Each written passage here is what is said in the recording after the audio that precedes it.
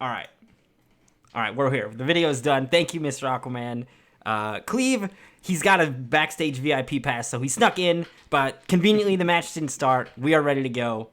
It's going to be Rage versus Cleve here. I'm so much fun. This is going to be an interesting opening match here. Oh yeah, let's bring back the music. Shout outs to sneaking around on the internet and finding the MK trailer music. The MK trailers were so good. The music in them, and just not in the game, but I found it. So we're going to be having that as our background here today. Praise be to the DMCA gods that we talk enough over it that it doesn't get picked up. But this is going to be an interesting set here. These two players, they play with one another quite often. So this will be definitely some familiarity going on. And we were just talking about how we never get to see the Rocket. We never get to see anything but upgraded. And look at this. We've got Rage playing first round KO, so a little bit of a throwback here. This is definitely going to be interesting. And of course, it's going to be a bit of a different change-up from what we have almost exclusively seen out of Jackie players since Customs came out. I'm really looking forward to this, and watching Cleve, he just pulled out the Joker. I was expecting a lot of things. I don't think I was expecting the Joker pick, but it might be great in his mind against this Jackie turn. Like you said, they play against each other a lot, so I'm sure they know what's going on. But right now, Joker's on fire. He's burning. Also want to give a big thanks to Bobby, throwing another 50 bucks in the prize pool here for our combatants. Thank you very much. That did technically come through during the Aquaman video, but wanted to run that one again just so you guys make sure to see it. So big thanks to Bobby coming through for the ninjas and dropping another 50 bucks into that prize pool. Thank you so much. You're welcome. Oh wait, are you Bobby? Yeah. Oh! all right, the plot grows more viscous. I had no idea. Well, thank you. Much appreciated. That is awesome. Right now Jackie's got Cleve in the corner. She's putting on the pressure and got him burning, and there we go. First round in the books. Jackie's beating up Joker a little bit. Backing away, trying to get the flawless block timing, I assume, but that bullet, I believe, ended up throwing it off there a little bit. Asma gets on her. Asma gets on her, got him in the corner, going with the low sweep right there, didn't connect. There's got a nice hit. Hitting with the short combo, trying to get her spaced out. Don't want her to get her going in the air, but she made a grab. Going to turn this thing around. Throws him towards the corner, puts him on fire. She's pushing him in there, trying to get some of him burning. In the corner, he tries to get out. Roll doesn't work. Nice spacing. This is the lockdown that Rage wants here. Can he maintain this pressure? The kapow, but it's punished by reversal dash punch. One of the few characters that has a quick enough special that's got the distance to really punish the pushback on that. Because typically, Joker's safe. Yeah, very much so. There's a bullet. Went overhead, nice duck. He's sitting there waiting, see if he can get her to move and mess up. Oh, he got him with it too! Hilarious. Cleve is trolling right now, and it's working out. Although, here's the thing. If Rage gets in, which he can't Jackie leap in, he doesn't have it equipped. If he gets in and finds the hit he needs, he could take it away with a fatal blow. Not going to happen, though. The poke from Cleve takes round 2.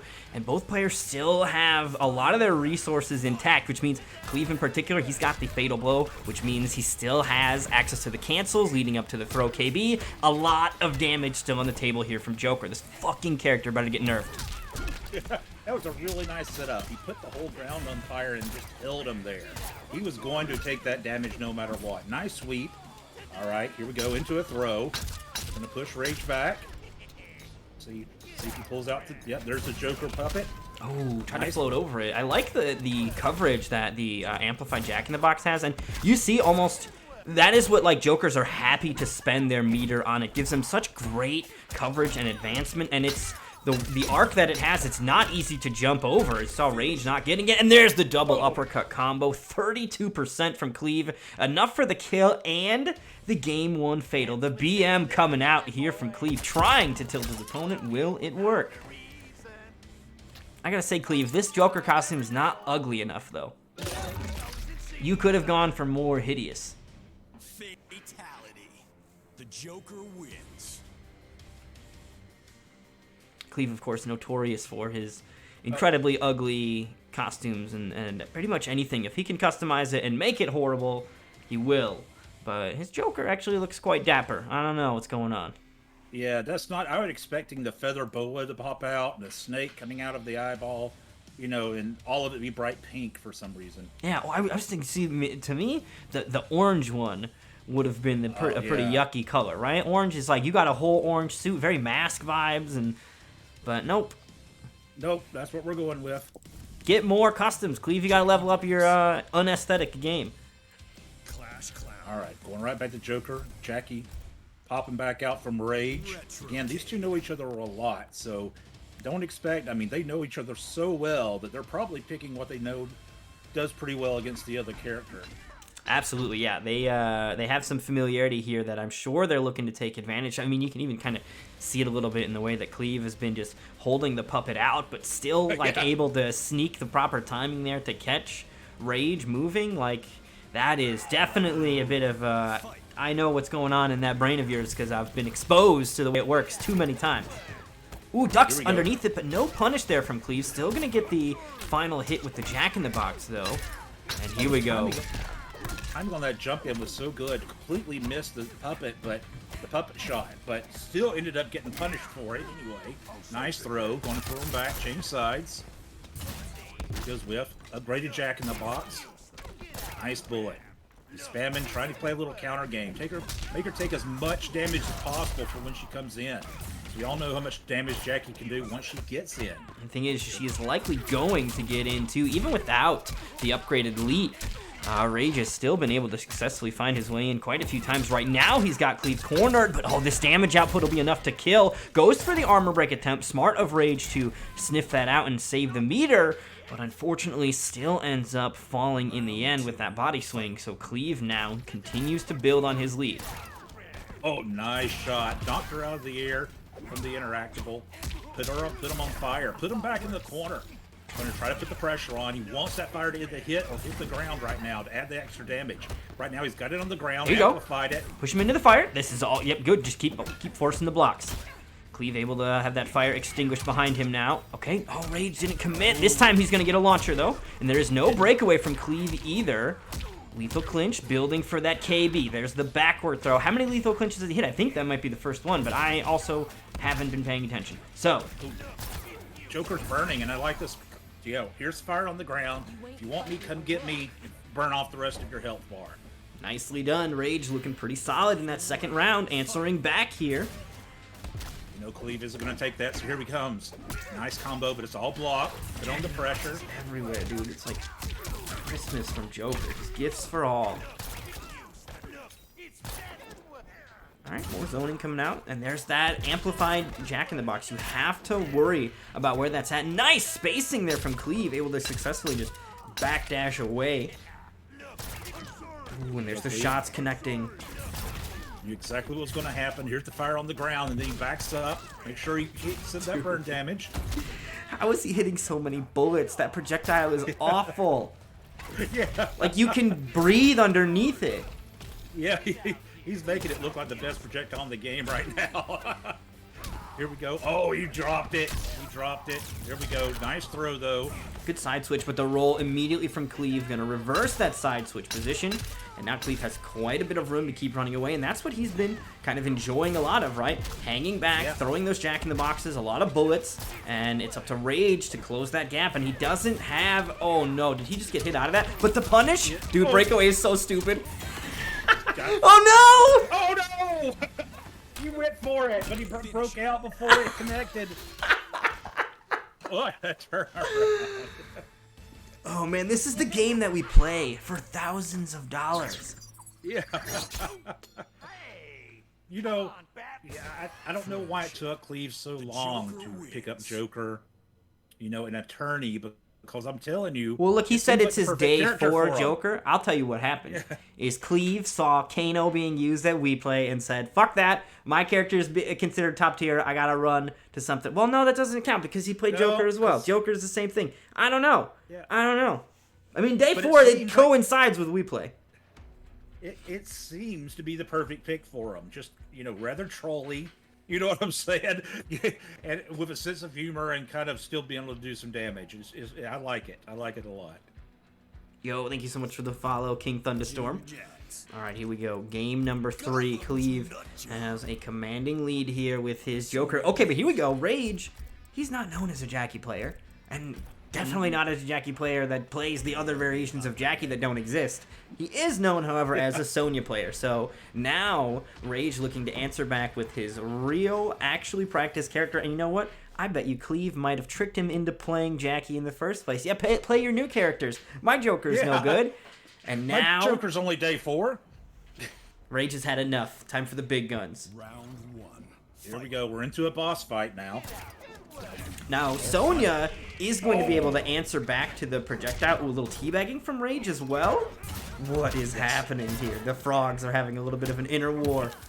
Somebody's getting kicked out of the Roblox group. I'm telling you, Sonya has the tools to handle all this pressure and will excel, I think, much better than the Joker will at any type of ranged combat.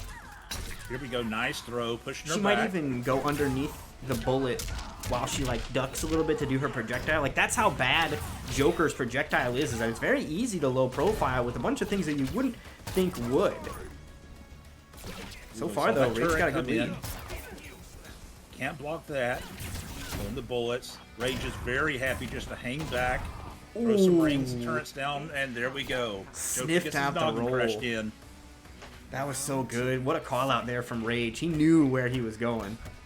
Yo, what's going on, Butler? Also, you know, with Big Daddy G showing everybody and Doom been playing such a high level with these Sonya characters, you can really see that this is a character that you got to watch out for. It is no joke, even though people don't play her as much as they used to. Yeah, she's got obviously some concerns, like the lack of the 50 health. Obviously, is like a glaring objective one. Like you can't even say that's not a bad thing, right? Obviously, it'd be better if she had extra health. Yeah. But you know, character or players, loyalists are able to power through it. And Rage looking to join those ranks. This is going to be the game with the amp. Doesn't even need the amp actually. And the bags from Rage. Oh, Lumber Tycoon will not be the same after this. Nope. All right, so that is Rage on the board here, answering back. Also want to quickly remind everybody to check into the bracket if you are looking to play today. I know it is the LCQ, so there are a handful of people that, you know, they sign up for the whole thing and then they don't end up showing up. So don't be concerned if your opponent doesn't check in. It happens. Just make sure you're checking in for your next match as well, as that is where your opponents should start to be there, as a lot of those players will be players that actually were participating frequently, which is, you know, why they're moved up, because they ended up earning some points in that process. So definitely, you know, hang tight. There's about 8 minutes left on those first DQs. But for those players that are not here, you know, we'll move on without them and get into those later matches instead. So make sure you guys are here that are here to play, checking in so that you don't get DQ'd, because those DQs are going to come through here shortly. And Cleve quickly has now went to RoboCop, and just when our, you know, concerns were that he wasn't being trolly enough in his costumes, he has picked the worst Murphy outfit you could possibly imagine. Excellent. He's got the face out. I think the face is really the thing that does it for me, is put the fucking helmet back on, sir. Now, RoboCop, being such a strong zoner here, has kind of evened this back up in the zoning game, right? I mean, because that, not only can he throw a low projectile 9, low auto 9 projectile under her rings, but he can get the crushing blow off of it. There he goes, just as we was talking about, have one to the no-no place. Oh, nice use of the interactable into a combo. Release stand. Alright, nice throw. See what the answer is. Pushing her back, amplified. Auto 9 again. I mean, that's how you deal with zoning, right? You fight fire with fire. The cancels into the fatal blow. This is actually a really smart play from Rage. He wanted to just make sure that he could get uncontested damage, and with RoboCop having that extra 50 health, needed to actually use that fatal blow, I think, because you see, Cleve's got the defensive meter. He could have broken out. Sonya has awful armor break, so wasn't going to be able to get the damage without the fatal blow, which also could have armor broken, but why take the chance of even needing to read the armor break? Just go for the kill right there, which is exactly what Rage does. Oh no, the controller died. It won't die again, though. I've got a solution. I forgot about it, but it's back. Here we go. And he's got him in the corner, and there's that command grab. He missed it a moment ago when Rage jumped over it. That command grab is such a good use for RoboCop, who doesn't have the best screen up close, right? So that command grab is Did so he just pivotal. challenge it? He did. Did And a stand 3 somehow make her throw immune? That is so weird that she was able to avoid it like that. Not enough to kill with the extra. Oh, it actually is enough to kill. Wow, miscalculated. And Rage looking for the reverse 3-0. What is Cleve gonna do? He's got to bust out Kano now, right? Does Canoe do well against Sony? I have no clue. I mean, the way they were playing in We Play, I mean, they made Kano look good against about everybody. I mean, so. Yeah, that is true. That is true. Kano was looking incredibly fierce from multiple players, too. Biohazard, Rewind, both of those players were playing that character. I think they weren't the only ones either, but there were, man, like, definitely a really good display of, and a part of it I think also was, it was first to ones, and that character is just like, you know, it's one button for Unga, another button for Bunga, and you just go, and that's how it works, right? And it can be quite difficult to deal with for quite a few characters, and even if you know how to deal with it, it's like it's like a mix, right? At the end of the day, it can end up coming down to the fact like, nah, dude, I'm risking my life, yes, but I mean, if you guess wrong, fuck you. So all it is one game. I mean, for a one-game situation, he's a perfect pick. Yeah, there's no catching on to patterns to try to get a feel for, oh, he likes the command grab a lot, or, you know what I mean? All of those sort of ticks or tells that you'll get out of your opponent, they do not exist in a first to one. I mean, and it's happened to many of us, right? We've all played in casuals, somebody that beats us doing some nonsense, and then they leave and it's one and done, right? Like, that is a tough time, and you know you could turn it around. In fact, I mean, we all know. We all know. But we all know. and there's no way the universe can tell you otherwise because they ran those bitches. But, I mean, like, that happens all the time where you'll lose a game because some unorthodox play got through your grip and happens to everybody. Look at this, though. Rage gonna almost close it out. Just needs a little more, and the chip is gonna do it there from the ring. Rage on the verge of claiming this one. Cleve, he was having fun with Joker, but Joker's hit the bench. What is gonna happen here with RoboCop?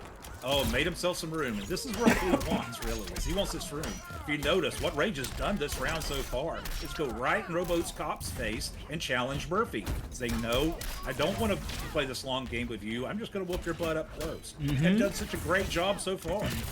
Yeah, it's interesting that, you know, a character we know primarily for the zoning, we see from Rage a shift in approach because he has to worry about that kind of stuff happening because Cleve's character is a little bit better in the zoning game. I think once that Crushing Blow comes off the table, it's not as scary, but you still do have to worry about the fact that his projectile just blatantly beats hers if you're going for the energy ring. There is still the drone drop, which we haven't been seeing too much of, but that's on the slower side. That's right. And gets RoboCop, he can pull out some He's going to kill with that. That's going to do it. There he goes. Cleve answers back. Final round here in Game 5. What an opening here. First set of the evening as well between these two. Ooh, he canceled out before he could get the shot out. That was really good, but he's right in his face, right where Sonya wants to be. Now, what Cleve wants to do is sneak in a command grab when he can and turn these tables. Let's see if he can do it, and then make himself some more room. Oh, he goes to the knee, doesn't connect. Look at how far away she goes after that.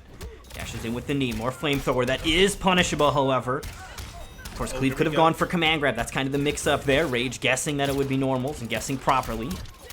And this is the kill here. No breakaway to stop it. And Rage gonna teabag his way to victory. Will it be a friendship or he's trying? Use your fatality tokens. I know you got a bunch. That's why you have them for. Here we go. What is it? Ooh. It's not. He's not gonna survive this one. No.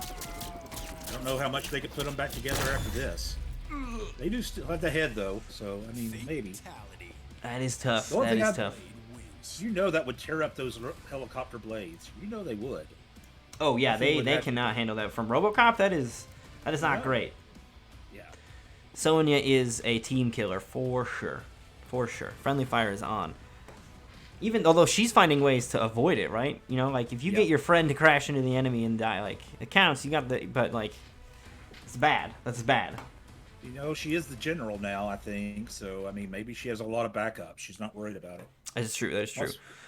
All right, so here on our bracket, we're going to go ahead and pop that score in. This was a 3-2 going to Rage Al Ghul. Barely able to clutch it out there, but the turnaround came indeed once Sonya came onto the field. We're going to go ahead and get our next match, which is going to be in round 1. The plan here, hold on, I'll remember in a moment. is for it to be Sage of 6 Grabs and GSG Trin. We know that they are both here. I saw them in the chat. So we're going to get some invites out to them here in a moment. For everybody else, that clock is ticking on the DQs. So if you are not here, or if your opponent is not here, and they have not checked in, then they will be DQ'd, and you will move on to the next round. So just make sure you're checking into the next round as well. You do need to check into every single one of your fights, as long as it's not on stream. The matches that are on stream have this Twitch icon on them, so you'll be able to kind of tell, just like this one is Sage of 6 Grabs and GSG Trin. Speed Demon, I know your gamertag is Online Racer. I'm guessing that it's 077, but I am almost certain that I got it wrong. So if you could tell me what the numbers are again, just so I can get it right, I'll get that invite your way in just a moment. Oh, they didn't check in, Demoralize? All right, I'll auto-check them in. 077. All right, I think I got it right, actually. I was close. Big brain on Dream Eater. I just want to start the match. How do I do that? Oh, he just got, what's it called? Okay, somebody else did it. Zombie is so much faster than me. Like, you guys can watch me fucking fumble around with it while somebody who wasn't asked on a delay is gonna fucking beat me to the punch. Well played. As you guys can see, though, those DQs went out, so those of you guys that were waiting for your opponent, you guys can start checking into your next round and start moving through those brackets. Those of you guys that had a first round bye, you guys can also start checking in, because you will need to start checking in for your first matches and get those underway. I don't believe so. I haven't heard from them, Best Rating. We're going to give it a little bit of time, because their match was marked on stream, so they can't actually check in. Like, those matches, if it's marked for stream, it prevents you from checking in. So there's a possibility that they are actually here, and we just haven't heard from them, but I haven't heard from them yet, so it is likely that they'll end up getting DQ'd, and you'll move on and play Gorilla, who is usually here. Gorilla is usually here, so yeah. Oh no, it's good. It's all good. I just got distracted yippity yapping about that match that undQ'd right before my eyes.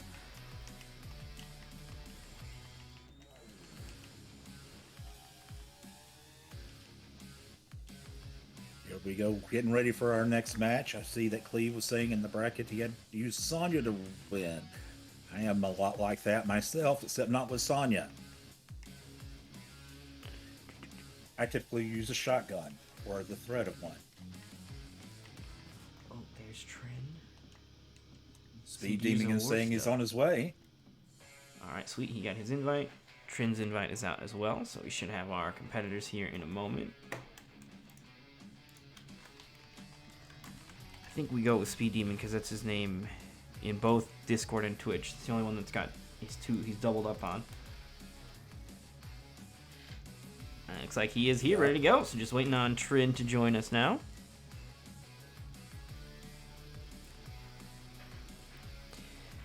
Yeah, there's no like mid-season purge. Part of that's on me, but it's all good. Oh shit! Demoralize wants to be on stream, huh? All right, you got to win that match, and then we can arrange it. If Kinte's here, Kinte's got to be here. Did you win versus Scorpion? Looks like our competitors are here though, so let's go ahead and pull that up as we get started for our second match of the evening. Everybody else, make sure you are checking in for your second game. You guys are available to do so. Also, you guys can see there are some rewards available for all the coins you guys have accrued, either getting your match on stream, or alternatively, if you would prefer, you can spend your coins on putting them toward a MKX or Injustice Revival event. I know some of you guys have been around for a while and have a bunch of coins though, so you know, definitely take advantage of that if you guys want to get your matches on the stream here. Alright, Speed Demon, you can un-AFK. Oh yeah, you can go off AFK, Speed Demon. We're good to go.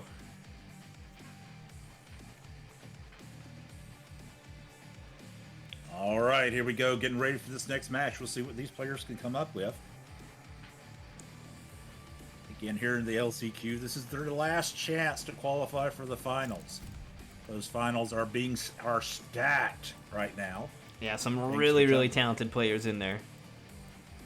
Thanks to Junkbox and several others, the top 11 will get in, including the winner of this LCQ.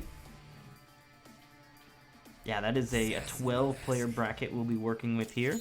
Now, the winner of the LCQ does get a little bit handicapped. They're basically guaranteed to not get any kind of option in the draft that we do for the Nightmare series, where players pick who they're going to be, competing with, or basically, who they're going to fight for their first rounds, etc. So, as the LCQ qualifier, you just by process of elimination, you're guaranteed to not get a pick for that, but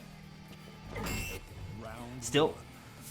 Making it into that prize pool is cool. And the cool thing, too, is guaranteed to make some money here. In the Nightmare series, everybody that plays in the finale gets something. It might be just $10, but it is still something to go toward, rewarding players that worked really hard to get here. I mean, you guys have been working for 2 months at this, except for the LCQ winner, of course. And sometimes the LCQ has been working at it, too, right? Like, it's not, it's been Gambler who's been kind of sneaking in, but it's not always guaranteed to be that. And for players that have worked there really hard to get here, I'm a big believer that I don't mind taking a couple bucks out of the upper spots to reward the players that have been supporting and part of the success of this whole thing because they're part of the show, and making sure they get rewarded too. Ooh, no punish on that whiffed nitro kick. That is big, but still just gonna go back to neutral here now. Both characters fatal blow available, and there's that wind, that deadly wind. What do you do about it? And now. Oh, can't ground pound with the glow. That purple glow to come out. Oh, here we go. Rockwall doesn't do anything to her either. Oh no, the glow wore out though. All right, she's in chip territory now. Couple hits, and there we go. So my understanding is the glow gets through everything except for the vines. So the wind, the rock wall, the ground pound, the laser, the boulders, all of that, Speed Demon does not need to worry about. Only the vines should be slowing him down when he's making the approach while glowed up. So I think that is one of the things you see. You see like some Jade players will still try to block stuff that they don't have to when they're glowing. You got to just be full advance when those ground pounds and stuff are coming out. Force him to use that slower startup of the vine. Oh, there's the vine grab. Nicely done.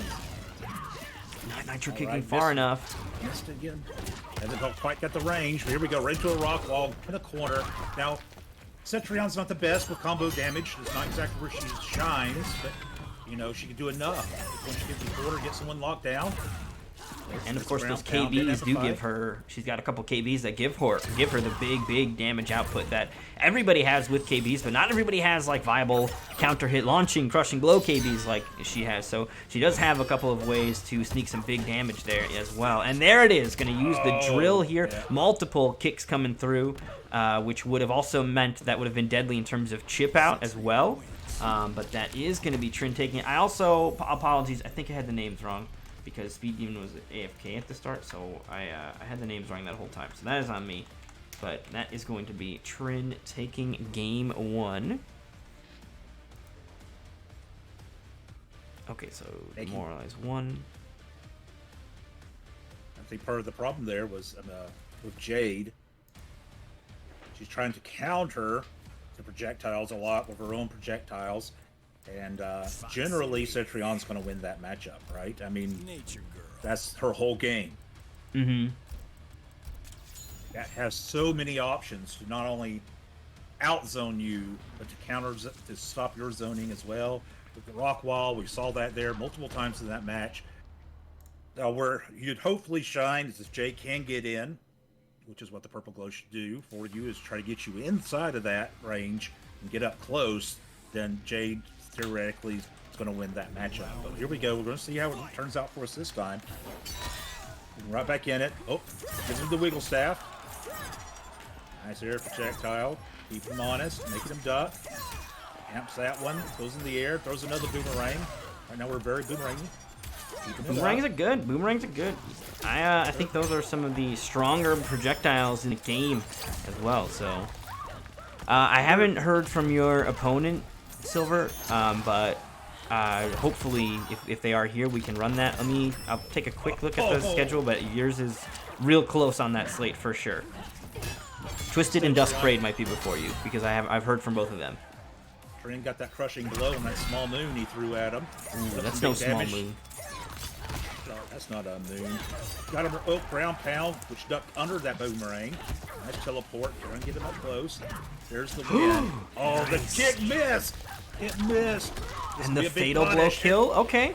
Trin gonna spend the resources to get the job done. I think it's a smart idea to just go straight for the kill. Jade is a character in particular that can shut down a lot of the core utilities that you would typically use to get that little bit of extra damage, right? Like that final bit of chip out, you have to use your projectiles to do it, and you don't want to risk it as heavily with something like the Vine, which does go through glow. But, you know, if she's got the glow up, now you can't deal, you know, so those tools that you would typically rely on to close it out, not there. So the fatal blow for the kill, smart idea, and gonna keep Trin in the driver's seat on this one. He still has the lead and still in control here. Speed Demon now looking to corner his opponent. Overhead comes out. Good blocks, though, from Trin.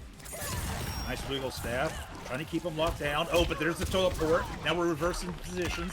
There's the whirlwind into a throw. Now Jade's locked down in the corner. And no glow. Nice uh-oh, nice thought. He went to teleport the grab, but it didn't work out.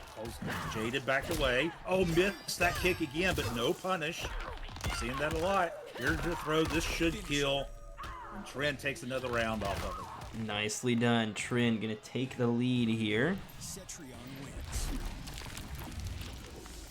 Again, we see Jade in this situation. Speed Demon's really relying a lot on some of his own projectile game to try to limit Cetrion's zoning. And although I like the idea of it, it hasn't quite worked out for him so far. I mean, he gets some pokes here and there, he gets some damage, but then Cetrion can, you know, like we saw in that first round, gets a crushing blow off a boulder and then just zones in and finishes it off with a fatal blow. You know, it's just not quite working out the way he wants. And I think he understands that. I mean, because right now he's switched up to Noob, your favorite character. Ooh, the okay. Ninja, the Dark One, is making a show here in our LCQ.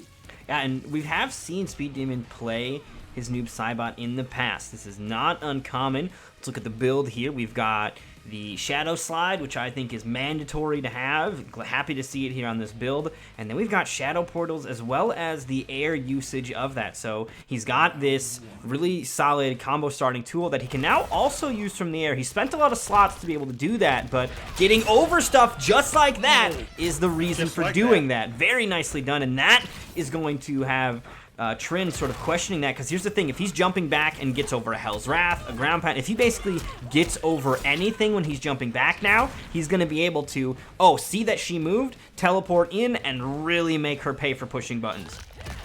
And you can see right there. Oh no, too greedy! Oh no! Didn't time that right. Gets knocked up, gets a good combo on. But you see that where Speed Demon was doing exactly that, threatening the jump and really limiting that zoning potential for fear of the teleport. Yeah, it was like in those weird moments where Speed Demon stopped jumping that Trin then found the time to throw a boulder, and it actually, he was able to get away with it, right? Like, Speed Demon, I think, might need to commit to a little bit more hopping, because that fear, once he's got the life lead, that fear in Trin's heart, I think is going to be really important. Here's a big crushing blow coming out. Now Breakaway is available. The Deadly Winds would have broken that armor, so Speed Demon smart to hang on to the meter. Nice little throw, get us back to full screen. Not necessarily where Speed Demon wants to be, though. I think Noob Saibot is, while touted as a premier zoner, is not one. So, you know, zoning is not going to be the forte. Has a couple of abilities that amplify that, such as Spirit Ball. Not in the kit here, though, from Speed Demon, so not going to be able to rely on that. Huge call out with that armor break. And that was a nice call out, too, with the teleport. Dude, Speed Demon is playing out of his mind right now. That was beautiful and guaranteed to chip out as well, because he had already gotten the breakaway. There was no way for Trin to really avoid that low slide here, but Trin's still on set point. Speed Demon's coming alive, but is it too late? Here we go. Gonna watch them. Now, if you notice, there's a lot less projectiles all of a sudden for that fear of those teleports. So, tried to ground pound, jumped over it. Uh-oh. Okay, he just does it raw from the ground. Good damage. He's got the opties as well. That was sick. Look at that. Very nice damage there from Speed Demon. I played Noob for a while, and I don't even go for those because they're too difficult to hit, but Speed Demon busting out max damage numbers here. More low slides coming through as well. Uh-oh. No crushing blow, though. He could have gone for an uppercut KB there. I don't believe he's used that yet, and that is one of the detriments of getting that teleport blocked, because you were just asking to get checked for at least 20% from the uppercut to start with, and then armor break and all the other bullshit. Nice block again. Vine grab, but no meter. He must have spent the uppercut KB. That must be why he's not going for it. I don't think he has. I haven't seen it. Nice check. Really? X. Weird. Does he not know that it's a high? I would assume he does. He's got to know. All right, here we go.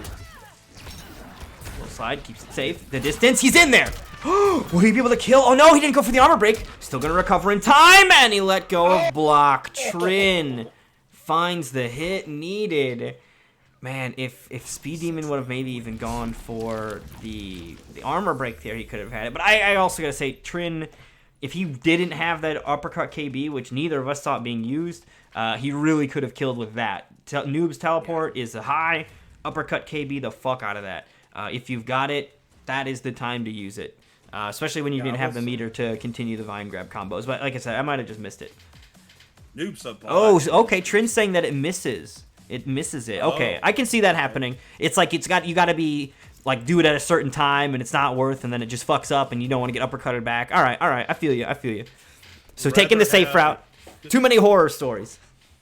Yeah, I understand. Speed Demon really had the right mindset. He in the last round specifically took Trin to the limit.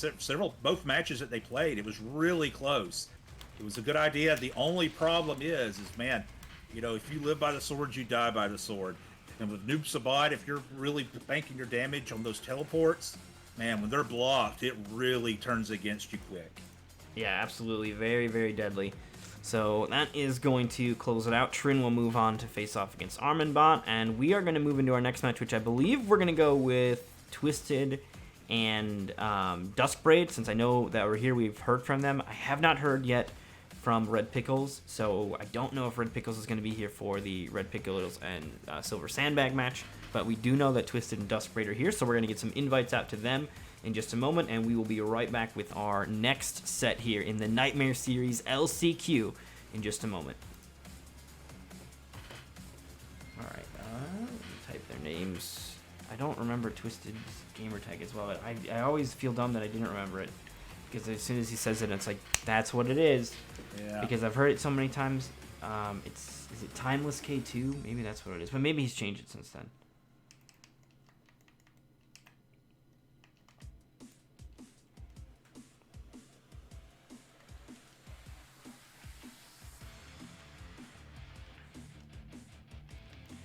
I'm gonna try Timeless K2 and then see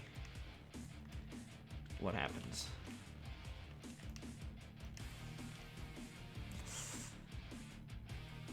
Oh man, alright, he changed his gamer tag. I don't know Timeless's gamer tag or Twisted's gamer tag. Is it Twisted K2? Does anyone know in the chat Twisted's gamer tag? I messed it up. I feel like he's the person that has asked me more, or he needed to tell me about it every single time. That's where it is here. Oh, it's Twisted K2. Okay. Nah, you can't. It doesn't work like that. It'll only let you do like a little bit of time, but put as much in as you can. But it'll only let you put in, I think, like 2K. So, unless it'll let you fill it up, because sometimes I think if you like didn't do it the day before, it'll like let you, because some people are getting to put more, but let it like put as much in as you can for sure. Notice that it's only letting me put in like 2K max per thing every time the stream comes on. Okay. And then the next time the stream comes on, I'm able to put in another 2K. Gotcha. I don't know if there's a time limit or how it's set up. All right. Because I want to see that MKX and Injustice 2 revival tourney. You just don't know the love I have for Ferrator. You know what I'm saying? Dude. If we could get Pull-Up to show up for an MKX revival event, dude, Pull-Up was such a joy to watch. Just like big dumb 40% into mix-ups all over the place. Oh man, it was wild. Yeah. He was top 8 all the time. Some of the other top players that just played like stronger characters ended up getting in his way, but man, we had some good times back in the MKX days. So I'm totally down for revitalizing those to have some fun with a bit of a throwback. So we do have our competitors here though, Twisted and Duskbraid. So let's go ahead and hop into the action. I've heard of Art Fart. I think he runs stuff with the CGL Africa stuff too. Which shout outs to CGL sponsoring our event, also sponsoring some stuff overseas in the Africa event, which is incredibly cool of them. to do that. You know, like Nips is such a great dude. His ability to see potential in everybody and be willing and welcome to just like, hey man, if you're pushing, yeah. See, look, Izzy just put in 10K. I don't know how Izzy did that, but it must be because it's been like multiple days built up that he didn't. So I don't know how that works. I don't know. But yeah, like Nips is such a great dude. CGL is a wonderful. Oh, total. Gotcha.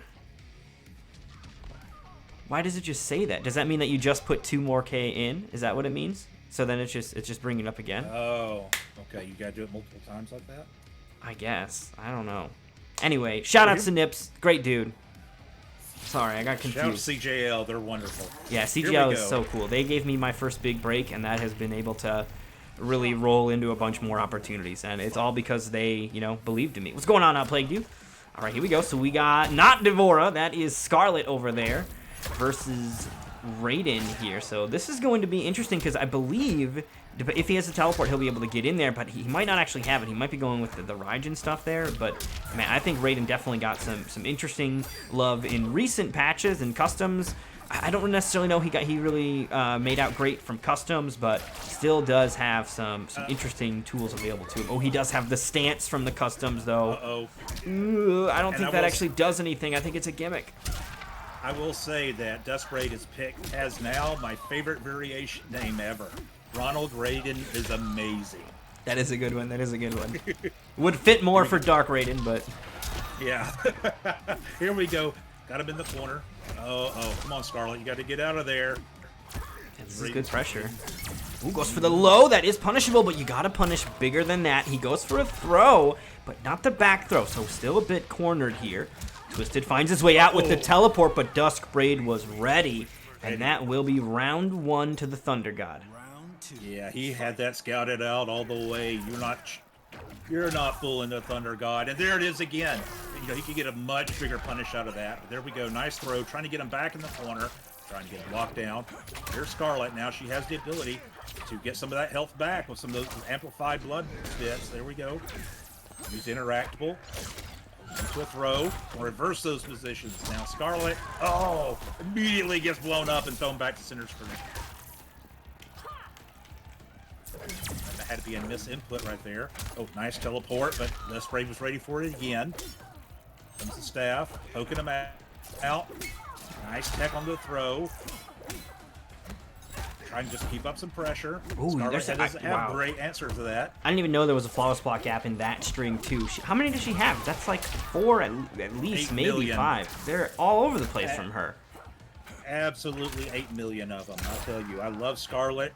She's a great character, but they've kind of done her dirty in that game. Oh, into the brutality. Blew the legs off. Nicely done. Duskbraid takes that first round. That first set. Here we go. Going to try to throw her back up. Let's see if Twisted stays with his Scarlet pick. Of course, we see a lot of Scarlet coming out in these tourneys sometimes when we see Dark Elite and others play them. I still think Dark Elite is one of the, at least in the conversation, for one of the best Scarlets out there. Oh, yes, definitely. And in fact, one of the reasons we're not seeing Dark Elite here tonight, he already qualified. So Dark Elite has been having a great season this time, had so many points that he did not need to brave the LCQ. So I believe he's actually playing in the Diddle Dome. So not spectating, just out there still grinding. But definitely, happy to see that, Dark Elite has been out there really doing well, and it shows. Absolutely shows. It's like I said, qualified already. Here we go. Twisted has already changed it up. He's going for Liu Kang with Dragon Fire, Kurosari Slam, and the low Fireball.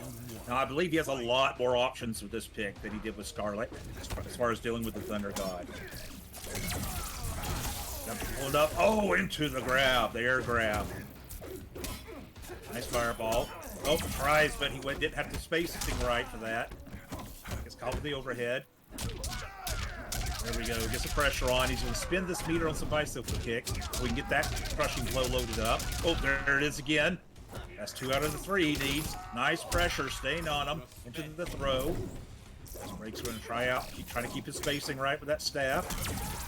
Oh, again, that's where it shows that that spacing for Raiden is very important. See that flawless block on that string, though? He definitely is familiar with the Raiden shenanigans here. So going to be able to come up with an answer if Duskbraid gets a little bit too wild or predictable here. Low fireball connects. Fireball and back. Yo! That was huge. Calling out the projectile response from Duskbraid and in there with the dragon kick for the KB and the round. Nice call up right there. Oh, into the fireballs. Trying to keep him pinned down. He's playing his shenanigans. There's some more fireballs coming out. Got him with the amp. Really wants to hit another bicycle kick so we can have that crushing blow loaded as well. One of the nice things about Liu Kang is he's got a lot of crushing blow opportunities. You got to kind of set some of them up. Right? Trying to poke out. Oh, he's flawless blocking that every time. Nice block. Look at that reversal punish, though. That is part of the kit of Raijin, that Raijin buff, where he's able to kind of punish stuff that typically isn't punishable. Fastest move in the game, technically. Although, I mean, it doesn't do much, but still can do some things, some interesting things. No punish. I don't think he was close enough, but the escape failed. Oh, another escape failed, so he just had it loaded. And Twisted gonna take game 2. Nicely done. He had a nice mindset. It took his time. You know, try to play. He was able to play that zoning game a little bit, try to knock down that health. And when Raiden got within his optimal distance, he always tried to punish him. Now the Raiden's with that staff has a little bit longer reach than Liu Kang does, as we saw multiple times. Liu Kang getting blown up there, trying to come in too early. But Twisted, those crushing blows, man, you get them loaded up for Liu Kang, and you will see your health bar disappear in a second. Absolutely. All right. Going right back to Raiden. No thought about it whatsoever. I'm not sure if Duskbraid plays anyone else. Primarily Raiden. His name was Necrotizing before for a long time. Oh, so he was always rocking the Raiden. So, you know, I'm not surprised at all to continue to see Raiden from him. Although I do think we're seeing a bit more of a competitive variation here. He was memeing it up with the stance. Now he's got Storm Cell and the teleport. He's going to be able to get around that zoning. He's going to have a little bit more wild Unga Munga mix to some of the stuff that he does. Especially he knows that Twisted is going for flawless blocks, so he can start blowing that up with the Storm Cell as well. This is going to be interesting as Duskbraid makes the switch in variation. I think this is a much more viable, variation for Raiden. But is it enough for Liu Kang? Right now, it's all Twisted. He's doing a really good job so far of getting that lead. There's that teleport, making a difference here now. Now, Breakaway is available. It comes out a little late, but nonetheless does end up stopping that combo short. Getting that crushing blow loaded up. You saw the amplification on the bicycle kick. Trying to zone him out a little bit. Oh, nice sneaky teleport. Barely making it out of that. But Duskbraid, I mean, this Raiden pick, it's so elusive. You really have to, it feels like hard commit to challenges, and he'll blow you up if you commit wrong. The throw catches. Life bar is going to be almost even now as Duskbraid looks to mount a comeback here. Teleports again. Oh, no! Oh, mistakes were made. He teleported back into it. Oh, man. Right idea, wrong timing. Oh, my goodness. All right, we see him come back in. Don't let that break you down, brother. You had it going on. Broke out. Nicely done. I wonder if he can close that gap enough with with forward one. Yo, not Skash coming through with the raid as well. Thank you so much. Hope you had a great stream. Glad you're bringing some people over here to the Nightmare series. Check out what the Exiles has to offer. On the other side of the console wars here, we've got our Xbox players playing for the final spot to make it into the $1,000 finale here for this season. Yo, secret low! That string is typically an overhead, but the interactable's a low, and caught Twisted blocking for that overhead. He wasn't considering the possibility of that interactable. It looks like he's caught on to the shenanigans. Nicely done. Ooh, what? Superman. That was such a great call out. I can't believe it worked. You saw him charge it a little bit, but he didn't have the meter for the cancel, right? So he just had to let it rip, and it worked. Yo, what's going on, Hound Dog? All right, Twisted firing right back. Okay, this is a solid round for him as well. Only a little bit of damage left to do, but we've seen Duskbraid just refuse to give up. Storm Cell, dude, the madman. Breakaway's gone. Catches him with the low. He didn't commit. Here we go. Into a throw. you make this comeback? Nice poke. God, dude, Duskbraid is playing so wild right now. He doesn't have the meter, so he's not going to be able to do anything. Oh, whoa, whoa, whoa. It's getting real weird. Here we go. Throw. Life bars are now about equal. Oh, what? To the brutality. Your time has passed. What a comeback. I cannot believe that just happened. Oh, the timing. That was awesome. Dude, What a his great legs comeback. were... The fireball was there. In I the cannot air. believe it. That was sick. What a wild game. And the Amplify was absolutely necessary. The extra damage to get the kill. He might have even survived because he triggered the brutality animation. Or something. That was so crazy. What a close finish, but... Duskbraid gonna take the lead here. Twisted, of course, not done yet, but damn, was that close. Yeah, Twisted played a great round. He had massive damage spurts. I don't think there's really much of a reason to change off of Liu Kang unless he feels more comfortable with another player. That match he played very well. It just Duskbraid blew it up at the end. What a massive comeback. Yeah, that was, Duskbraid's just wild play style totally working out. We got Storm Cells coming out on block, and he just letting it all hang, and it worked out for him. But that crazy play style can come back to and haunt you, right? It can catch up to you if your opponent starts catching up. So we'll see what Twisted's response is here. He needs 2 games in a row, and here's the deal. You block a Storm Cell, that's an uppercut KB. That is huge damage that Duskbraid is taking risks with here. So all you got to do is make a slight adjustment, and you'll be able to shut him down. There we go. He chose only to amplify one of the bicycle kicks. Still got 2 more. Nice cancel. Ooh. Oh, just gonna blow him up. Here's another one. Still Really a setup close. too for the buff there. You see him doing that basically every single bicycle kick connection. He wants to get that fire buff up. Yeah, wants that extra damage. Okay. Amplified the fireballs. Goes low. Hypnotizing, switches to the other side, but then gets punched. Blew up for that. Got him with the corner pressure. Oh, got him with the overhead chops. I never see Raiden players use those overhead chops because they're so deadly, and seen Duskbraid hit like 3 of them. He's not even going for the KB, it seems like. He's just kind of letting his opponent know, hey, dude, fucking stand up from time to time. You know what I mean? It's just the threat of knowing that there is an overhead, and he's kind of reminding his opponent, and it's been working out. Man, I wish some of the characters I played had just an overhead that does nothing, that just other than says, hey, stand up. Here we go, Duskbraid with a nice cancel. Here we go, back and forth. Into the crushing blow with the bicycle kick. He finally got enough of it used. Storm Cell pops out. It's gonna be some big damage. He can't break away. Look at that corner carry as well, right where Duskbraid wants him. Keeps him cornered with the throw. And now the pressure mounting. Fatal blow available here for the Shaolin. Plus frames off of that donkey kick. Oh, went to the overhead, didn't connect. Oh, he got around him nice again, teleport. dude. Into the Storm Duskbraid. Cell. He's so good at teleporting around those. Conveniently, that time he didn't amplify it back into the fireballs, but he's been doing a really good job of getting around these fireball attempts from Twisted. He's got to really be careful with when he makes those attempts. Oh, no. That's a huge call out from Duskbraid. He knew that dragon kick was coming. Here's the lobotomy. Here he goes. He throws him back out. Let's see what he can do. Duskbraid's got a huge lead right now. But Liu Kang, we all know he can do tons of damage and quickly. Come right back. Into the throw. This on the stance again. Oh, into the bicycle kick. Throwing him on the side. Duskbraid tried to call him out. All right, Duskbraid only has a little bit of life left. You see the Twisted is kind of being more patient. No random fireballs anymore. Backing Play it away. safe right here. Fatal blow about to be available for him. Oh, no, you don't block that! Oh, no! Oh no! He had him! Oh, Twisted, you had him, no. brother!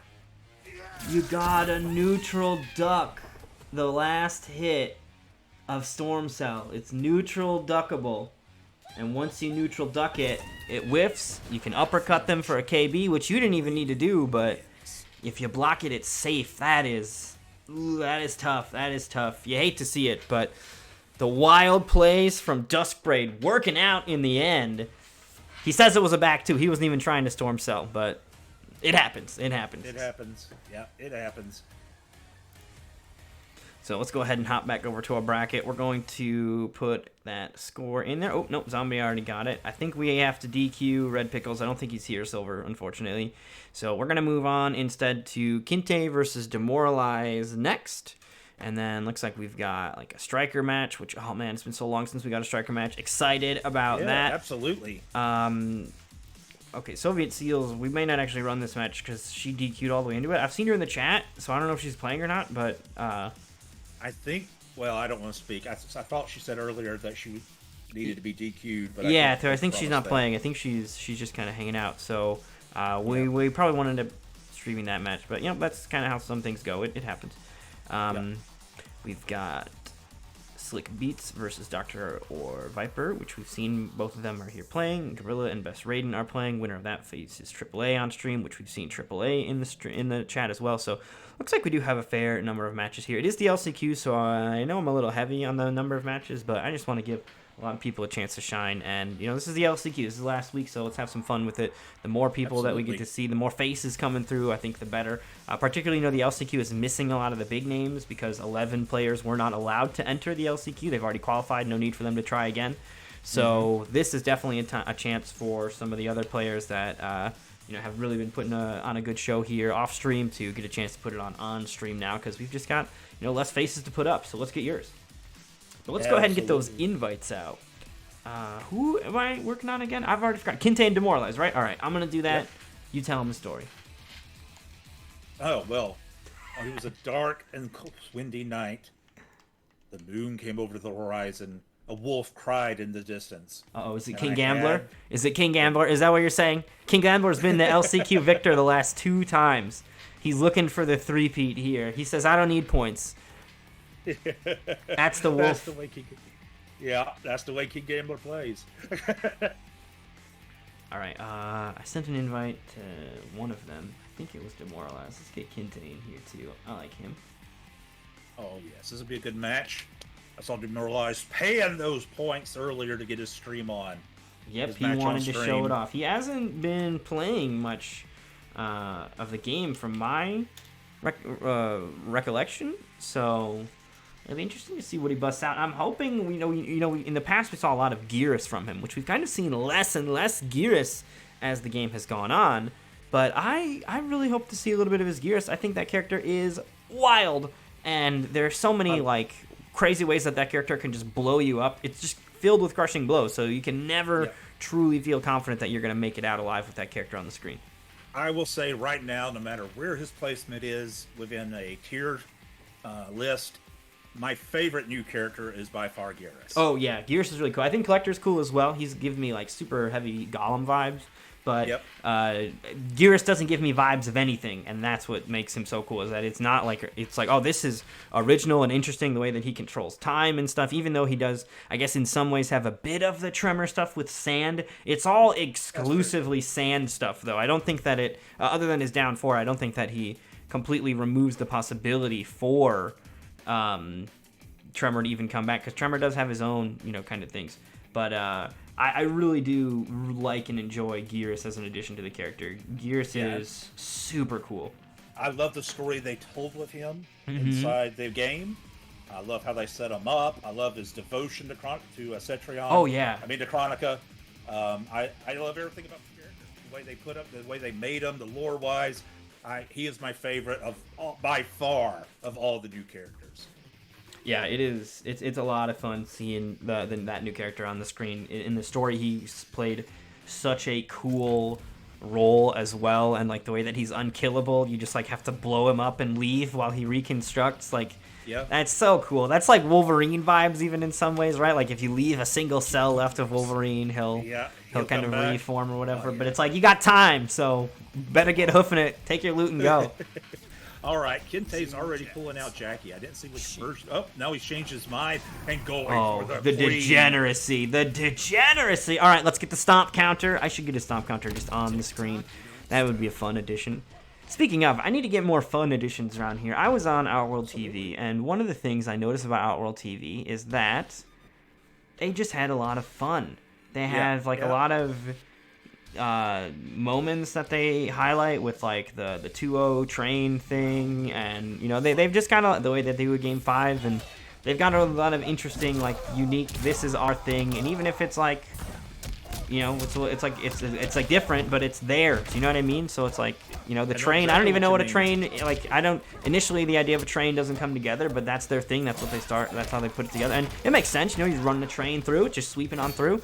But you know, it's like, oh, that's interesting, and it's very unique to them. So I don't know. We got to find some ways. We got like the curse thing, but we got to find ways to make that more prominent. I guess we got to expand on that kind of stuff. I don't know what that means. I don't know what I'm thinking, but I'm just saying, cool stuff from Outworld TV. That is a really interesting and fun show. It sure is. And Demoralize is just blowing up right now. He has got the air launch version of Cabal, and it looks right as of this moment, Kente doesn't know how to handle it except to stomp. That's the second stomp hitting, I think. But here we go, man. right back into the air shenanigans. Yo, Demoralized has, you know, he said he hasn't been playing, but he's got those double jump 2 combos down, right? Jump 2 into the gas blast into another one. Like, he's got that stuff down, which is not crazy heavy on the execution, but it's not easy to do either. There's another slightly difficult combo to do here. Really solid numbers here from him, and the consistency. He's not dropping combos. He's getting these hits, and it's damage, damage, damage. And that damage is a kill with a brutality that I don't even know what happened. What happened? What did you do to her? She seems fine. She's missing feet, but... Oh, she just knocked off her shield. Yeah, that's what it looked like. It looked more like he knocked the shield off, but I think it's he kicks her out of her shoes. But, like, Shiva's wearing sandals, so... Yeah. I love the pick of the Queen of Shokan, but it just seemed that he didn't know how to handle the air zip-zop, dude. That zip-zop is so fucking wild. That character can be everywhere. Like, he's able to jump in from half screen, and part of it is just because of the range on his jump normals. Like, that hook sword, I think, is, in terms of horizontal distance, might be the furthest reaching jump normal. I think Devora is going to maybe put a challenge to that because she uses her spider limbs to also get some really heavy range. But, you know, even the characters that use their weapons in the air, Cabal is really stretching out on that one, and it just goes so far, and it allows for air-to-air and blah, blah, blah to all become a really, like, prominent part of it. So this is going to be interesting. Yeah, absolutely. And the thing of it is if you don't know the matchup, if you haven't been labbing against that, that is a very weird timing to learn how to block and how to get around. Yeah, it is something that we've seen over WePlay, we've seen over other characters, really could blow somebody up with it if you don't know what's going on. But here we go. Nice. Oh, there we go. Garb 2 blocked. Made him go for the throw. Let's see if Jackie, with her own Sky shenanigans, can do any better right here. Oh, she goes for it. Misses. Nice blocks, though. They're all over the place, dude. This is so... They're so lucky that this game has a dedicated block button, because characters like this would be crossing you up left and right. Literally. Right. Yep, all the time, non-stop. Here we go, nice. Put him on fire. He breaks out the combo, but he's still burning. Oh, nice forward punch. Here we go.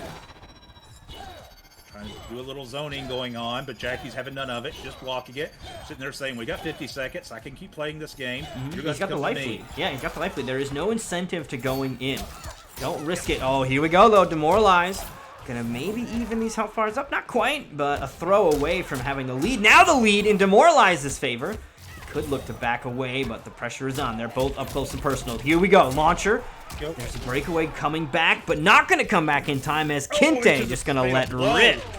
Yep, nicely done. I love this play here because that breakaway was about to come back from Demoralize, and that could have really gotten out of hand if he broke out of it and ended up coming out. So for Kente to just be willing to spend the Fatal Blow, get the kill, get the job done, smart play. That's going to be round 1 in the bag here for Jackie.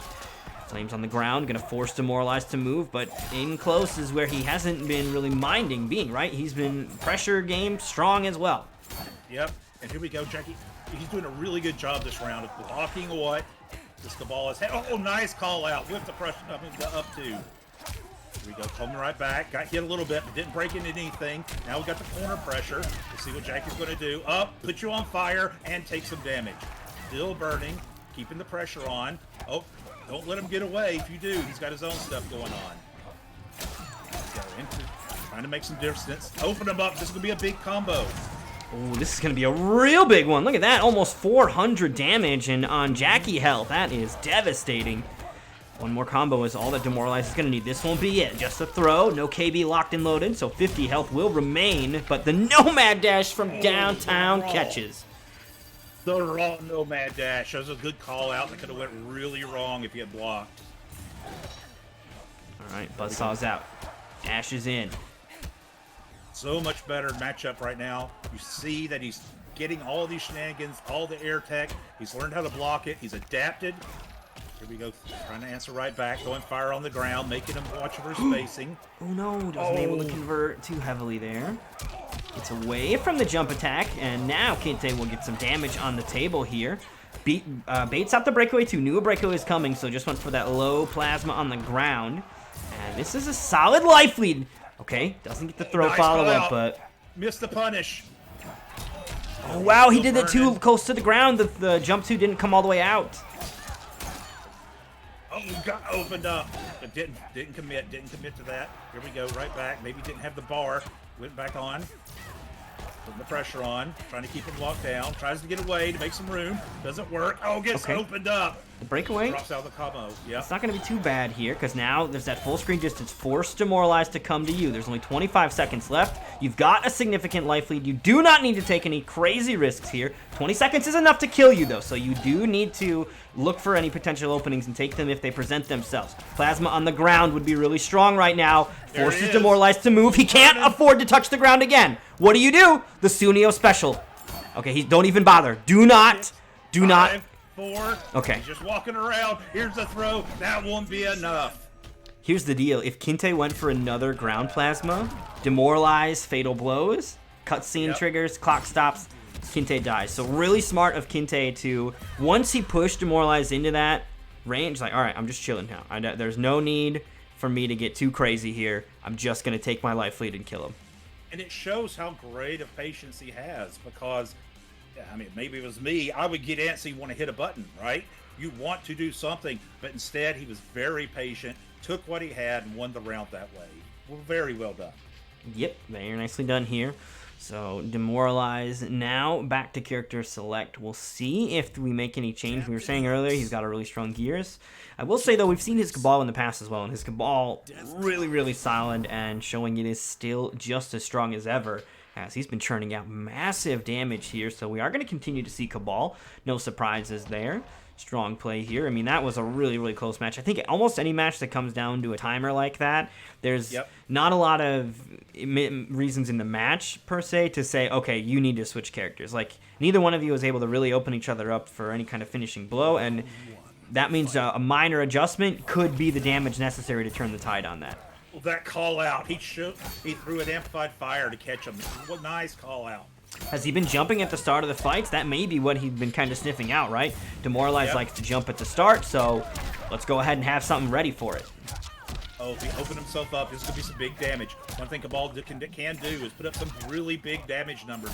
And really, if you look at Cabal as the character, his only real knock in the past is he's not mobile. But now with this air gas, that changes everything. He is such a stronger character now. Yeah, I think Cabal is tragically one of the characters that maybe suffers from a bit of the same problem that, you know, Cetron and Jackie do, in that the air slight gas build is so good that it makes all other builds just not worth it, you know what I mean? So almost nobody plays those. So I don't really know. I don't necessarily want to see this build get taken apart because I like it, but I'd like to see more incentive to maybe use some of the other build items in the kit.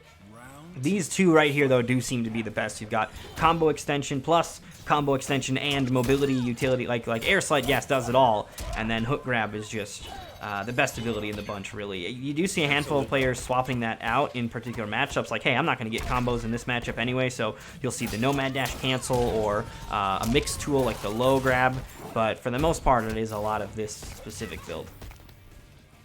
Well, one of the things, I mean, how would you even handle that? Is your board? I mean, you got two options. You either, when you get a character like Jackie or Cetron, that everybody plays the same build, no one uses the other abilities. Do you nerf the good abilities down, or would you rather do what I would think of is find a way to buff the other ones up, right?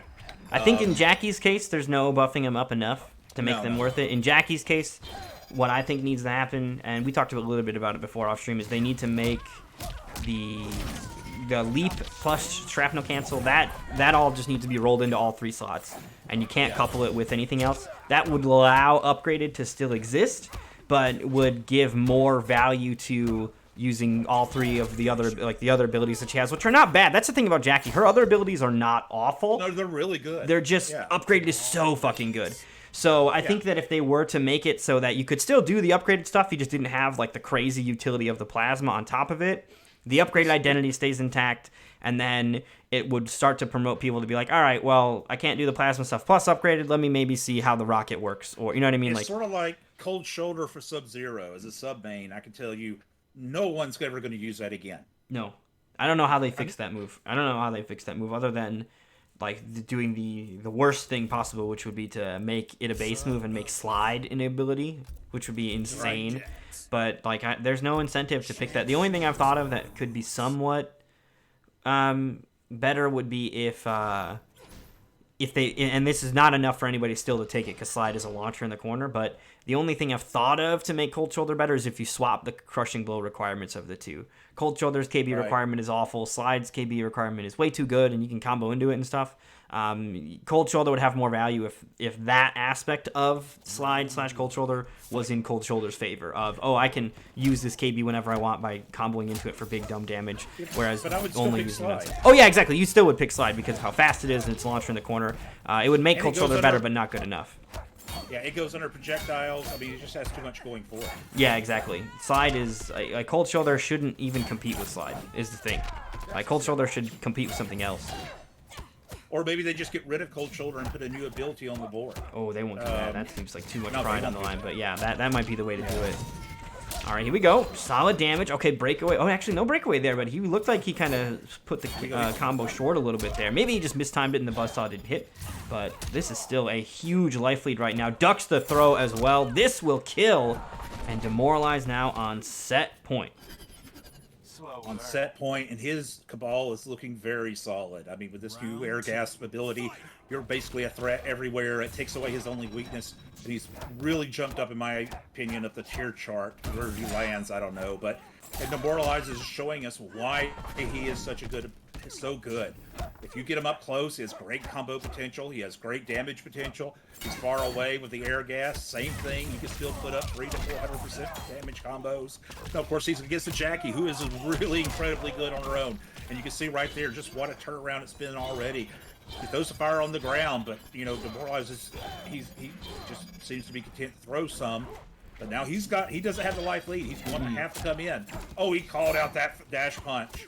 Able to punish it a little bit. Oh, he gets caught on fire. He's going to do something here. Nice throw. Try to get those life bars a little bit more even. All right, nice throw. Nice throw with the hook swords. Goes into a low. He goes into a cancel there, trying to keep the pressure, trying to keep Jackie locked down. This is gonna be big. Oh, armor breakaway. Oh, had her chance. Didn't believe in the combo. He's firing right back and misses the fatal blow that would have won him the round. Oh, here comes a throw.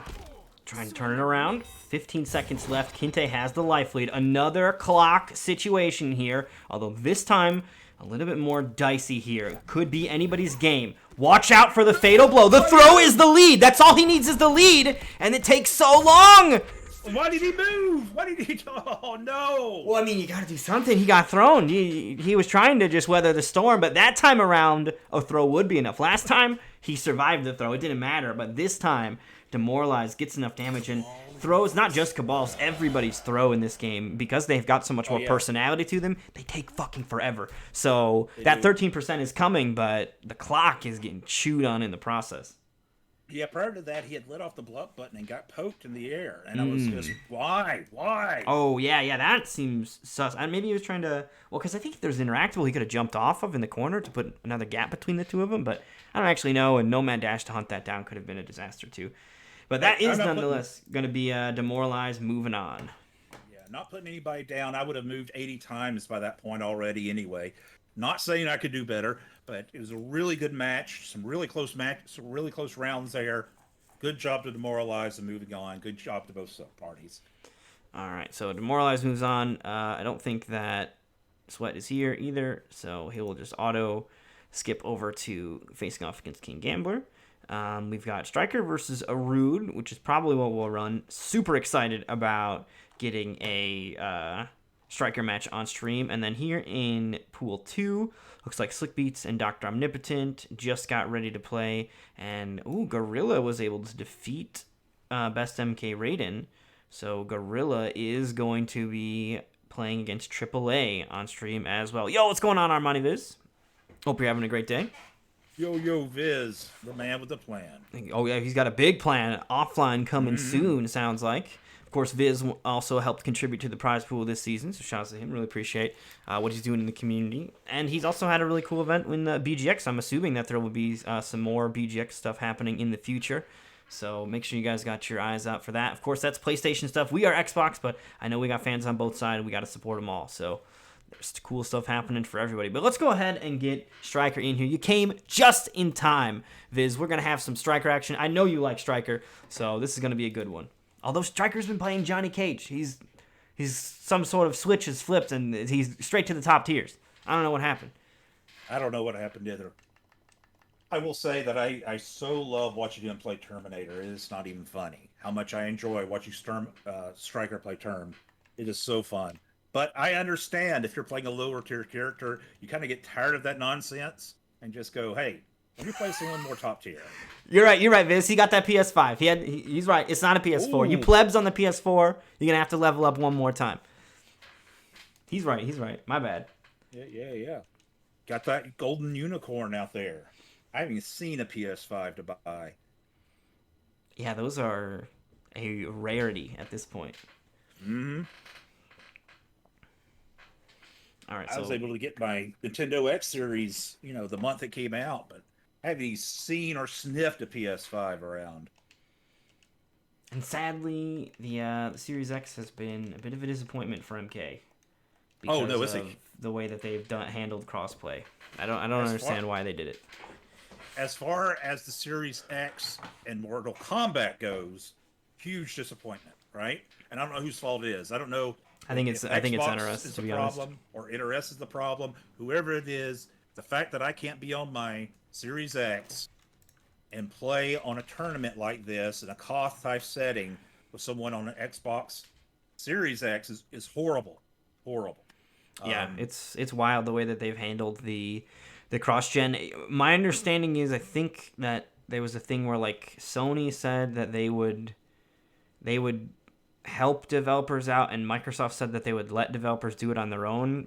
And I think that NetherRealm just didn't do it. I don't know. There's a lot of questions to be asked about it. I think the biggest blip is why it works.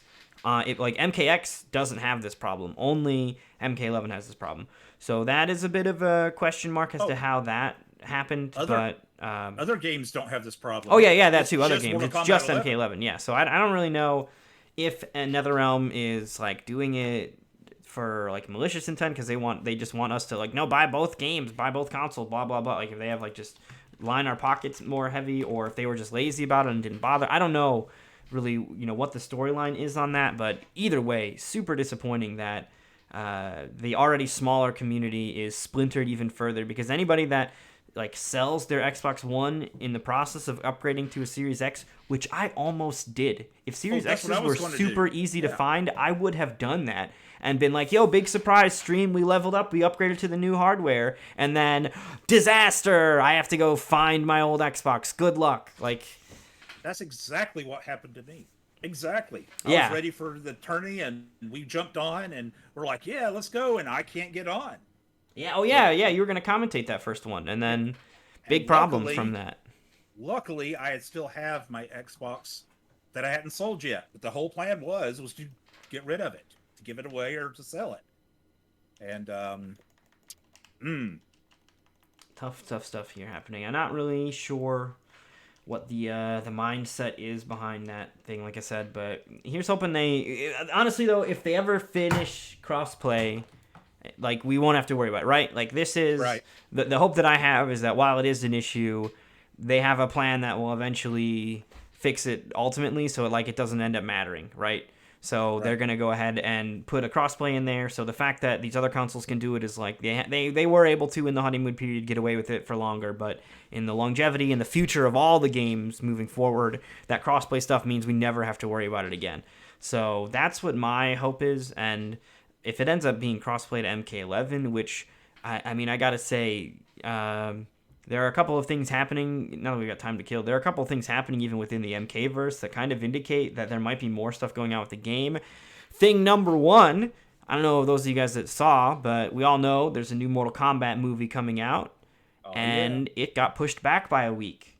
Got delayed a week, which a week is not a lot of time to reshoot or re-edit or make any adjustments to a movie, but what that does do is it then coincides with the release of MK11. So the original release of MK11 is when the game, or when the movie is going to be coming out now. Maybe they're not going to do anything, but there is some level of significance to that. So I think that could actually be part of it. And, you know, I'm definitely a firm believer that we may end up seeing Cole Young as a DLC character. Like, Cole Young as a character is not at all out of the realm of possibility, and I think it would actually be cool to do. If you look at other games like Street Fighter and Tekken, they have introduced new characters. Like, their DLC is not all the characters that missed the original roster. You know what I mean? Right. Like, and that's how MK has just done it. Because they have such a big pool to pull from, all the DLC characters have almost always been... I mean, I guess Scarlet was brand new. In MKX, it was just the guests, though. All the other... No, Tremor was brand new, actually. So they have done it before. Yep. There's precedent, right? So I would like to see a character like that. We haven't had that in this game, that's for sure. Everybody that we've gotten in DLC now has been a throwback. So if they ended up hooking us up with, like, a character, Lewis Cole, if Lewis Cole's cool, or... That's not his name. It's Cole Young. I keep on mixing the actor and him together. But if Lewis Cole is a cool character, then... I think that'd be tight to get some interesting fresh... I mean, there will be a part of me that it's like, that could have been Smoke, but whatever. Hopefully Smoke comes with him. Wouldn't that be tight? Smoke and Lewis Cole. That would be amazing. And give me Reptile. I want my Reptile back. Here we go. Stryker did pick Terminator, by the way. Yes! We're all getting the treat. The mechanical mix is on. Let's go.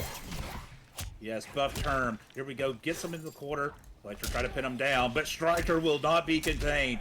Here he comes with his big mechanical mix. Which way is he going to go? Kicks him back. Looking at each other real quick. Trying to see if the T-800 has weakness. Dude, he's just eventually going to get in. This is so scary. And he baits out the jump. A Rude in trouble. Now the combo drop, though, from Stryker will give his opponent one more chance to live, but not going to happen. You have been marked for termination. I will say, Stryker term is one of my favorite terms in the game. I want to see how this goes down. Here we go. Tries to keep him away with the Chupra. Doesn't work. Oh, there's some fire on the ground. Nice call out. Oh, but there's the problem right there. When that T-800 gets in there, it is a bad day. Yeah, you don't want him anywhere near you. Everything he does, it has like, oh, you better, if you're looking for this, you have to watch out for this. Very rock, paper, scissors, right? We got throws, we got lows, and we got overheads. This mechanical mix for a reason. Here we go, into the running man. Throws him down. Which way is it going to go? Ends that combo over the low. Uh-oh, here we go. Oh, just amplifies it. Okay. Or does it amplify it? Gets him, tries to get him there. Terminator's looking. He's looking. Swings around his mace. Throw just right down. Do you see him just grabbing, though? He's just trying to give him a hug. Runs in again with the call out.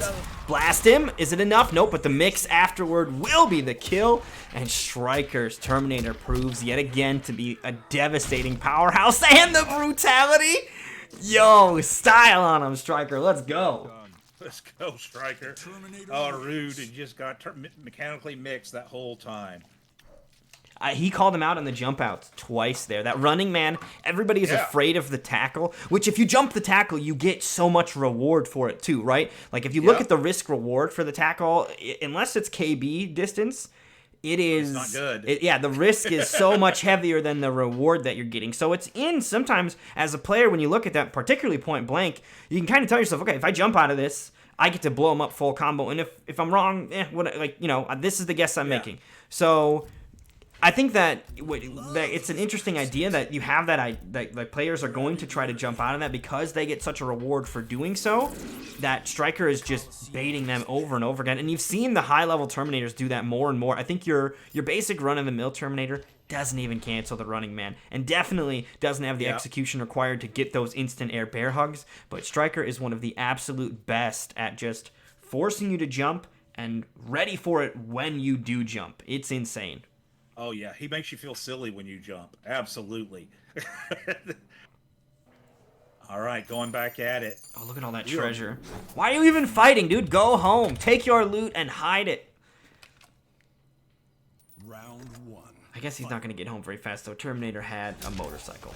So. Oh, that's true. Doesn't he have a teleport? That also, yeah. I don't think you're getting away. Although Terminator doesn't want your treasure. He's here for your body. You are going down. Timeline must be adjusted. All right, tries to call him out. Doesn't work. Trying to go back in. Oh, into the backbreaker. Tries to go for the overhead. Doesn't work. It's nice blocking there. Did the game just crash? It looks like it did. Oh, Rude no. has left the game. Oh, no. Oh, no. Who else is here? Did we only lose a Rude? Okay, we only lost a Rude. All right, Striker, what are you doing? We don't have to count that. All right, Striker's not going to count it, so it's still going to be 1-0. But we're going to go ahead and... Striker. Yeah, very nice of him. But we're going to go ahead and get a Rude back in here. Not really sure what happened. I mean, maybe his game crashed. I actually just reinstalled Mortal Kombat like 2 days ago because I had it crash on me 2 days in a row in Combat League. I just like, and it was like during like completely random things. Like one of them, I got hit by a Raiden electric fly, and then it just like the game crashed in the middle of that animation while we're flying across the screen. So of course I look like a chump. But yeah, you got Superman so hard it broke your Xbox. Yeah, so I just recently reinstalled my game, and I had already done it when like Ultimate came out or Aftermath came out because this the game was like crashing a lot in the towers and stuff. But this is a whole new thing. Well, I mean that's part and parcel to the whole Genie gig, right? I mean, if you're playing online tournaments, it's going to happen. Nobody wants it to happen. No one wants to see it happen. But when you're relying on so many random variables, with other people's connections, it's going to happen. Yeah, and that's the thing, too. It might not have been the game crashing. It could have been the internet or something like that, but we'll make it to the other side. Absolutely. This totally happens on Sony. In fact, I couldn't commentate Terminator matches for a while because my game would crash specifically when Terminator got picked. I wasn't even able to pinpoint the problem with that one. So, What's up with that? Yeah, I don't know what that was, but I couldn't commentate Striker matches because my game would die as soon as anybody picked Terminator. It wouldn't. What would happen is my game just wouldn't load. I'd be stuck on a loading screen for 5 minutes. The lobby wouldn't be able to load in either until the game finally kicked me out after like a really extended waiting period. That is very specifically weird.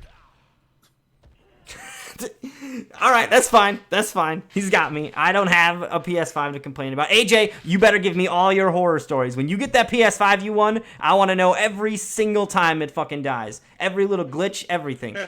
We got to get evidence.zip ready. All right, back in it. Luckily, we were very early in that last match, so nothing big lost. Here we go. Trying to space him out. Tries to go for the kick. Doesn't work. Nice poke. Into the running man. Doesn't amplify it. Goes for the overhead. Ooh, that's punishable. Nice.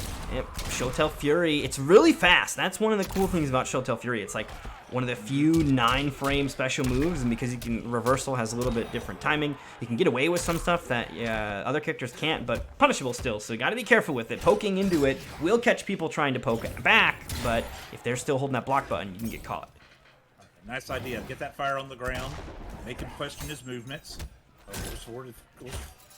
Tries to put on some pressure. Nice block. Oh, into the overhead. Trying to keep him blocked down, but then the Terminator jumps in and gives you the hug and reverses positions. You're in the corner now. Nicely done. Yep, nicely done indeed, as Striker also able to get that superior positioning here. Terminator is a force to be reckoned with in the corner. Heavy damage about to come out. If he can catch him, breakaway will stop it short the first time around, but now, no breakaway to save you. Nice standing one, knock him out of the air. There we go. Switch positions, but it doesn't really matter to Striker because he's going to give you those hugs no matter what. All right, goes with the shotgun blast. He's having problems opening him up. There he goes. Starts getting something. It's such a oppressive thing when Terminator's right in your face, and you have to make all these right reads. Oh, into the backbreaker, into the crushing blow. That's going to pop him up. Bam, brutality. Oh no, missed the combo, but still gonna take the game. Striker up 2-0 right now. This is the future that awaits us if Collector can't kill this thing. I don't want this to happen. I mean, I'm not gonna be around for this, but it looks awful. It also actually kind of looks kind of cool. Space rifles, let's go. Oh yeah, oh yeah. Although I will say, I'm a much bigger fan of Skynet than Legion. I don't know what that means. I stopped. Isn't that like the Terminator movies? You didn't watch the last Terminator? Yeah, I heard something about it. I watched like the Red Letter Media Half in the Bag, like breakdowns of it. I don't know if we should spoil the movie, but I mean, it's James Cameron doing Terminator. He's the same guy that did Terminator 2. Isn't it like this inevitability thing though? It's like that's the thing. Yeah, but trust me, watch it. You'll really like it. I guess I watch it for the Terminator action, right? movie since T2. What's the sub name on it? Is it Dark Fate? Is that the one we're talking about? Okay. Yeah, Dark Fate. Which, speaking of, that is the name of the variation that Stryker has been such a fan of. All right, Arude. Yeah, where do you go from here? He's kind of shut down your Collector. So where do you go? I don't know what other characters he has under his belt to try to play around with. He's looking at maybe giving some wintery mix of himself with Sub-Zero. It seems that Stryker's got the Collector thing figured out, so I'm not thinking that making a change here is a bad idea. I'm just not sure what he's got under his belt that he can counter with. Got 8 seconds left. He's weighing his options heavily. Going right back. Going right back. Nope. We're going Collector. He has Fate. Okay, so he was just taking a quick moment to collect himself, if it were, so that he could maybe, all right, what was going wrong, what was going right, and what are the adjustments that need to be made here as he looks to make his final stand. He's got the teleport, he's got the bag bomb. I don't think bag bomb's going to be great because that arc that it has to it is just not where Stryker's approaching from. If he had the leap, different story, but he doesn't, and he's got that command grab, so a command grab of his own, but I want to say it's like too scary to get into command grab position. Getting close enough to command grab Terminator means having to worry about Terminator doing Terminator stuff, and that includes a 6-frame poke. Like, he can beat out almost everything that you do, and he is a just absolute monster up close. So some of these abilities might not actually make an appearance here. A command grab, if you're in command grab range of Terminator, the last thing on your mind is your own command grab. Right? Yeah, it's getting out of there alive, and right now the mix is all coming up in Stryker's favor. The tick grabs. Mechanical mix. Dude. And then just a double boot. Very nicely done by Stryker here. Just locking his opponent down. Arude looked like he was a little lost on that one, guessing wrong repeatedly on that mix. Yeah, and I understand that, because if once Terminator gets into that situation and you're having to guess, it's oppressive, right? I mean, and it's a situation of like, all right, guess again, and it feels like the odds should be 50-50 or maybe 33 because of the throw in there too, but it almost feels like sometimes they're just not. You can have a real tough streak. Okay, catches him. Gonna get the hit for the knockdown there instead of taking the restand. Teleports out of the corner, but Stryker was absolutely ready, and here's another mix. That time he blocks it properly. Teleport, but look at that! Stryker was so ready for that, and now he's dead. Yep. Stryker on another level right now with his Terminator, calling it out with the brutality. He is just, we've all been in those situations that I guess every single thing wrong that I could guess wrong against the mixed character. Yep, Stryker definitely making a lot of the right reads on that one, so he will advance along our bracket here, and we are going to move on to our, let's pop up our bracket here, and get ready for our next set. We're going to go ahead and get Slick Beats versus Dr. Omnipotent here, so that'll be our next match coming up. And this is definitely going to be an interesting one. Kung Lao versus Dr. Omnipotent's got a handful of characters. one of the few players we've seen using the gear Sand Trap. He's also got a really solid spawn. So could see a few different characters from him, but definitely going to be looking to see some Kung Lao out of Slick Beats. So you guys are going to want to stick around for that. We will be right back once we've got those invites out, and our next match can get underway. Yeah, I love watching Kung Lao play. I love watching players that are good at him put on the show.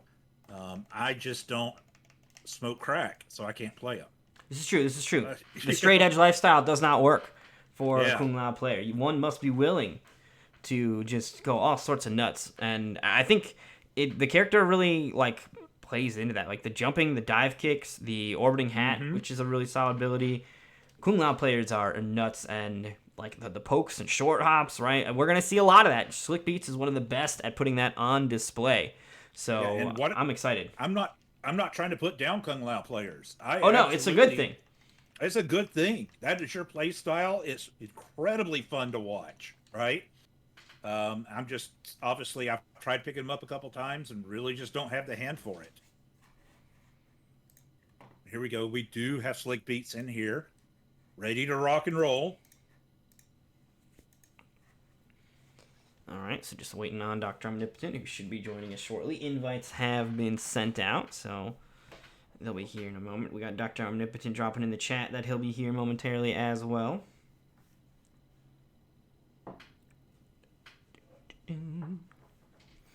Listen to my dogs bark at a possum outside.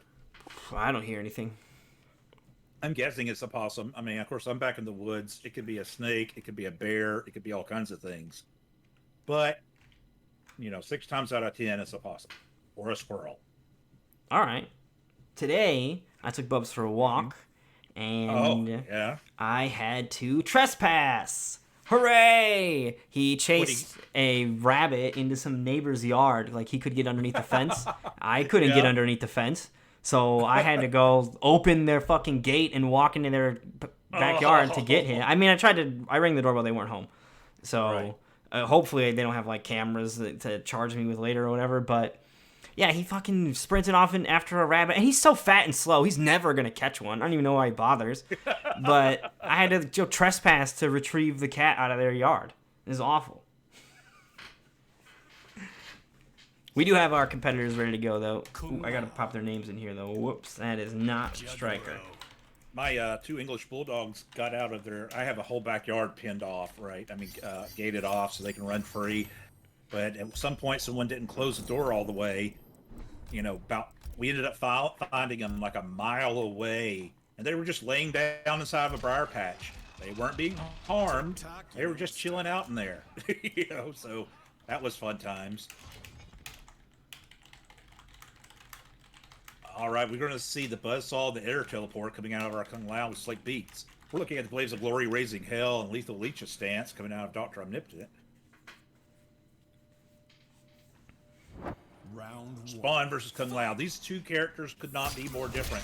One of them is very high movement, goes crazy all the time, whereas Spawn is much more methodical, but with insanely high damage output potential. Yeah, life leads are almost non-existent against Spawn, just because of the character's ability to churn out massive damage. Nice flawless block attack there as well by Dr. Omnipotent. And spending all of his meter on those, that mace. The amplify. Oh, no! That fucking move, dude, it's awful! I hate that move. Why is it like that, dude? Why doesn't it just freeze them like Shang Tsung's projectile parry? Fuck that, dude. I agree. I hate that move so much. Here we go. Goes with the club. Tries to block down. Doesn't work. Calls. Whatever, dude. That move's garbage. Why would you even try? Dude, I'm so salty about that now. Nice chip out, though. That was sick. That was sick. He went for the low guns. Chip out. Work. Yeah, the multi-hits of those lows able to just drill right through that defensive meter Slick was still sitting on. Alright, nice call out. It does nothing, dude! All it's doing is getting him out of the way, man. I'm so sad that that move is useless. Be better, NRS. Man, Dr. Niptit's really trying hard to make that move connect. I mean, he's avoiding the chip, right? He's able to move himself Yeah. out of the hat, because, like, basically, Slick is putting the hat out there and saying, you can't run, because if you move forward, you're going to get hit. So he's allowing himself to get out of the way. It's, like, serving some utility, but hot damn, should it be doing so much more. Like, that is such a bigger brain call-out than the reward of just back to neutral. Yeah. Bang! Just like that. Boom! With a toe. Knocks off his head with the gun.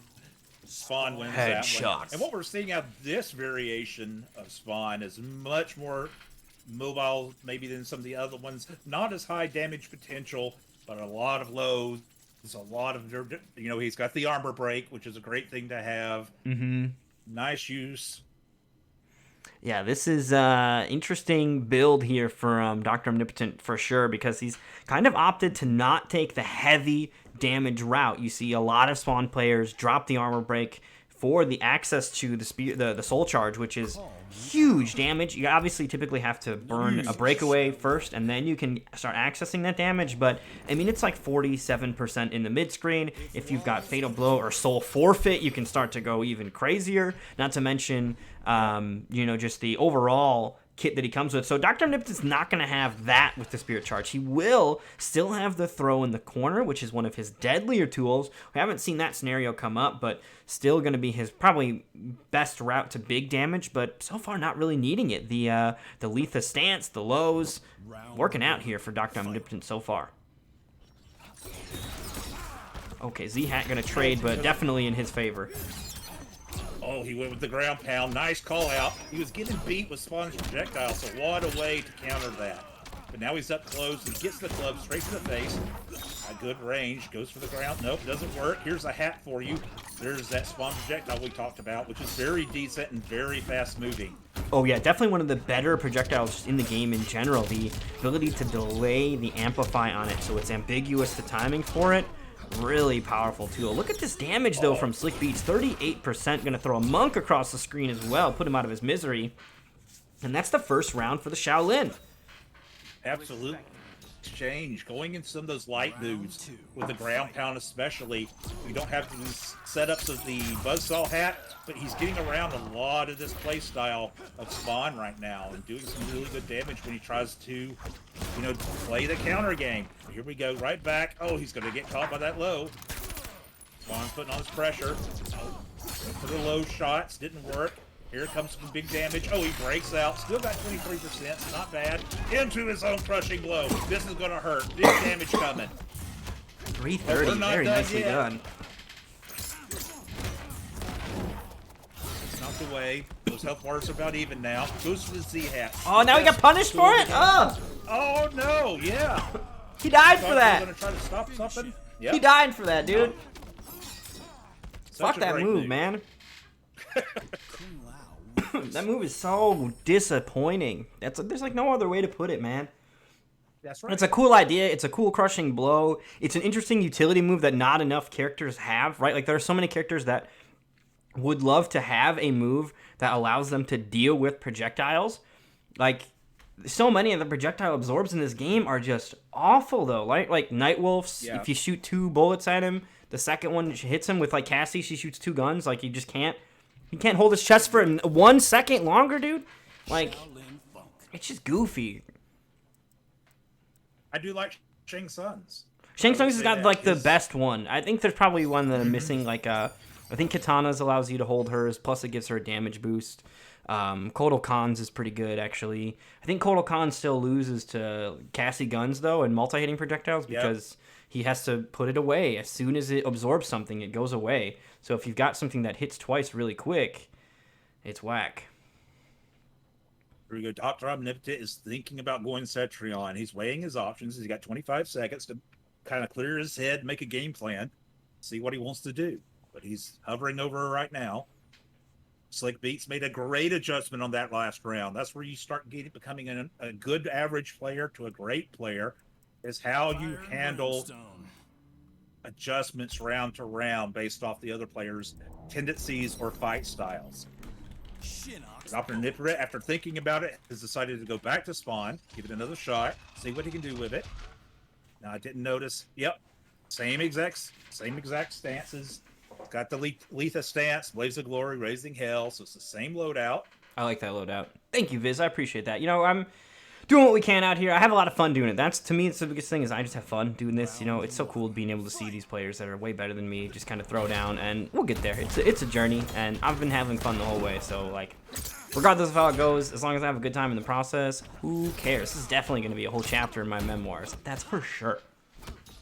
All right, going for the post, trying to nail him down. Oh, he absorbed the first hit of the Z-Hat, but the other two got him right there. Oh, goes for it, goes for the low chains, doesn't work out. Here's Z-Hat, best move for him.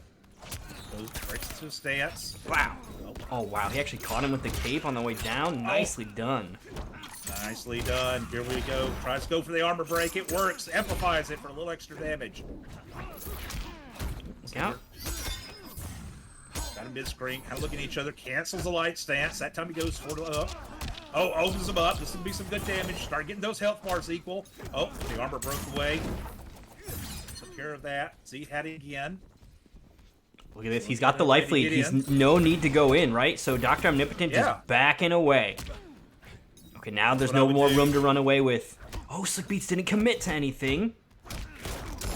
Oh, no, and there's the last bit of his health gone just like that. So he takes the first round of this set. Here we go. Fires back. Nice call out with the chains. Doesn't really lead to anything, but a nice poke. Oh, there's that ground pound. He's kind of let off of it this round. Okay. We got him. Open him up. There's armor break again. Nice Z-Hat. You know, it's just so weird to see Spawn coming away with only 10% damage or anything. Yeah, he's definitely got a more conservative build here, but it's been able to work out so far. You know, he's got the lead here, although as soon as I say that, Slick Beats does find a huge opening. This is going to be really solid damage. 343 for his time. Ducking underneath that projectile again. The Spirit Stance was the big switch in builds here from Slick Beats, and it is yet again showing its value in this matchup. Oh, nice way to a combo. This is going to be big. Oh, wow. Cancels his Z-Hat. That is such a crazy thing to have done, and it worked out perfectly. Slick Beats didn't want a combo, looking for a throw instead. Plus frames. All right, this is not exactly nice dash. Gets him opened up. There's the command throw, throwing him into the corner. Into the armor break. There's Z-Hat again. Oh, he follows it up by light and catches him to jump in. He delays it. Nice delay. He saw he was down, hitting there, pressing his down one. Don't want to be caught in that. Spawn's got a good one. He's trying to find an instance where he's going to throw his projectiles, then use it. What? Why didn't it do it then? It would have worked. Oh, no. What just fucking happened? That move is so bad. It is such garbage. NRS, you gotta address that at some point. I feel bad for every Spawn player I see with that. I think he didn't hold it long enough is what happened, to be honest. I think he just didn't charge it long enough. Yeah, but before he did hold it, and it took the first hit, and the other two hits got him. It was no win at that point. Wait, does it come out? Does it come out, the other even when it absorbs that first hit, the hat? Oh, because you can't eat his hat, I guess. I don't know if he let go after the first hit or how it worked, but that Z-Hat absorbed earlier. The counter got the first hit, and the other two hits knocked him out. That is wild, because Kung Lao's hat is one of the few projectiles that maybe is difficult for the game to delete, kind of like Wonder Woman's shield. It's so crucial to the character that you can't remove it from the screen all the way. So maybe that is part of why that projectile absorb allows those other hits to still happen, even if the Spawn thing absorbs it. Man, that is so whack, though. I feel bad for Spawn players everywhere. That is, especially you make the right call, right? Yeah. You're sitting here saying, "I've made the right call. I should get rewarded for that," and it's like the game's like, "Oh hell no." Also want to give a thanks to Hingle McCringleberry for the follow, and Silver Sandbag, the host as well. Thank you very much. Dr. Omnipotent sticking with his Spawn. He has faith in it. But it's been a whole different gameplay since Slick Beats changed his variation. Caught him with the amplified armor break. goes. This is some damage. It'll be a good combo. 263. Not bad. Gets poked, but here comes another big combo with the jump in. There's no breakaway to stop this one either, so he's going to get secured damage. Went for a setup, it might have looked like there, but the roll got away from it, but not away from Kung Lao, as he's still able to hunt his opponent down. And now this damage is just rolling away. Okay, I almost forgot about that crushing blow. I actually was like, what? And then here we go. So life leads could get turned around. Just a clean hit into a fatal blow is all Dr. Omnipotent might need here. But he's got to get in to do it, and he does. No way. That was huge. And the way that he is abusing the cape's sort of ability to keep him not safe, because it's punishable if you finish the whole string or whatever, but, you know, Spawn leans back and sends the cape out to do his bidding. You cannot punch the cape. You need to get past the cape and punch him. Very difficult to do. So, Kung Lao, like, that was too slick the way that he just kind of leaned back, let the cape do the work. Very, very nicely done for Dr. Omnipotent to answer back here. Had to spend the fatal blow in the process, though. So that is a big resource off the table here, particularly for Spawn. Without the Spirit Charge, like was a big part of his damage output. Oh, Z had into a combo. This is gonna hurt. Stuck here in the corner. Here we go. We're not done yet. 300 into another setup. Z hat. Nope, doesn't work. Oh, here comes this insane Kung Lao pressure. At least, oh, I think safe. Switch sides. But nope, get back in there. Is he gonna kill him? Yes, he he will. Very nicely done. Slick Beats now on set point. That momentum just out of control from Slick Beats. Although Dr. Omnipotent swings out with those chains. Another one of those, just like the cape, you can't hit the chains to hurt him. You have to get past the chains and hit the actual Al Simmons. And not easy to do with those chains out there swinging. There's gonna be some crazy stuff in the corner again. More damage incoming. 250, we'll keep going. 288 for that. Uh-oh, trying to find out. He needs to get a way out of here. Oh, that's a big whiff. Back in. Uses the time to get out of the corner instead. So thank you so much for the follow, Venom. Glad you're having fun checking out the Nightmare series. Haven't seen that 1-1-2 combo coming out for Spawn either. I think it's got a crushing blow attached to it. Yeah, as a counter hit, 1-1-2, the charged one has a KB, so it's a big 30% grip that you can just kind of chuck out there if you block a spin or a dive kick, any of the punishable stuff in his arsenal. Oh no, he was just too far. No. Why did he go for fatal blow? Okay, he's still alive. He can make himself for that. He only has one defensive bar left. Now he can't afford to trade. Nicely done. That was smart. Slick Beats knew he couldn't afford to trade, so instead of trading, just teleport around it instead. There's no need to worry about getting hit if you're on the other side of the screen. Dr. Omnipotent gonna get splat into the ground. Planted a spawn tree. It will grow into more spawns, though. It's the circle of life. This is how it works. So Kung Lao just doing the Shaolin duty. We need more spawn trees. I bet you that would be some rotten fruit. Oh, no, you don't eat the spawn fruit. That is awful idea. Not for eating. That was actually a really beautiful spawn, though. I like seeing Spawn played in a different light. Obviously, the big hype damage from Spawn is always a treat to see, but very interesting to see players with different approaches, and I think really speaks to the way that this game does have that extra layer of depth to it. You don't have to play most of these characters one-dimensionally. There are, of course, the exceptions to that. You know, Jackie, everybody just plays the same Jackie. That's how that works. But there are definitely... the same Cetrion. Yep, everyone plays the same Cetrion, right? There are a lot of characters. They're not a lot, but there are a handful of characters that do have, like, their... You know, this is the build, this is the way. But there's some variety out there, and I think that's my favorite part. I love some good variety in the game, because, you know, that's part of the beauty of the variation system in general, is it's supposed to supply that variety to it. You know, you can have a different playstyle, a different approach, all within the same character, and there's evidence of that across the cast, so more of it I'm happy to see. And one of the great things, as we just saw right there, in the old days, what would happen is you usually had to have a pocket character for bad matchups, but that's not the case anymore. You can change your variation, you can change your move set, and kind of handle different things within the same character, because it will feel different, just like what we just saw. Dr. Omnipotent shut down the first Kung Lao, but then the next variation of Kung Lao came out with Order of Light leanings, and all of a sudden it was a different ballgame. Absolutely.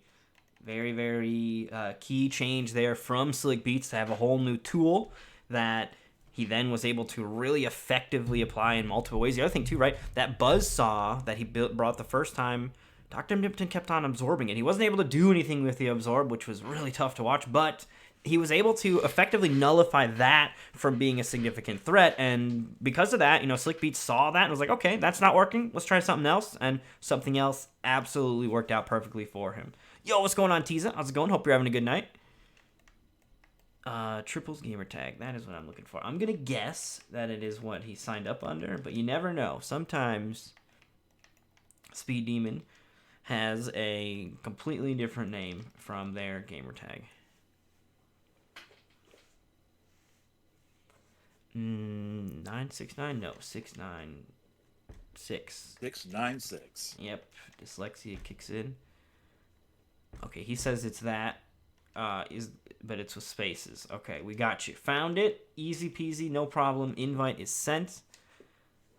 We will get you in here. Gorilla has already got his invite. Gorilla, of course, a player that we've seen quite a bit of in the Nightmare series.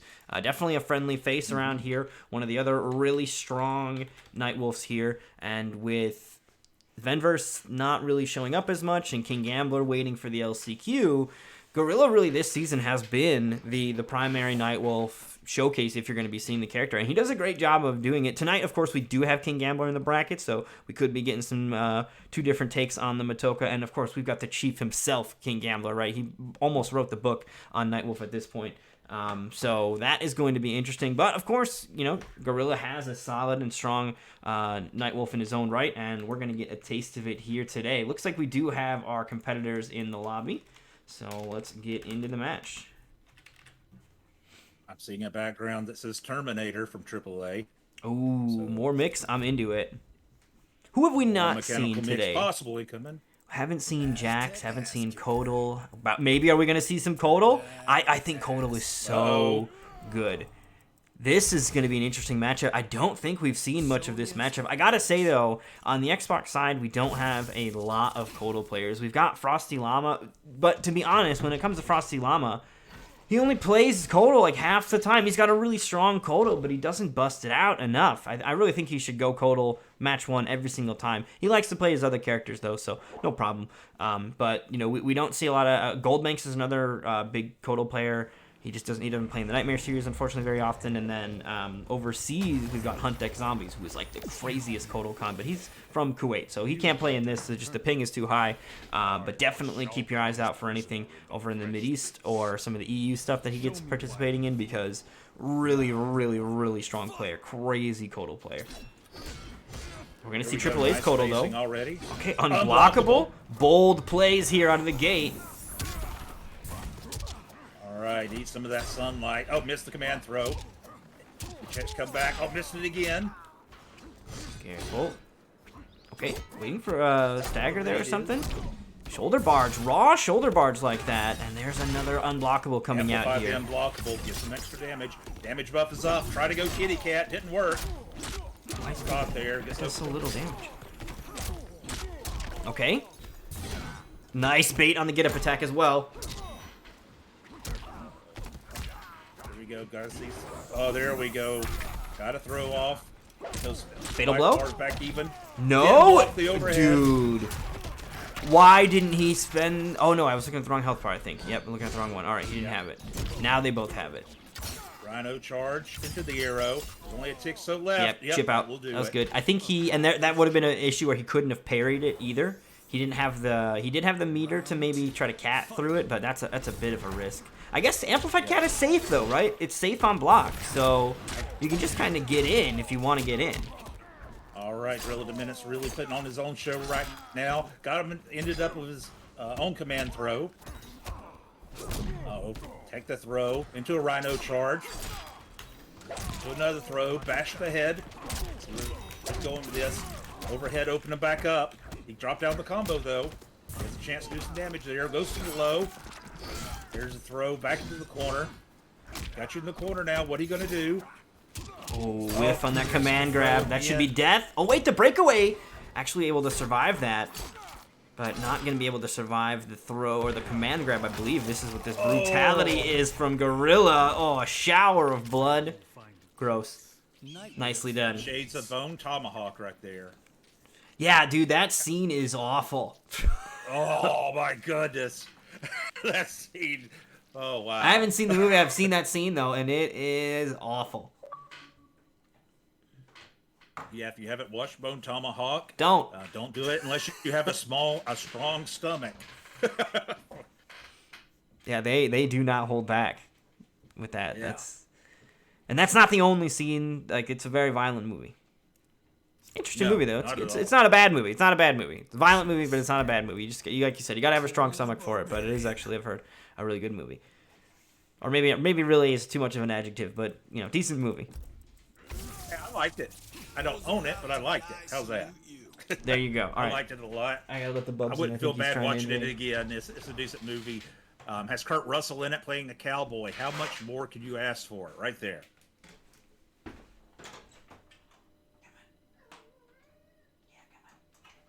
And the guy from that horror movie, The Conjuring. All right, here we go. Going back.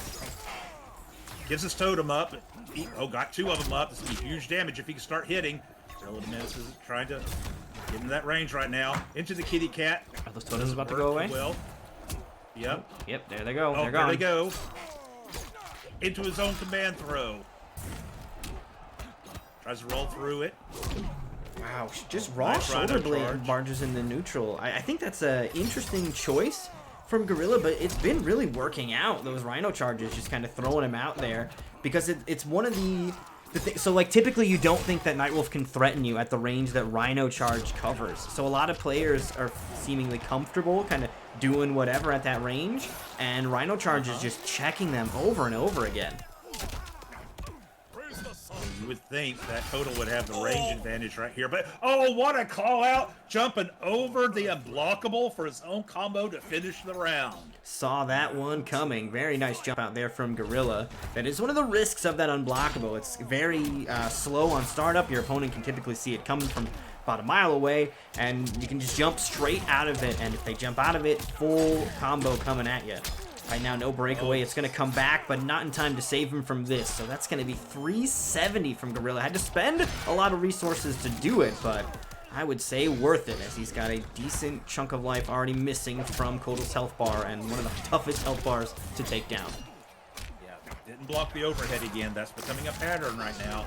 But gets him caught up with the sword. Trying to just go for the raw anti-air attack, perhaps maybe expecting a wake-up jump, though not an uncommon practice in this game. Reversal throw finds the opening, no KB loaded, so not going to be the kill, but right now both players, one hit could do it.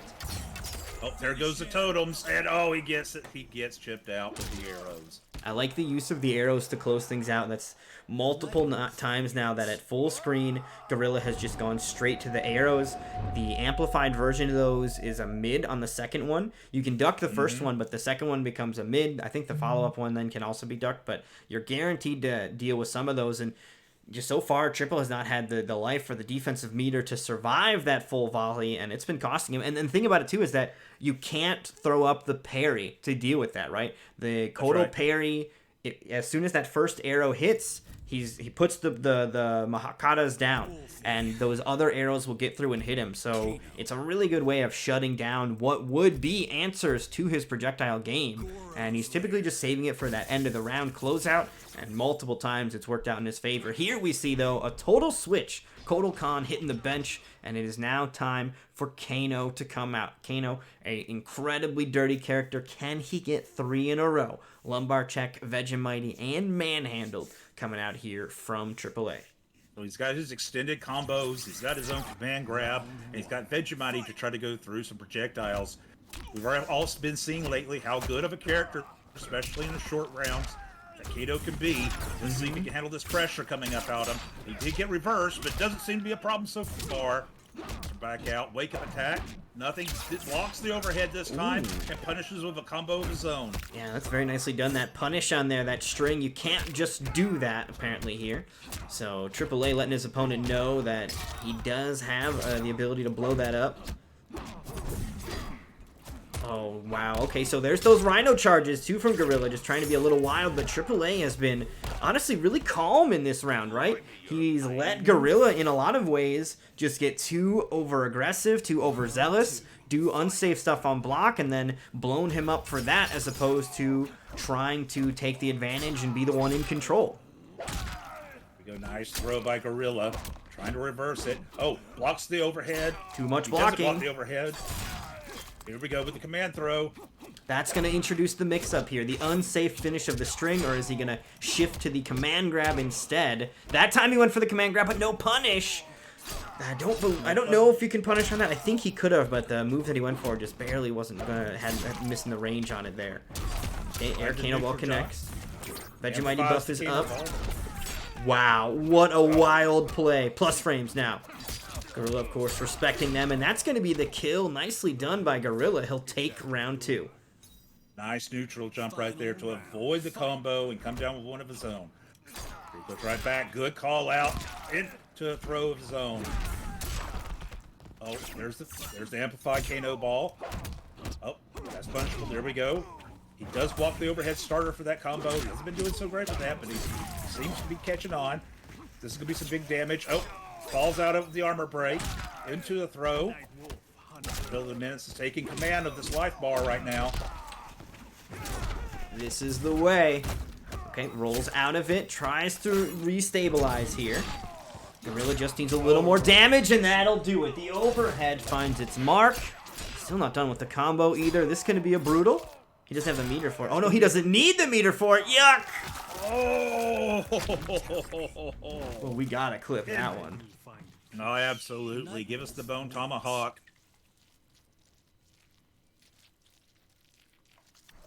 It's really nice they called him, so on the non-bloody arm, I guess.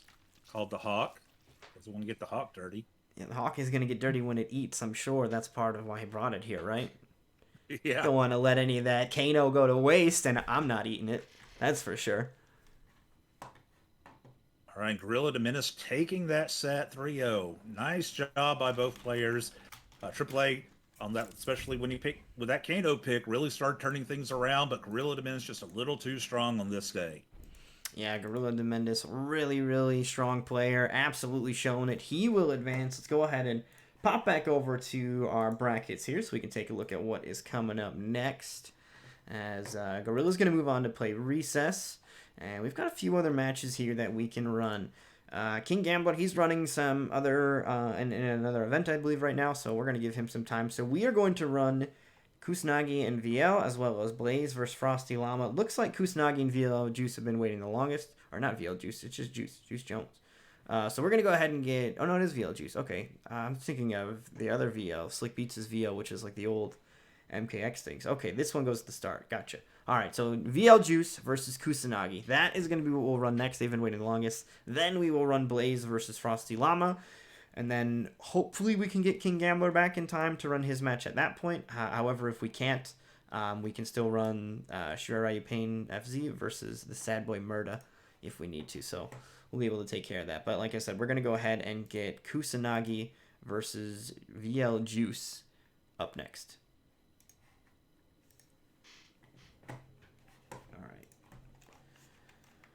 Does it have to be AJ Silver that wakes up with a spear, or could anybody do it? I think anybody can do it. I'm just saying Silver. Oh, wait. Oh, we're reading. Yeah. Hit a wake-up spear on stream. The challenge has been made. We got to get AJ on. You got to get AJ on at some point. Well, he can't play tonight, but he will be here for the finale. Yeah. But here's the thing. He is the reigning champion. I don't know if he wants to risk it, right? That's a big risk. Wake up spear. That is a pretty wild risk to take. And as the reigning champ, I don't know. I'd want to protect the throne. That'd be more important to me.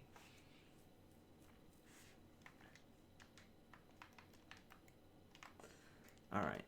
So we got invite out to Juice, and here's an invite for Kusanagi as well. Oh, do we need the Aquaman video? Hold on. Hello everyone. Today we're going to walk you through how to use Smash GG during. Actually Begin watching the by screen checking so we can in. see it. We don't know, we're recommend gonna find being out, though. at this This is the position part where you about check 5 in. to 10 minutes before the tournament begins to make this as smooth as possible. This will take you to your first match. This is the match Tasks, overview. right? There are 3 tabs. Yeah. Under tasks, you can see a step-by-step on what you need to do in order to successfully report your match. Under the summary tab, you can see the outcome of the match, as well as once it's complete, you can view your upcoming matches. As it typed, Then, Smash GG there's the box. chat Oh, tab, no. where you can talk to your Yeah, opponent see, this is and the an part he admin needs, then. if There's a an whole issue chat. occurs. There's a whole chat Now, that you can let's use, go buddy. ahead and check into our match here. You gotta We'll report wait it chat for for your bar you. opponent right to there. check in. If this does not occur, Use they it. will receive That's a how you DQ. communicate with You your will opponent. advance. Does he not even report them Looks in like Twitch we got chat? a I haven't match here seen him as type player 2 anywhere. has readied up. Smash GG then gives you the tag of your opponent that you will need to send an invite to or receive one from. And once both players are in a match, do have one of select them in here. done. Just wait Select next your to character for Snoggy. game 1 and then await for your opponent to do Yeah, the you same. gotta type somewhere, When the buddy. game You gotta finishes, type somewhere. both players Like, will we don't report actually the mind scores if you until the don't final wanna interact outcome with is set. Smash Hit and GG, confirm right? If will you don't want finalize to the match. play with and You deal may with at any Smash time, GG, if an issue occurs, fine. click It can be request a stressful. moderator. You gotta tell us. At the and we'll do bottom, the this work will for you. alert the You gotta admin tell team us, that though. you need assistance. Gotta do something. You'll need to go to the chat and await their arrival and have the issue already stated, or wait for them to ask you what is the issue here. The admin will help determine a invite. resolution and then clear the request. Just in case. Once the match is complete, you can view it in summary get and even your next match here as well. On the top right, there will always be a rules tab if you need a refresher as well. Once again, you can visit the homepage of the event to see a live feed of your tournament experience throughout the entire thing, so you know when and who you have to play. It's just ending. And that is it, guys. You are ready to compete in today's tournament. Good luck. Big thanks Have to fun. Mr. Aquaman for allowing me to use that video. One of the greats in the sport. Really nice man. Oh, the king, dude. King of Atlantis. It's his birthday today, by the way. Happy birthday to Mr. Aquaman. I believe he's Yeah, absolutely. traveling a lot on his birthday, but he's coming home from We Play, which was a super awesome event. He absolutely killed it out there. So, might not perfectly align with his birthday, but he had a good weekend for sure, I hope. And, happy birthday to Mr. Aquaman. He is kind of leading the charge for our community. A lot of what I do here is directly inspired by the way that he ran the Coliseum. I thought that was a wonderfully ran event, and the point system is lifted out of that we play with here. Like, a lot of the stuff that we're doing here is directly inspired by the work that Aquaman kind of paved the way with initially. So big shout outs to Mr. Aquaman. We do have our competitors here, though. Yeah, we have Juice and Kusanagi fixing to go at it. Let's see what characters are going to try to pick. All right, Juice is going down to Fujin. Love us some good Fujin play. Kusanagi just immediately goes RoboCop. So Mr. Murphy versus the Wind God. Memory lane. Dude, that would be super sick. Season 2 We Play. If they hit me up, I'm answering that call for sure. That'd be awesome. That'd be really Fujin cool. has his pressure bomb, his air Sinnoh, and the Skywalker. Kusanagi running flamethrower, low auto 9, and the arm crowd control cannon.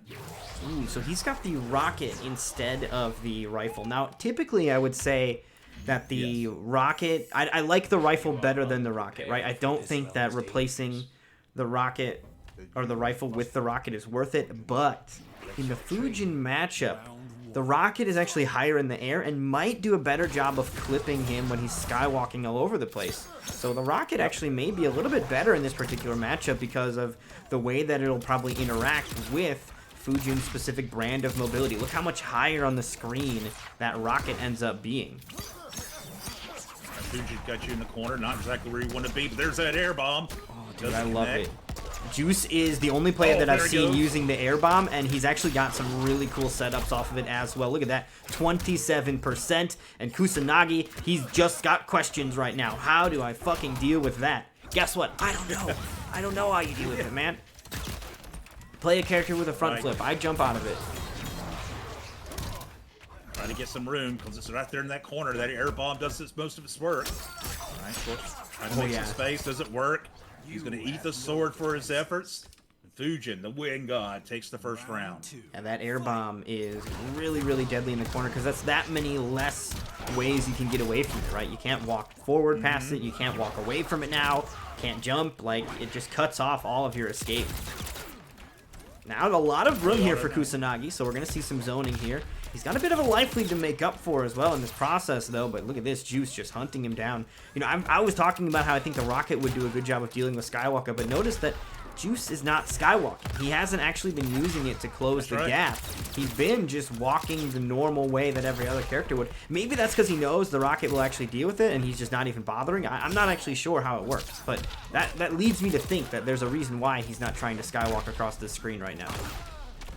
There we go. Just for a jump, and there's that Rocket knocking him out of the air, putting him back to full screen. Robocop won't shoot, but nope, he gets in. All right, now you got to deal with the Wing God up close.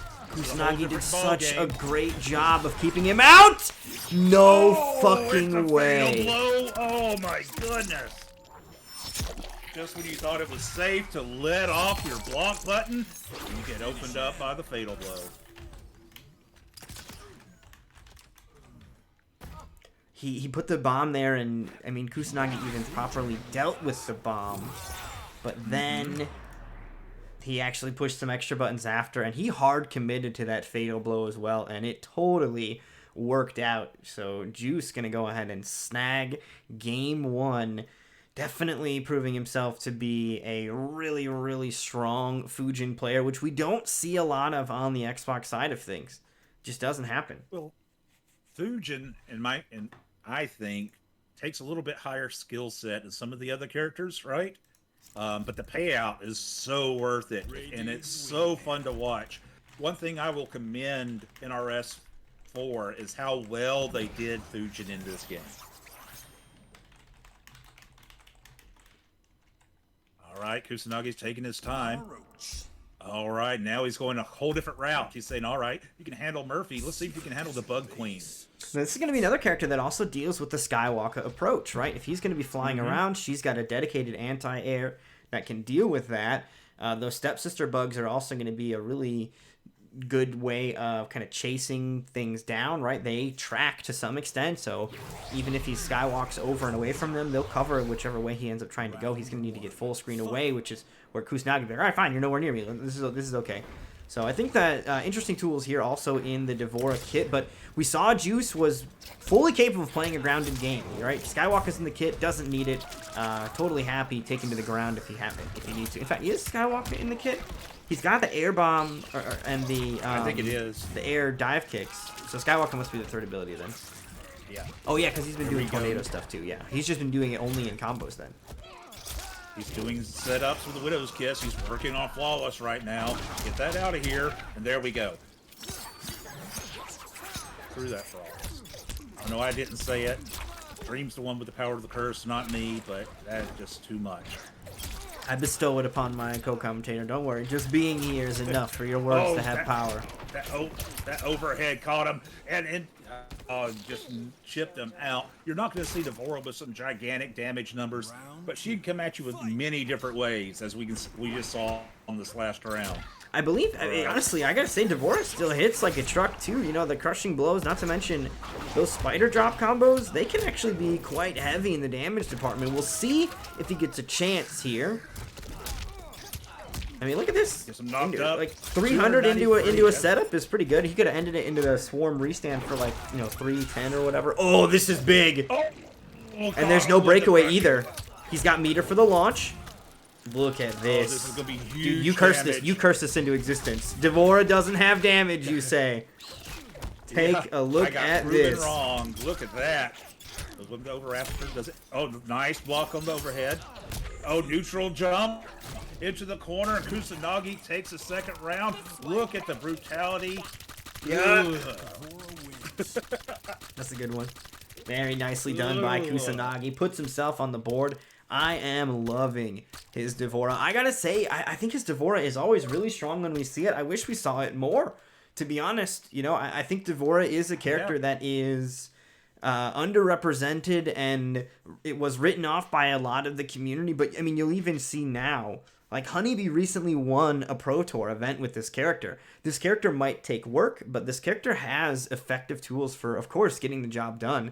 And Kusanagi getting the job done here as well. I do think Devora can be strong. I think that, like, this Devora is a clear-cut example of like, okay, this character is not OP but still good, and I think there are. I think if more characters were kind of evened out to that level of like, this is the kit. It can be, if things go your way, you make the right reach, you can have a good time.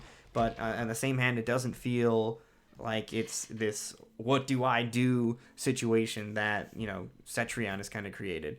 I think that, you know, that is a fun way to have this. So, you know, this character takes some work to be put in, but it rewards the loyalists. And Kusanagi has definitely put a lot of that work in. Here we go, though. A switch from Juice over to Rain. Now I'm paying attention.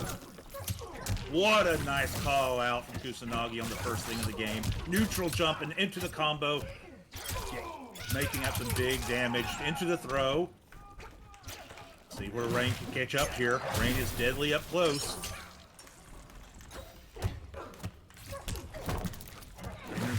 Gets blocked into a throw. Then the crushing blow. I didn't even notice escape coming. That's 30% right there. Beautiful anti-air. The breakaway, though, that's going to cost him. Not a lot, though. Didn't confirm into big damage, so Kusanagi does hunt him down with a throw here. Going to send him back toward this mid-screen. And Fatal Blow now available from Rain. The jump over the Qatar will be the kill, though. And Kusanagi takes round one. That throw that he did was so well.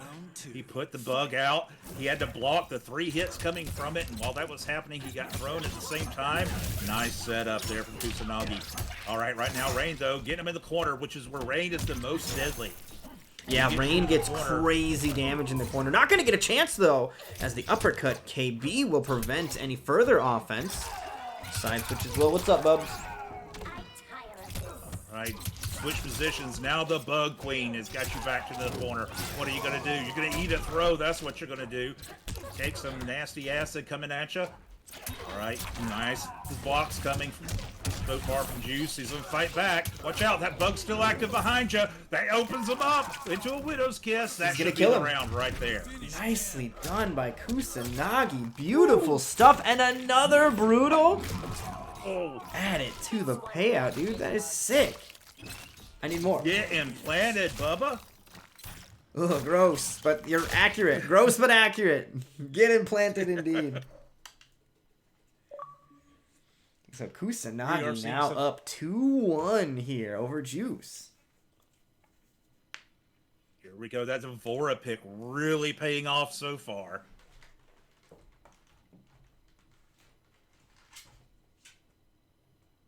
Where Juice is going to go from here. Is he going to try to go back to Fusion? Is he going to start to stick with Rain? What's his thought process going on?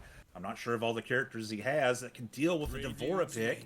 Oh, immediately goes back to Fusion. No question, no thought. Here we go. Let's get her done. Let's see if you pick the same variation. Keeping on. Wayne God versus the Bug Queen. One game away here. Arsenal, Skywalker, and Wind Push.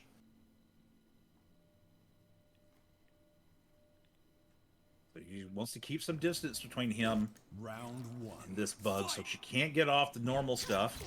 But she tries to go in, no neutral jump this time, just going straight for combo. Jumps over the Wind Push, though, and punishes it.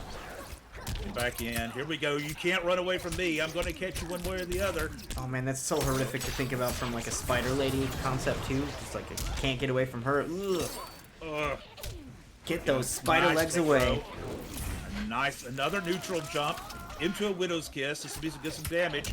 Going to change the position. Instead of the giant damage, you get to change position on the screen. Bug should be coming out soon. Or reconnect your controller. Oh, you're fine. Yo, thank you, Tento, so much. I appreciate that, man. I'm doing what I can here. Got to show some love for the Exiles. Really paying off. Widow's Kiss.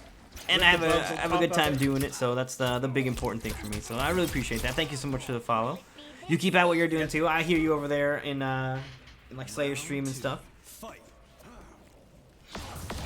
Oh, dude, the full screen wind push.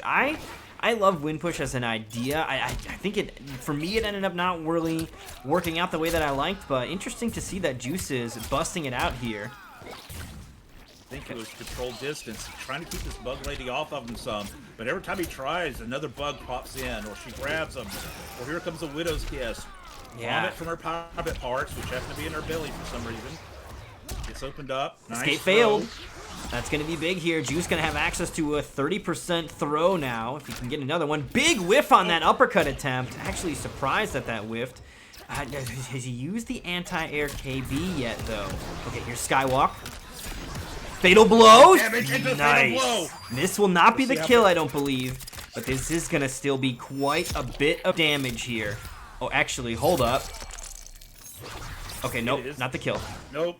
And those won't kill either. He's got no meter to kill. Spider drop. Wow, he took the risk, and it did not pay off. Excellent defense Risked it there for from the Juice. biscuit. So Juice going to go Yeah, ahead and Juice saw take... that coming. Yeah, actually putting a game around on the board here. Staying alive as Kusanagi still on set point here. One more round and it's over for Juice. Nice use of the air wind kicks to get away from the stepsister bug. But Kusanagi, as we've been saying, you just cannot get away from him. Ultimately able to chase you down one way or another. Nice skin. Drops out of the combo. Gets opened up himself. Not big damage, just 10%. Oh, the bugs come in and knock him out of the throw, but still taking that damage. He's got him in the corner. Nice use of the coordinate to the left to try to get him out. It's carried across the screen. Try to make some room. Don't let that bug grab you. Big damage. 229. Gets opened up again. In the corner. Uppercut doesn't work. We're in fatal blow territory for both characters. Widow's Kiss. And there we go. Kusanagi with the Devora pick. Beautiful stuff here from Devora. Gonna get even prettier with these butterfly wings as the friendship comes out and Kusanagi secures the victory. 3-1 over Juice. Juice, of course, still alive here. He'll be heading into the losers bracket there. So the Wind God not out of it yet. Still going to be a threat, so watch out. And then we are going to go ahead and move to our next match for the stream queue, which I do believe is, let's pop up those brackets, going to be the Blaze versus Frosty Llama match. Oh no, it's the Aquaman video. And then it's the Blaze versus Frosty Llama match. And then after that, we'll go ahead and get King Gambler versus Demoralize. So Blaze and Frosty Llama, then King Gambler versus Demoralize, and then it'll just be matches to get into the top 8. Bubs just turned on the PlayStation. Why are you doing that, Bubs? No answer, of course. He likes to sit on top of the PlayStation because the PlayStation's in like the same cubby as the Xbox, and the Xbox makes that cubby warm, and he fucking touches the weird sensor button with his cat hands, and my PlayStation just beeping at me. He is trying to game. Right. He's trying to game. What you trying to play, Bubs? Ratchet and Clank seems like it could be your style.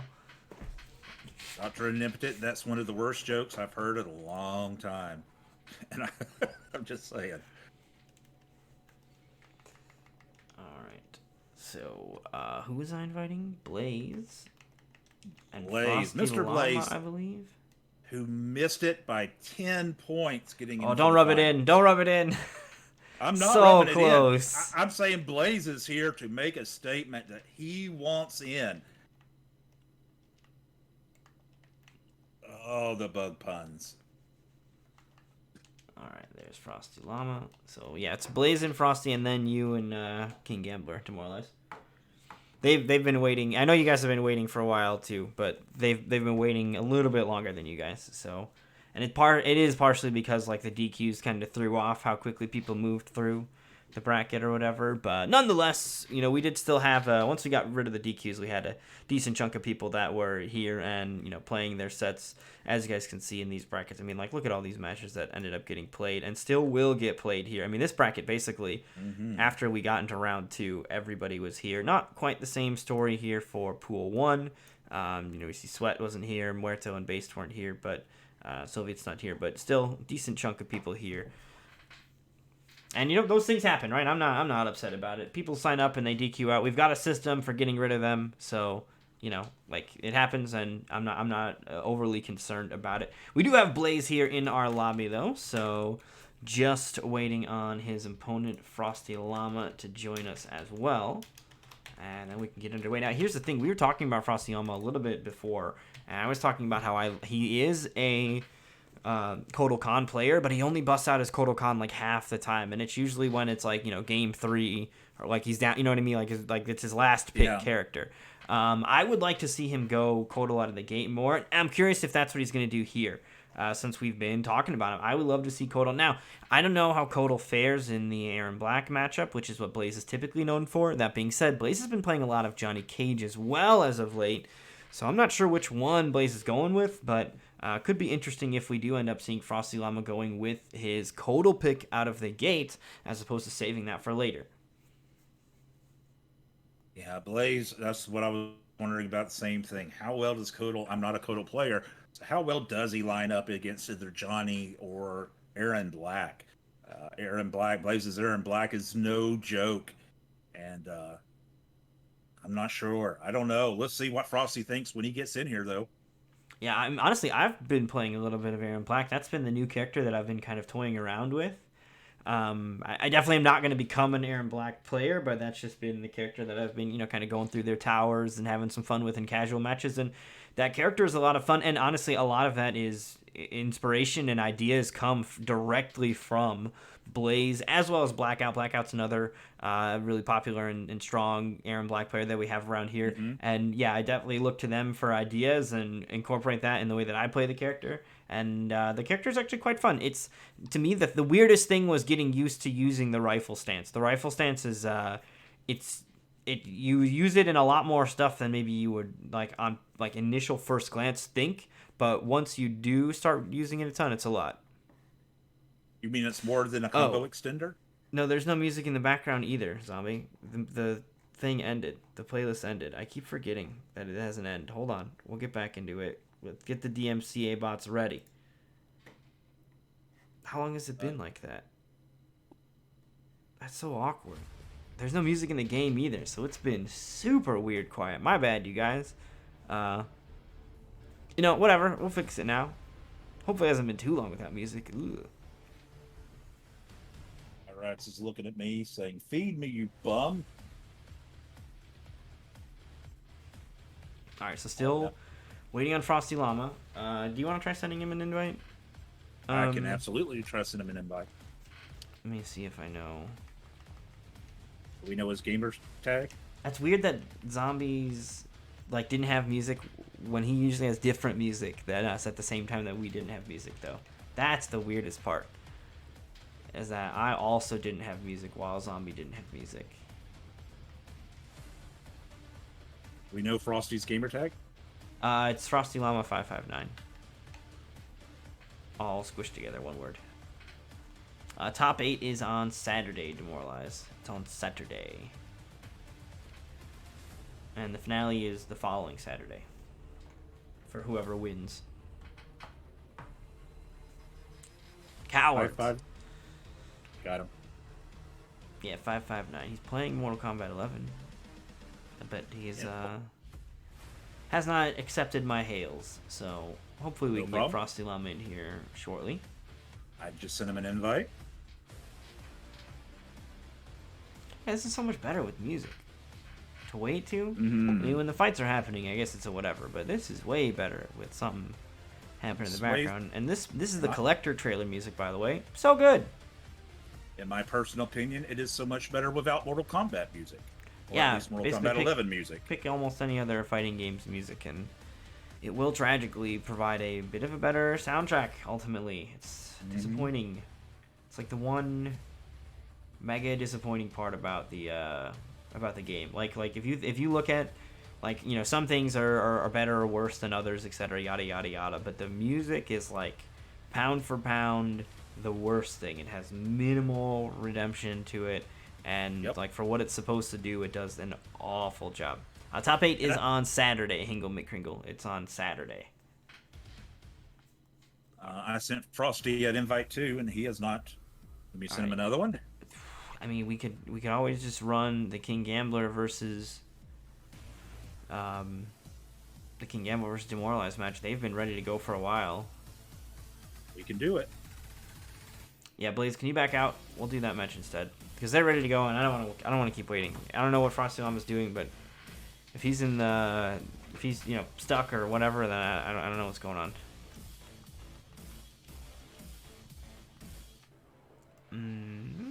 What are we trying to type? Words, words, words. Words, words, words. Oh, King Gambler. Yes, King Gambler and Demoralize. There's the first one. Minecraft picture. How strange. Maybe his little brother plays on his Xbox now.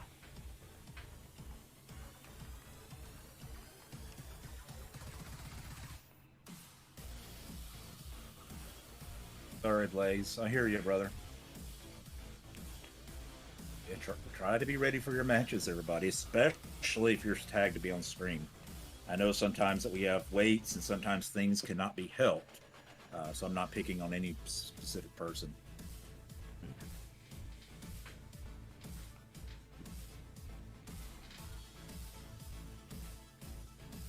But what that does mean is we're going to see Demoralize versus King Gambler. Yes, this is a marquee matchup indeed. Demoralized back from a stint of not playing, but actually looking quite strong here, as we've already seen him play a little earlier. And then, of course, King Gambler has already won previous LCQs, 2 of them. He's looking for the hat trick, the 3-time, and it is a distinct possibility that it could happen here because he is an incredibly talented player. So King Gambler out for blood, looking to make his way into the finale yet again. We'll see what happens, though, as Demoralized is going to try to get in his way. And here he is, Demoralized, ready to go. So we do have a match here for you guys. As soon as I type their names in, I forgot about the typing. Typing is hard. All right, here we go. We're going to see some two really good players go at it right now. Of course, we're expecting the Makota from King Gambler. Yo, how's it going? Not very good. Hope you're having a great night as well. We had some fun running your Hall of Mirrors today. I saw it was RoboCop who was on the docket today, or the House of Mirrors. That is such a fun name for an event too. House of Mirrors. I can't believe that I hadn't. Like, I've been in the FGC for a while, and mirrors are not an MK. Like, so many of our names are like Brutality Bowl, Outworld Television. Those are Mortal Kombat specific, even like the Coliseum with the K in there. But like, mirror matches have been a thing forever, and House of Mirrors is such a cool name. I'm surprised that I haven't bumped into anything with that. Like, this is the first time in the FGC, and I've been paying attention for a while, that I've seen anything called House of Mirrors, and I think that is super cool. You got to do the Snow White Cup. Who's the unfairest of them all? Like, mirror, mirror on the wall, dude. That'd be tight. All right.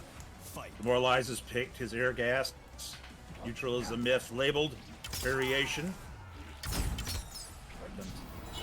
Typing each other out. Doing a little zoning. Oh, it's because Vort's not predicting. He's commentating with me. He's not gambling. That's why. Yeah, I don't gamble when I predict. I mean, when I commentate. Here we go, right back. Nice combo. Broke out of it. Into a throw. Demoralized, trying to put it back towards the corner. So here he goes from here. Oh, didn't block the up. Here goes. This will be a big damage. Nicely done. I love the knockdown on that too. What is that? Okay, so he doesn't have Hana that comes out. This is a buff. What does it do? I think it makes his meter come back faster. King Gambler's gonna have to give us the— oh no! The classic Nightwolf problem. The fatal blow just randomly not going far enough, and it's gonna now be on cooldown. So King Gambler not gonna be able to tap into it for a bit. Here it's back now though, so actually not a big worry from that cooldown. Here we go. Filling each other out. Do a little bit of chip. A little bit of zoning. Not wanting to overcommit right now. Both of them have their fatal blows ready to go. So one touch is liable to change. Whoever wins right here. Oh yeah, that's what it does. Alias knows. Alias is such an encyclopedia. He knows what everything does. Like, every time I've got some obscure question about the game, he knows what it makes. Rhino Charge go farther, which is fucking useless. Oh, wow. It doesn't even make it like better on block. It just makes it so you can be unsafe from further away, so you can see it coming more. What a weird buff, right? Yeah, and you cost the slot. You spent like a whole thing on that. See if it works out though. I mean, here's the thing. He got the buff up, but he didn't use it for the buff. But maybe it has a use in like a cancel. I mean, he kind of used it like a cancel there, and maybe it's also used because it's so bad that everybody thinks surely that must be the projectile. So they, you know what I mean? Like everybody's like, oh shit, the bird, and then it's not the bird, and like so you can get away with it once, and like that's what it is because they realize that you don't have the actual bird. Alias blew up the whole variation by letting people know what the bird does, and it's absolutely worthless. All right. Oh, into the crushing blow. Take that to your head, and right into the amplified arrow shot. Nicely done. King Gambler takes the first match. We'll have to ask Gambler if there's any other benefit to it that he sees, because Duskbraid saying that he even used it in Pyramid Power. So, and he made an incredible run in Pyramid of Power. Shout outs to Black Lives Matter. Really cool and exciting event. And you know, King Gambler made it all the way from like losers round 1 all the way to 2nd place. Really, and he was locked in with Nightwolf the whole way, and he used the shoulder charge perhaps, so that's pretty cool. I'm curious if he can give us maybe some insight as to what he likes about that. Maybe it's the cancel factor, maybe the extra range on the shoulder charge is of a value to him. I'm really curious. Here we go, going right back into it. That was a very close match on both matches. Demoralized really putting on still a show with us for this air gas cabal. See no real reason he doing the air gas and the hook grab. See no real reason to change anything up. Round 1, fight. And I'll tell you, King Gambler is a hard nut to crack. That boy can play. Pulling each other out. Don't want to make use of the interactable right there. Bottom of a high arrow. First shot to high. Hit him Goes in for the the low. knee. Gets blocked. Okay, here's the launch. Breakaway was available, but Demoralize instead going to opt to hold that damage there. 340 into the guaranteed knockdown state of the shoulder barge. I really like Rhino Charge as an ender because you know it always knocks them down in the same way, so you can have reliable follow-up pressure when you know that they will have a very like reliable timing of their get up and stuff that you can count on. There's so many things that it can be kind of ambiguous depending on like where the gravity is when you hit them, yada yada yada, but certain moves like that just have like a dedicated knockdown to them, and feels real good to be able to follow up from those. Couldn't open him up, so he goes for the throw. Good call out. Back in the corner, short hop. Trying to get that damage. Life bars are very equal right now. Poking out with his hook swords. Oh, gets opened up into the fatal blow. That should kill right there. Absolutely, very nicely done by King Gambler. We saw a fatal blow kind of fail him earlier and whiff, but not this time. Definitely able to find the mark on that one as King Gambler takes round 1 here in game 2. So establishing himself a bit of a lead right now, and as we said before, King Gambler is the past LCQ champion twice over here, looking for the three-peat. A very tough competitor here in these brackets, #1 seed, in fact, because of it, and looking to prove that he's earned that spot at the top. All right. Demoralized is getting in there. He's applying good pressure every round. So, he knows the matchup. He knows what he's doing. Just can't seem to grab that last bout of what he needs for a win. Right there. Here's Side Gas. Had a chance. Open him up with the dash. Okay. Look at this combo damage, though. 326 with a drop at the end there. I would have added maybe another 10% or so on it. Maybe only about 5, but still beautiful damage. And combos. It's very stylish from Cabal. It's one of the things that I don't mind, like, as busted as it may end up even being. It's fun to watch. And there it is. The weird bird buff again. Will it actually do anything? Nope. Definitely not even going to get a chance. Bird buff got him killed. Demoralized making a statement there that he can finish out our match. Bird buff. Bird buff. Uh-oh, gets opened up there, though. Nice armor break. Try to get out of it. Gets caught with the overhead.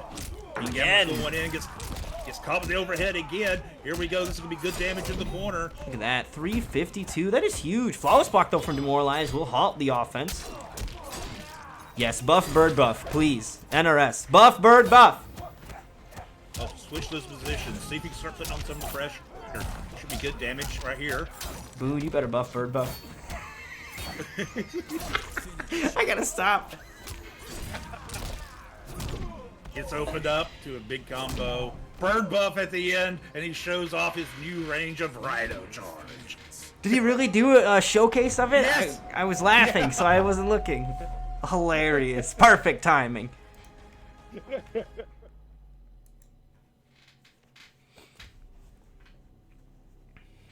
All right, Gambler's in the lead 2-0 right now. Demoralize has obviously shown that he can take these rounds. He's got to tighten up a little bit, make a little adjustments to how King Gambler's playing. Nightwolf. Demoralize is going to think about it, collect his thoughts, see what he needs to do. Right back to Cabal. These have been close matches mostly, so no real reason to jump off. One thing I think that, uh-oh, he's thinking someone else. Nowhere may He's locked onto Geras. Good. The Sand Golem emerges. This is the Shao Kahn trailer music, by the way, and it's fucking beautiful. So good. People are gonna die to good. this. Let's go. All right, this Geras is Sands to Malyricum, Sand Pillar, and Quicksand.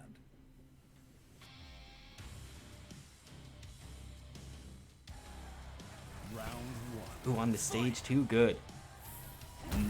I mean, it feels a little less fitting for like there to be all these heavy guitars in the middle of a Tarkatan village, but here, hell yes. All right, he's got the clone up. He gets opened up for a short combo. That got the Malyricum up back up again. It's interesting that he's gone back over to Gears too. He's been running Cabal throughout, but you know, we've known his Gears to be another strong character in the kit here. And here on his last chance, he does bust it out. Now that added range of the Rhino charge. Oh, still punishable though. Useless. Buff, bird, buff. This is gonna hurt. Here comes Sand Pillar. Oh! For another combo. KB? What great Okay, if that setup. did the KB, that would have been so sick. 2 points to Gryffindor, but not gonna happen. Staggered a little bit. Here comes some arrows. Nicely Got the done, first- dude. Gears' back three, I think that's what that is so good. It's We've so seen good. Tweety really heavily using it as even an anti-air, and even there, Demoralize. Just the way that he basically puts all hitbox or hurtbox forward to be doing damage, it's such a great move. Gets out spaced right there. He's got a Sand Trap Crushing Blow open. All he's got to do is hit with it now. All right, nice block. Jump in. Okay, Gambler's good going block after in there. combos. Oh, goes for the command grab, gets stuffed. Tried to scoop him out. Oh, nice force on that breakaway there. A big whiff, though, from the command grab. Gambler completely out of meter on both ends now. Okay, freeze him up. This is going to be a lot of damage here, and there's no breakaway to stop it. Sand Clone is out. I love these setups here from Demoralize. He's not going for max damage. He's going for post-combo setups to allow him to keep his momentum and his pressure, and he's been doing it quite effectively here. As I say that, though, King Gambler finds his own opening, rolls away, arrows are out. Good block of that, but the arrow catches him out of the sky, and Gambler now on set point again.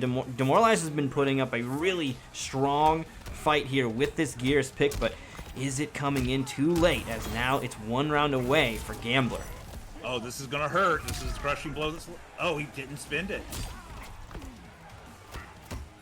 Didn't spend it Well, there. now he's going to have to recharge it, because you got to whiff it 3 times to get it built up, so unless it's an Oh, armor he had break. it. Okay, catches him. Still has the Sand Rhino trap. buff up, but I mean, who knows what actual big use that's going to be in this matchup. We already saw he wasn't able to close the gap quick enough to get a punish with the Rhino charge. Ooh, there's the punish, though. Close enough for that time around. Here's the freeze. Body splash. No breakaway to stop this either. The setup. Wow, he jumped over that Nice. pillar? What sorcery What a- is this? He knew what he had to do. What a smart play by Gambler. He's seen this. This is not his first time on this rodeo. Just looking at each stunned. other right now. I can't Gambler believe does that not- he was able to so adeptly avoid that. Like, it was just like, Yeah. what is that? Is that a setup? Fuck out of here. Demoralized, though, Demoralized. unfazed. Still gonna come back with an answer here. He will put a game on the board with the Time Titan himself. Geras takes game 3. I will say this time, this Geras wins. or touch your controller. I will say that this Gyros is looking really good right now in this matchup. And I love the setups Demoralize is doing. It's so smart. So smart.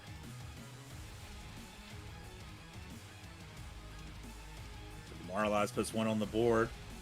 Now, Two King Gambler on doesn't King have to Gambler. keep taking that weird bird buff anymore, right? Like, one thing we That's will right. say is that his build has a bit of an oddball, and now he's free to drop that one off for a more universally accepted as good move ability if he wants to. But maybe he's trying to meme his way through. I don't know. Maybe. He just really likes that buff. I think he picked the character so quick I didn't get to see if he's got the bird buff again, so we don't know. Could be. No, okay, so now it's gone. Command grab is out now, so that's going to be not only access to some tick throw setups and some dirtier mix-ups, he's also going to have an armor break here, a good combo ender. He can get really heavy plus frames off of it. Like, Tomahawk Swing is a really, really solid move in the Nightwolf kit. That's how I like moves that are kind of balanced around that, where it's like, okay, this move does a lot, doesn't do it all, but like you cannot look at the list of things it does and say it's bad. So I like that I'm seeing it. Exactly, and it makes it so that it starts to compete with some of these other abilities on the list too. All right, into the throw. Sam Simulator back on the screen. Pokes him out low. Oh, missed the command throw into a time trap. This is going to be big damage. Oh, wow, Voiceover okay. breaks out of it. Had He enough. gets caught back in a short combo. Wow, pokes into the the corner. the Rhino charge. A crazy play, but it works. That should do it. Demoralized, looking for the reverse 3-0. Making a statement here with the Time Titan. Oh, wow. Okay, no punish on that big whiff of the temporal advantage there. Just trying to freeze him up right out of the gate. Would have been wild if it worked, though, so sometimes you just got to go for it. All right, tries to jump in. Takes the throw. Good job. Gyros trying to fight out of it. Gets thrown back in the corner. Gyros doesn't want to be here. Roll out. Nice job. He got out of there, Put up too. by his own pressure. Big All right, fist here we go. again. Lots of big fists here from Demoralize. Oh, that's going to be a big whiff now. Now, Gambler does have that breakaway available yet again. This time around, he chooses not to spend it. And the Sand Clone Explosion not going to go far enough. So hurt. Life bar's about even. Demoralized looking to take this next game. Oh, blocks the overhead. Good job. Tries to make some space. Load up that crushing blow for the sand trap. Blinds the pressure. So I'm just looking at each other. Oh, Dumps the command wow. grab, and King Gambler will take that round. He didn't duck it. He got hit. He went for a he tick got throw. hit out of it? Well, no, he went for a tick throw, but it only works on block. So because he hit him, the command grab doesn't work on people that are in hit stun and leaves you punishable. It's a big I mean, he was relying on King Gambler to continue blocking there and just did not pan out that way. So King Gambler, yet again, set point available. Interesting breakaway there from Gambler. Spent his meter. We're in a position where it looks like Demoralize wasn't going to be able to really do a lot of damage. Or now, next touch, he'll be able to capitalize big time on if he can find it. Right now, King Gambler's not letting him find it. He's putting on some crazy probes. Just a little bit there. Oh, teleport right into that. Went for the body splash. Didn't hit. Okay. To the throw. It's going to start pushing past that 50% mark as well. Demoralize.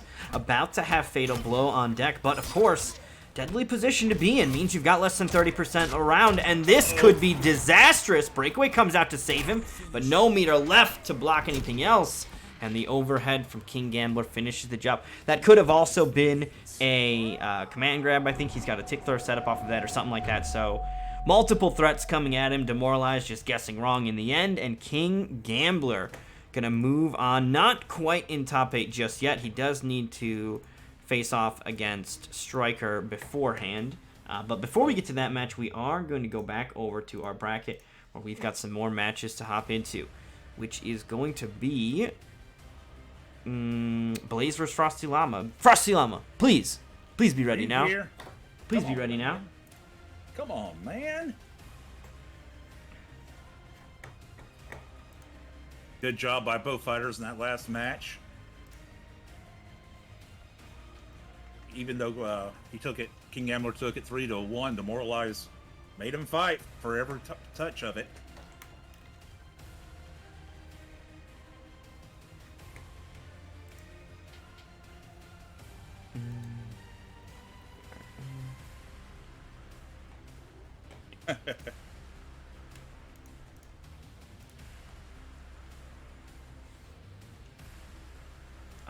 Frosty Llama's the name I'm trying to type. Yeah, you mean invite him? Yeah, if you want to try to send him one as well, just because we might need to double down on him, right? Has not been an easy character to wrangle.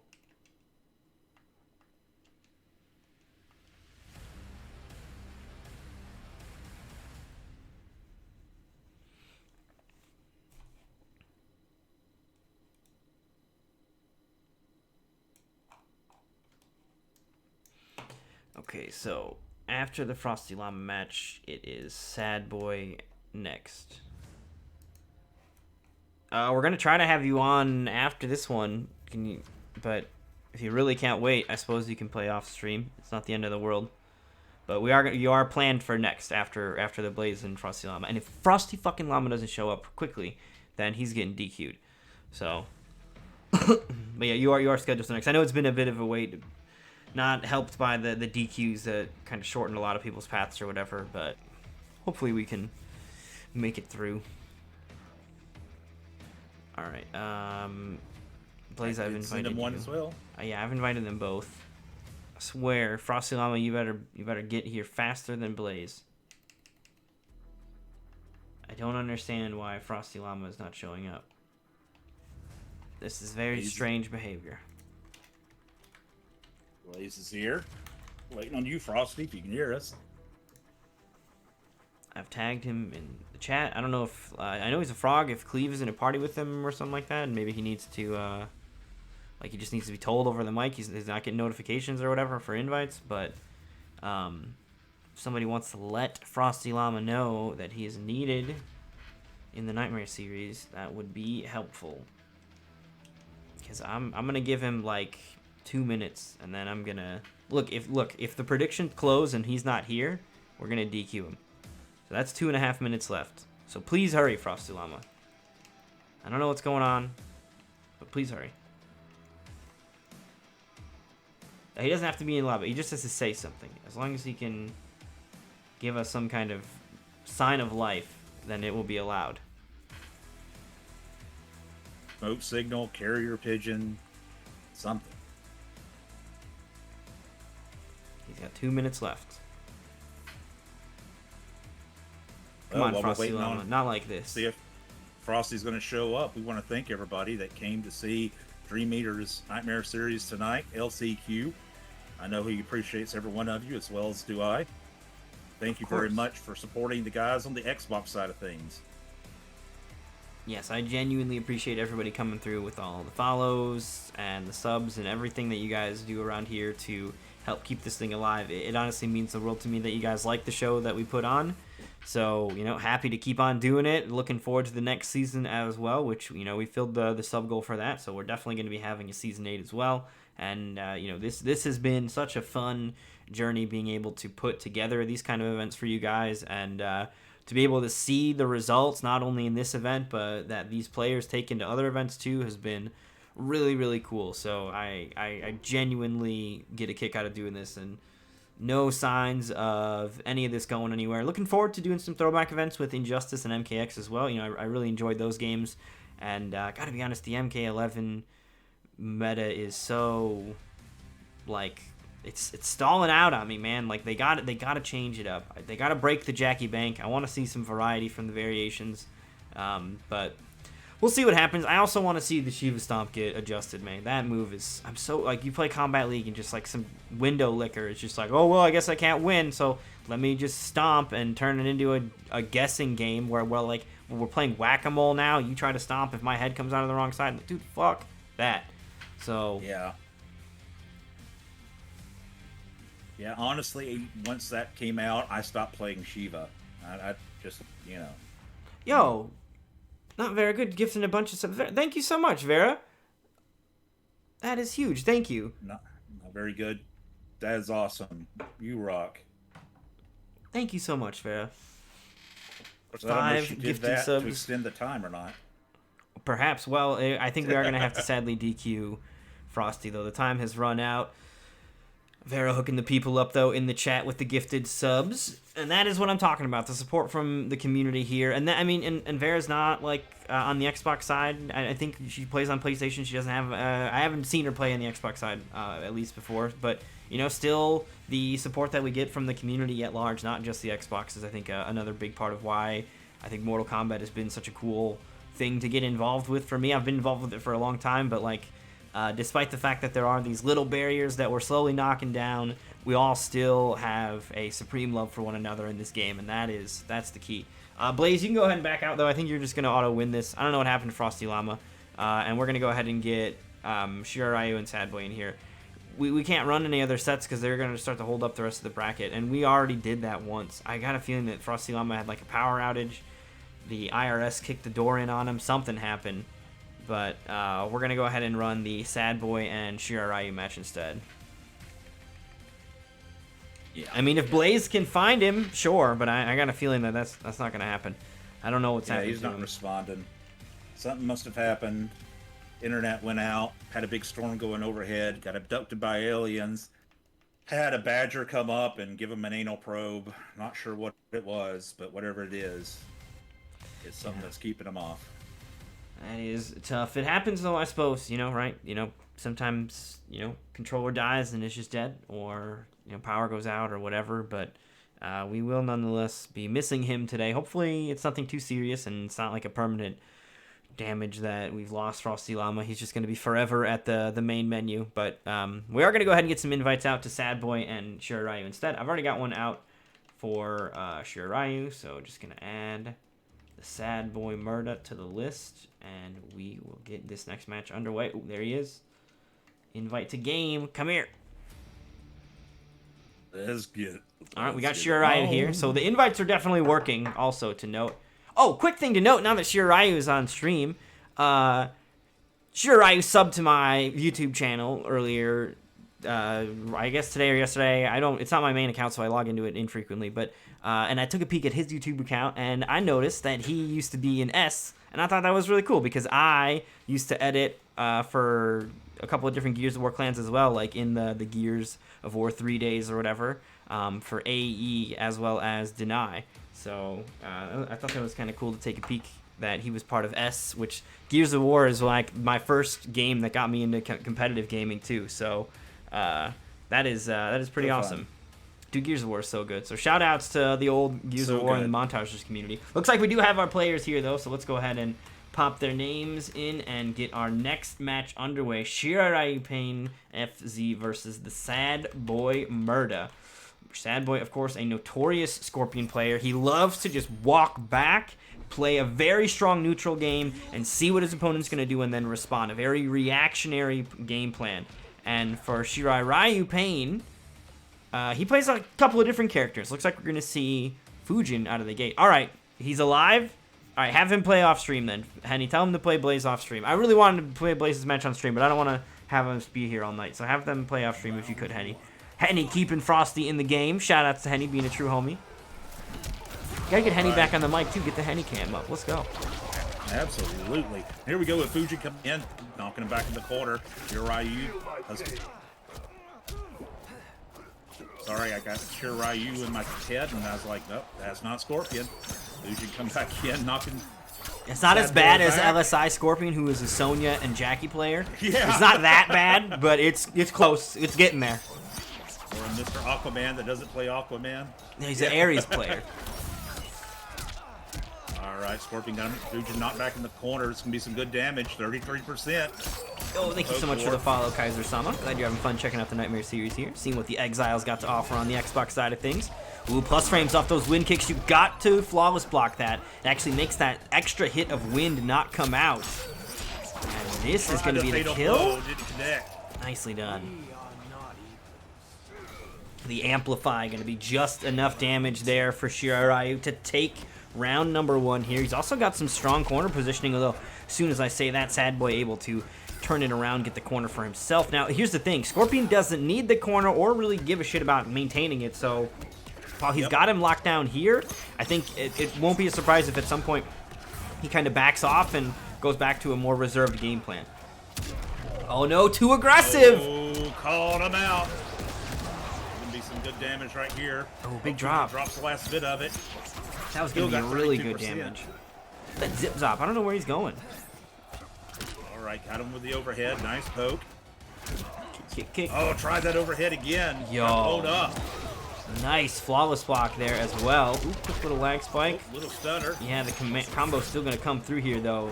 Shirarayu looking incredibly strong right now. And I should also note, this is a match to get into top 8 winner side. No other match has been a match for top 8 yet, so this is our first match for a top 8 winner side spot. So winner here will be in the top 8 for the finale on Saturday. Or the top 8 for the LCQ finale, to get into the finale. There's a lot of finales happening. That could have been it right there, but right now just doing the pushes, trying to keep everything alive. It gets opened up a little bit. Not enough to do anything with. There's the overhead. Into the throw. Oh no! It gets outspaced. Oh, Wow. goodness.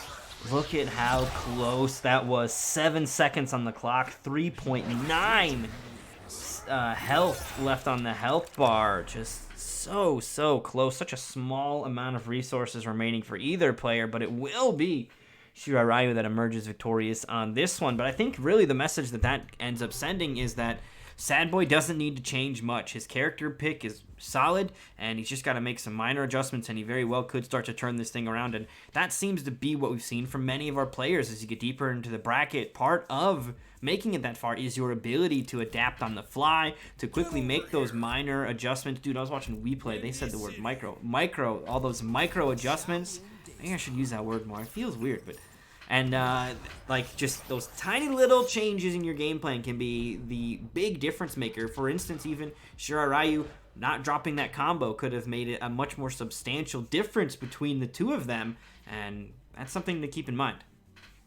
Yeah, every opportunity you have to take, especially in high-level play, and then recognizing where you lost those opportunities and making adjustments on the next match will be the difference between life and death, as far as the game goes.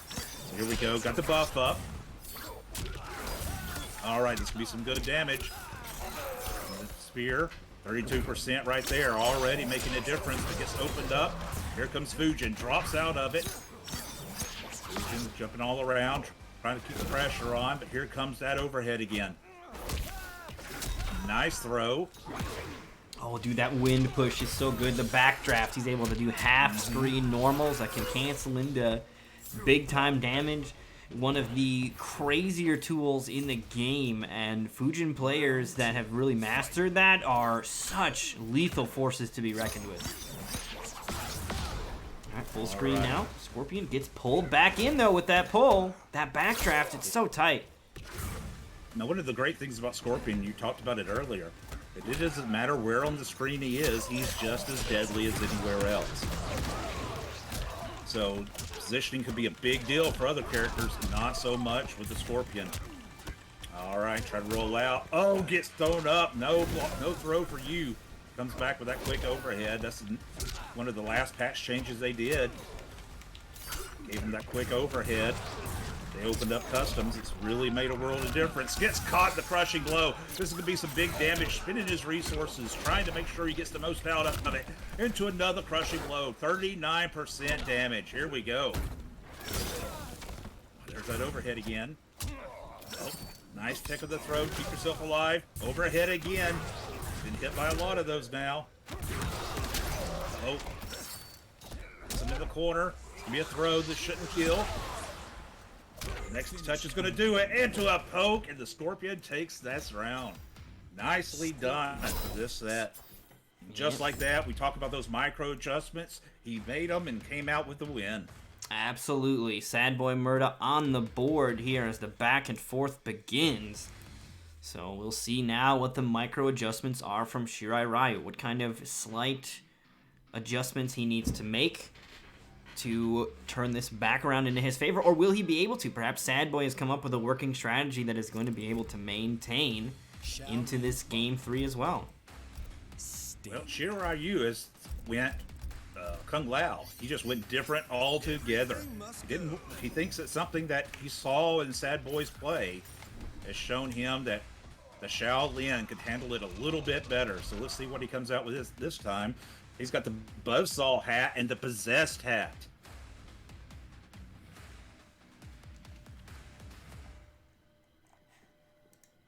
Let's see what setups he can pull off, or what he's planning on stopping with this variation. Round 1. Fight.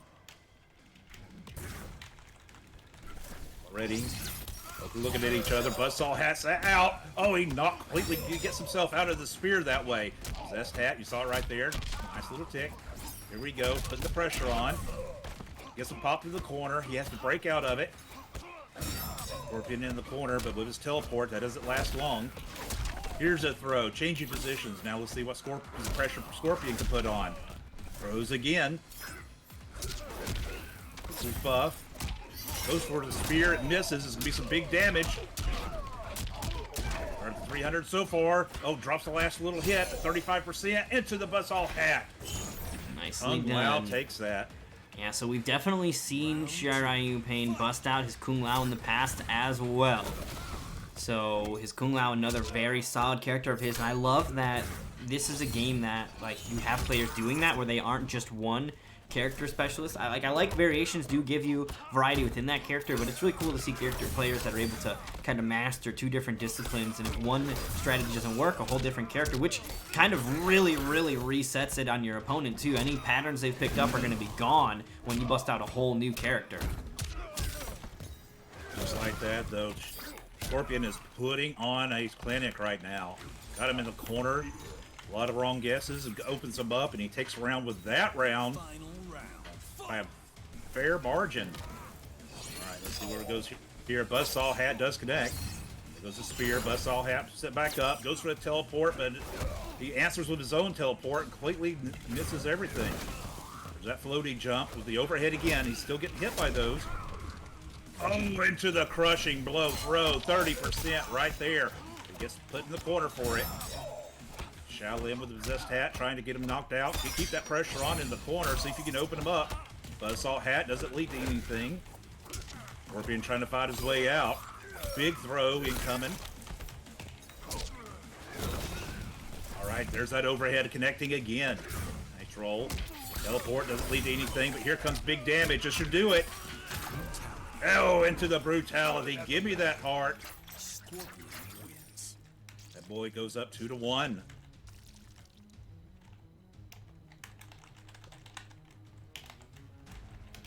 All right, there we go. The Scorpion adjustment and pick continuing to work out there for Sad Boy Murda. Gets the brutality as well. I didn't actually see how long of a combo, but we'll clip it anyway. Yeah, I think that's their biggest problem for me, Henny. I think that's the big glaring thing on the horizon. Like my idea, in my head, it's like, okay, they aren't going to change the game until the Pro Tour ends because they don't want to punish Jackie players that have gotten as far as they have this season, halfway through this season, by nerfing her into the ground. Okay, I get it. You want to let those players get the reward this season, and the next season it's going to be a big shakeup. But if Strive comes out before the big patch shakeup to MK11, which will revitalize the game, MK is just going to hemorrhage a bunch of people into Strive, which is going to be really rough. I think that Strive got delayed, which now pushed the delay till after the Pro Tour ends.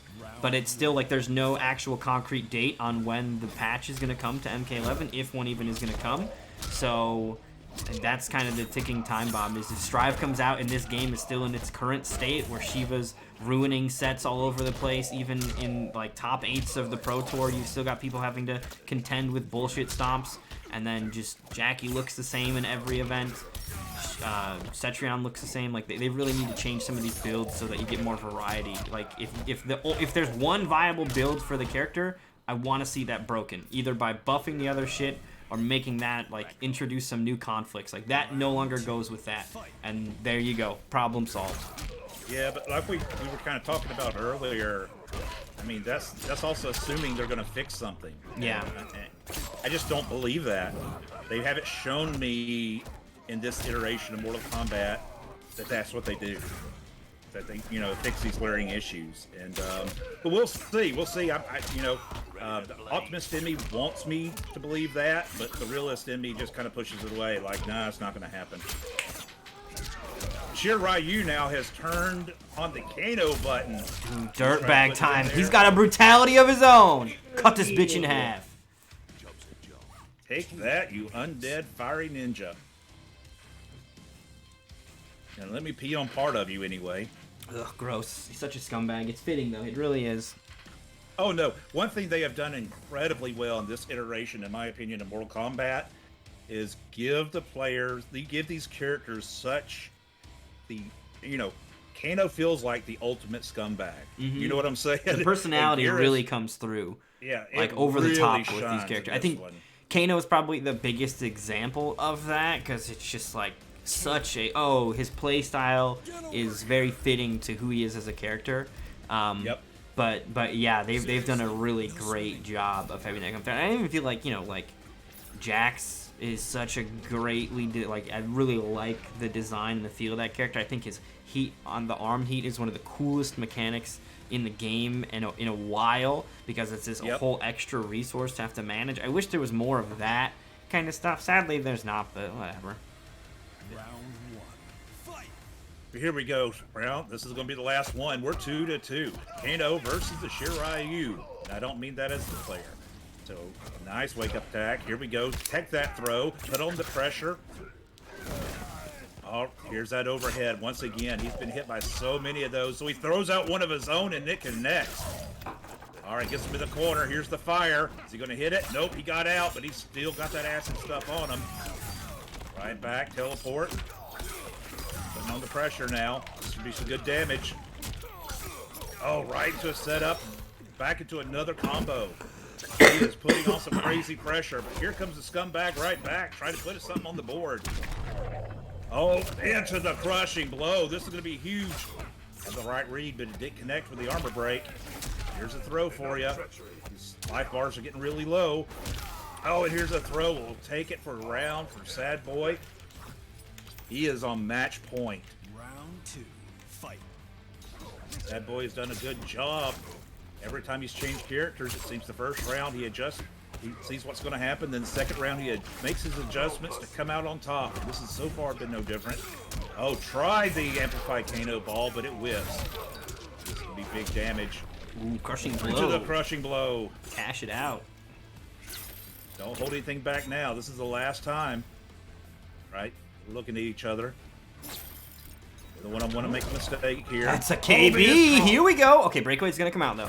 As expected, to be honest. He had the defensive meter, and there's no way that you can get armor broken there, so he knew he could get away with it. But he's not going to get away with that. The chip from Sad Boy was going to be guaranteed, so he was trying to find some way out. Could not find it. And the big mid sword from Sad Boy Murder is enough to close out the set.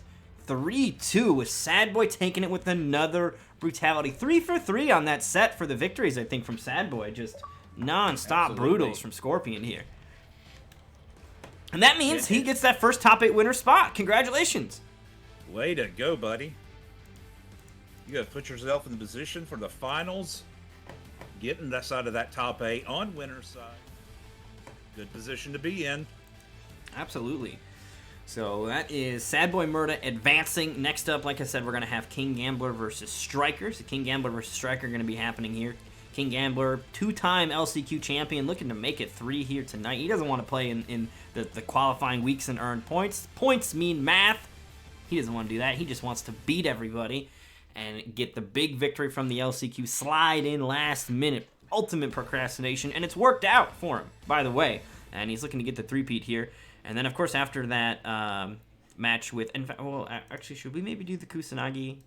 Let's do the Kusanagi recess match first. They've been waiting for a bit, actually. So we're going to do Kusanagi recess. Actually, that's what I think I said, too. Kusanagi and recess, then Striker and Gambler. So Kusanagi and recess is going to come up here. We already saw a little bit of Kusanagi earlier tonight. He was playing that Devora pick. And, man, that was some insane stuff from Devora. I really enjoy seeing high-level Devora play. It's a rarity. It definitely is a rarity, but when you see a player that knows what they're doing with Devora, it is so elegant and just gratifying, satisfying to watch. I think Honeybee obviously is the biggest one that we know of, but definitely happy to see here on the Xbox side, we've got Kusanagi running it as well, and we're going to get some more of that. Yo, Sad Boy, thank you for the Prime as well. 5 months. Very much appreciated. Got to keep that Scorpion emote. I feel you. While it lasts, if AJ can defend the throne. Yeah, we'll see. Now AJ is a multi-time winner. He's going for number 3 now? Is what he's going for this year? No, this would be AJ's second victory. So the Nightmare Oh, Series. his second victory. Yeah, his second championship. The how does it work? I don't remember anymore how many champions there are because my brain tells me there's only 5, and I know that there's more. K7.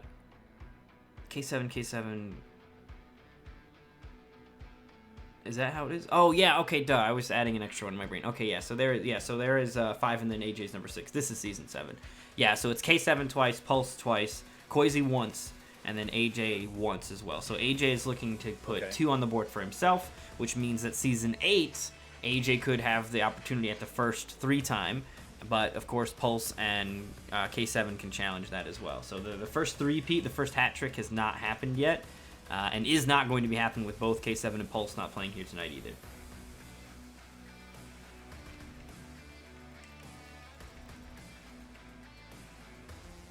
All right, getting these characters inside.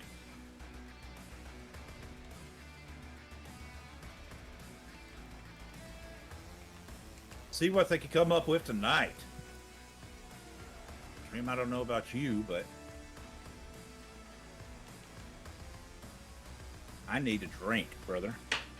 Oh, see me, I'm not much of a drinker, much more of a smoker, and since there's been no surveillance of my personal being, I may or may not have been handling that fixation throughout the night already.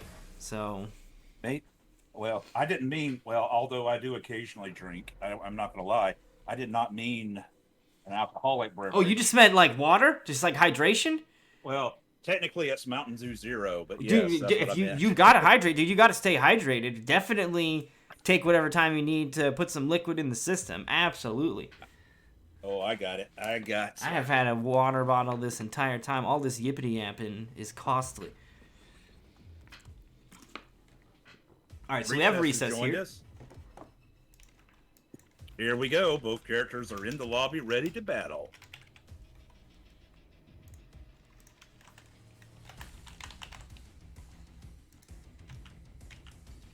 All right, here we go. Recess versus Kusanagi. Is the space supposed to be? I don't know. Recess. You never told me otherwise. So, if you want to see me drink, however, you can watch the archive of the PlayStation versus Xbox 10v10 event that I believe is on Armani Viz's YouTube channel. So Viz has that on his YouTube channel somewhere. The PlayStation versus Xbox 10v10, and I may have gotten a tad bit belligerent and hostile toward the end as I got drunker. It's a possibility. I admit to nothing, but thank you so much for the follow, Gamma Hall. Yeah, I mean, I don't drink, so somebody told me, like, a random suggestion of what to drink. I've been told it was an awful idea by many people after the fact, so please don't judge me for my selection. But, yeah, I got a little drunk. That's all I'll say. That's all I'll admit to. I appreciate the follow, though, Gamma Hall. Glad you're having fun checking out the Nightmare series. Oh, nice start from Kusanagi. Yeah, we got this Voorhees type of variation coming out for the Cabal. But we got the always Halloween Devora. Oh, yeah, dude, there is no prom night for her. Halloween night exclusive. Trying to open her up. Is it working? Nice defense from Kusanagi. Yo, what's going on, Toasty? Trying to open each other up. Spins it on the...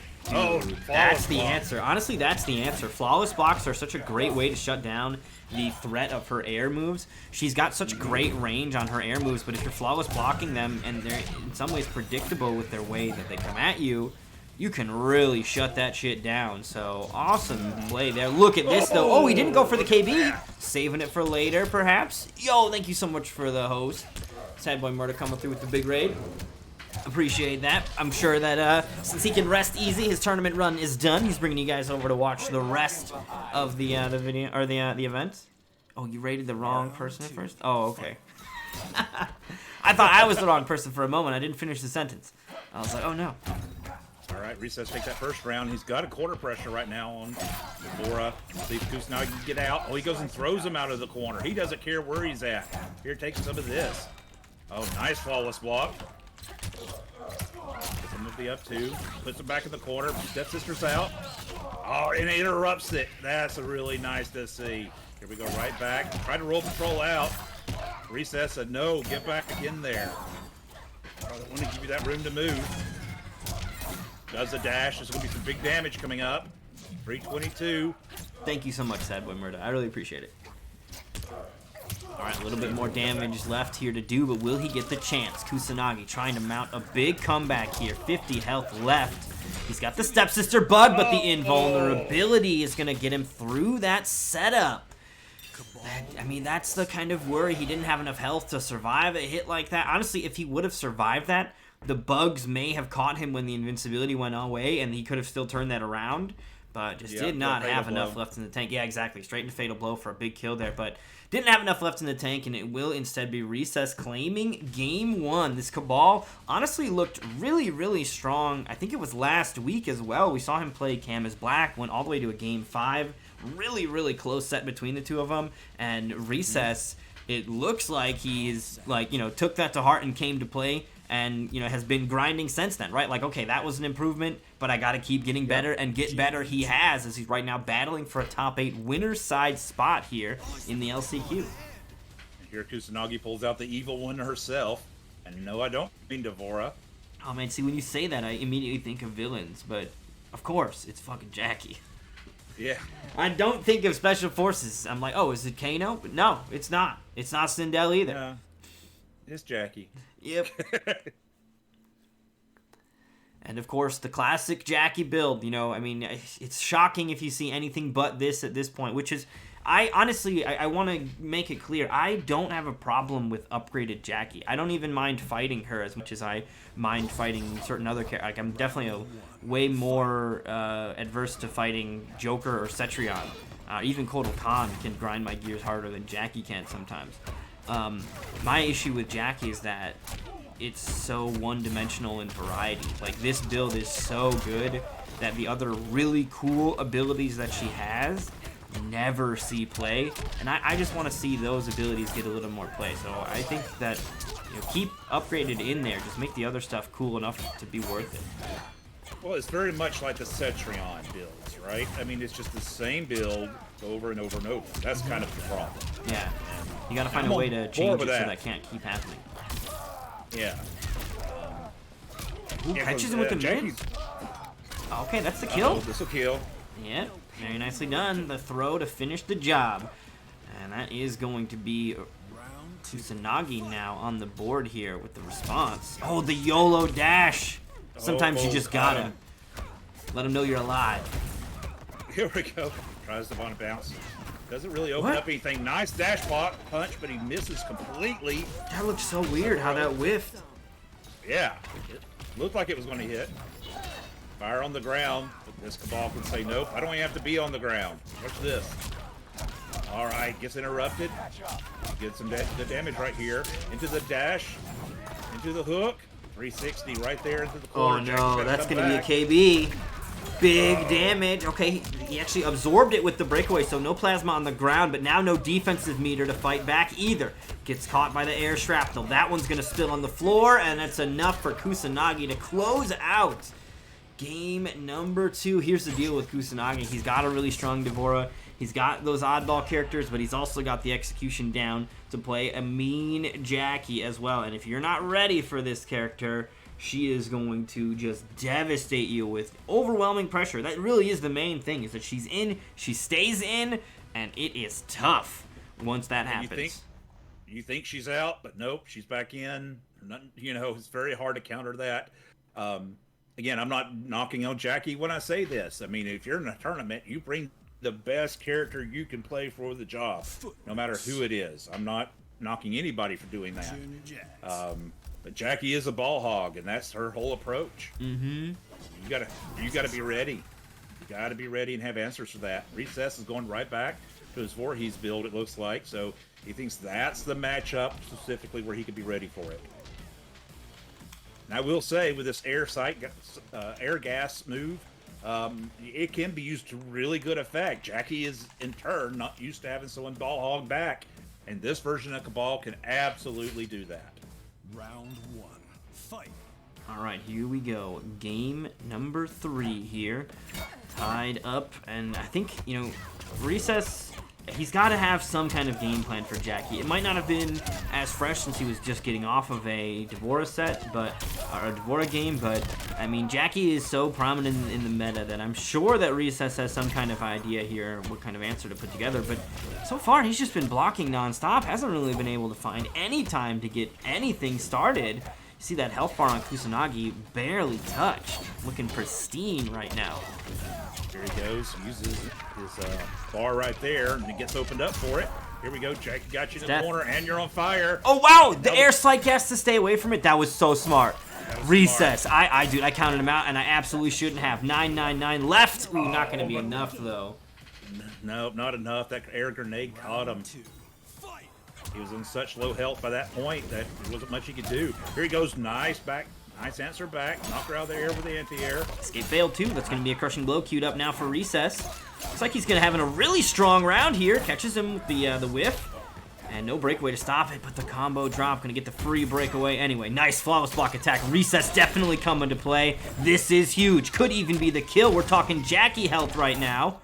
Hook slam back to the corner. No meter to keep it going, however.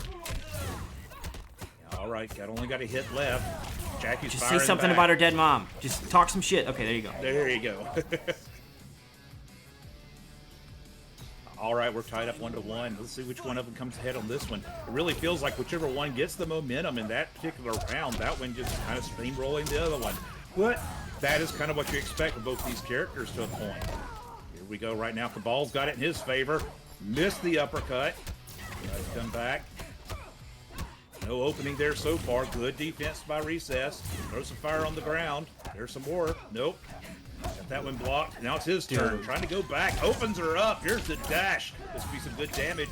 The dance. Look at this. Cabal pressure from the air slide. Guess what? It can do it at point blank even. I knew that.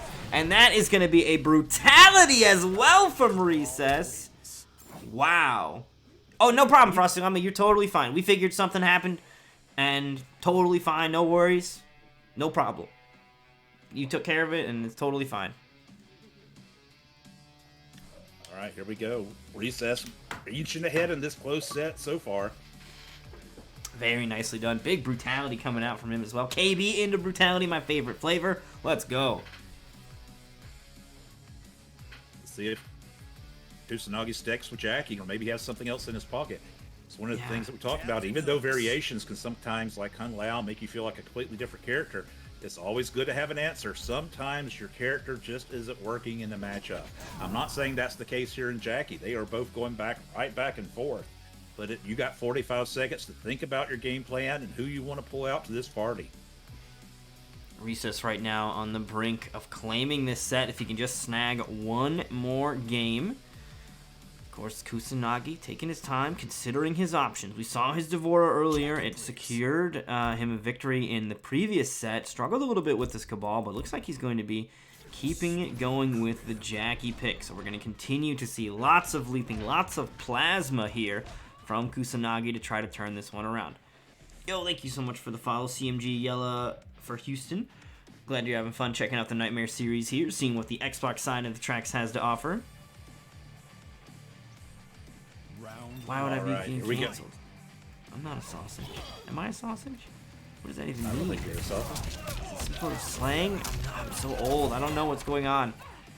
Wait, is the part where it suggests that you have a big private part? Is that kind of thing? Surely it can't be that. That's not cancel worthy, nor is there evidence to claim such a thing. Not within the universe.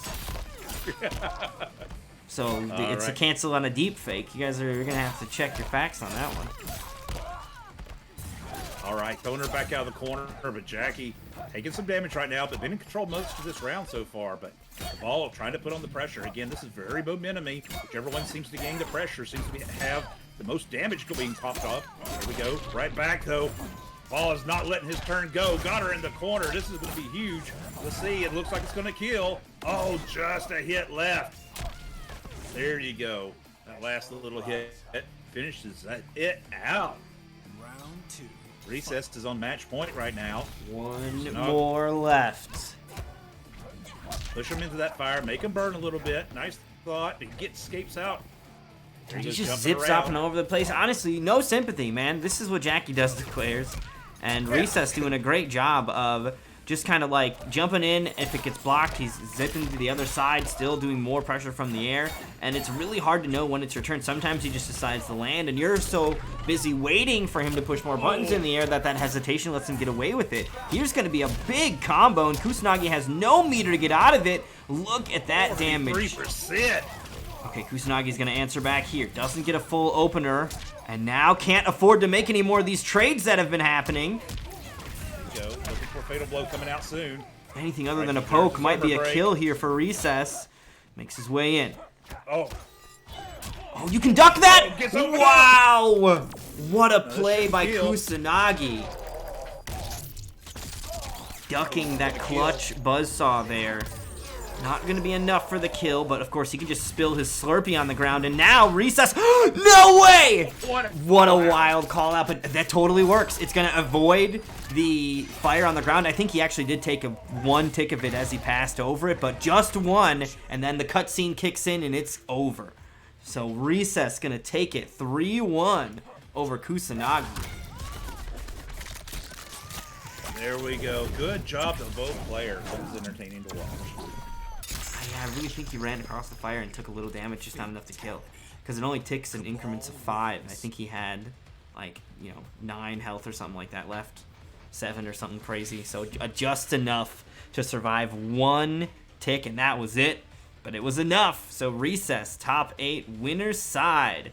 He's going to go ahead and secure that spot. Kusanagi will, of course, still be alive on the loser side. And we are going to go ahead and get King Gambler versus Striker here as our next match. Let's go ahead and pop back over to our bracket so we can take a look at what has happened here thus far. Sad Boy Murder, we already saw him make it. Here in Pool 2, we see Kusanagi falls to Recess. And then we've got Slick Beats versus Blaze. And then, of course, King Gambler versus Striker. So King Gambler versus Striker, we're going to have some invites out for them in just a moment. Definitely not going to want to go anywhere. This is a marquee matchup of the night for sure. And we will be right back with that match here in just a moment. Yeah, this is going to be awesome. King Gambler and Striker, 2 well-known names going at it right here. King Gambler looking to repeat his LCQ victories that he's had in the past. But first, there's a gatekeeper, and that is the Mechanical Mix Machine. Yeah, Striker, of course, going to be a... it doesn't matter who you are. The character is going to force you to have to guess to some capacity, and every one of us is capable of guessing wrong. I think if you play characters that do a better job of playing keep away, that keeping Terminator out is sometimes the way to go. If King Gambler sticks to Nightwolf, I'm not sure if Nightwolf ends up falling on that list of characters that I think do an incredible job at playing keep out. So because of that fact, I think there's a chance that Striker might be able to force King Gambler to guess, and maybe can get some wrong guesses. That being said, if King Gambler guesses right, some of those proper guesses, like on a tick throw, if you duck it and that command grab whiffs, oh man, big damage coming at Striker as well. So he is going to be taking some big risks in the mixed game. And King Gambler is going to be the kind of player that will capitalize on any opportunity you give him to start depleting that health bar. Looks like we do have our competitors in here, so we're going to go ahead and pop some quick names into the top and bring you guys in for game number 1, Striker versus King Gambler. Top 8 winner spot side on the line right now. Whoever wins this is going to be guaranteed 5th place, although I will say, doesn't matter what the guaranteed spots are because it's the LCQ. Who cares about points? You aren't going to get any tonight. It is all about that top spot. Number 1 placer in this tournament is going to be taking that final spot in the $1,000 finale. And Striker pulling out Rambo. We all know he plays Rambo. He likes something within this guy's mix that he didn't like in the T800 versus this Makoto. I'm only asking you to face your past. I noticed that he had Leprechaun crawl in his variation. Round 1. So he's going for still command grabs. Here we go. Oh, gets him with the trap. Shoots an arrow. Trap. Rambo, I think, has some underrated abilities there with his keep away against the right characters. Sets down a Claymore, and that could hurt him just as well as it can hurt King Gambler. Oh, there he go. Gets him finally backed away enough that that'll work out. Right now, it's just a great game of keep away Striker's playing. Uh-oh, but there you go. That's the problem with the Claymore. Blew himself up and let King Gambler in. Gambler does a throw. He's going to go for it. All right, goes for the leper crawl. Doesn't work out. Gets knocked away. Nice blocking. Gets him in the corner, but Rambo doesn't care. There's the command grab. Knocks you away. Here's... I like it. Right. Now he's got the ability to kind of hang back here. Another Claymore gets planted. Ooh, he actually caught him, but that saved him from the damage. Okay, no, the Claymore got him! Dude, Claymore is so fucking wild of a move because it can kill you. Like, it can actually ruin your own day because of how volatile it is. I think it's fun to watch, though, and Striker definitely giving us a good show. I think he's going to survive here on this one as well. Oh, yeah. Whip Trap not quite far enough. Watch out. He just needs one more hit. Went for a command grab, but Gambler was in the air, and he will take round one. But look at how close that one was, and King Gambler had to spend his fatal blow to do it. So he's no longer going to have access to that big damage tool. And we've seen King Gambler use that repeatedly. It's an important tool of his, so to lose that is going to be crucial. All right, fight of the arrows. Striker's pulled a very heavy zoning variation so far of Rambo. Ooh. All right, nope, eat the Claymore. That's going to open you up. Armor breaks out of it. Not getting big punishment. Oh, you see that? He knew he was going to jump out, dude. Striker's lasagna is so many layers deep right now. He goes for the nice hit. All right now Rambo's in good position, but the Makoto trying to for a throw. Okay. Oh, overhead. Wow, King Gambler maybe going for the flawless block on that. Gets hit. Nicely done. Striker absolutely ready with these Claymore setups. Here's the deal, though. Striker has said it before, the Claymore really only works against a select few number of characters. I think Nightwolf is on that list of characters that it works against, but despite the fact that it works against them, it doesn't really work very well against a bunch of other characters. So Gambler's going to have the opportunity if he wants to switch if Striker's able to secure this game. It's going to be important to shut down what Nightwolf does, which I think is good, but you know, we've seen Gambler play a handful of other characters as well. It's mainly Nightwolf, though, and to be able to knock him off of his main character is going to be big. Claymore goes away. He's going to need... Oh, couldn't get the crawl out in time. I don't know if it'll actually be able to duck that. The crawl gets hit by a variety of mid projectiles anyway. Yep. Okay, he's out of there. Back. Oh, Claymore set up. That's what he wanted. No! Set up. They're trying to roll away from that. You see that? Push him into it? Dude, this game is so tight. I love watching Striker play Rambo. Stab, stab, stab. Not enough to kill. Oh, the trade!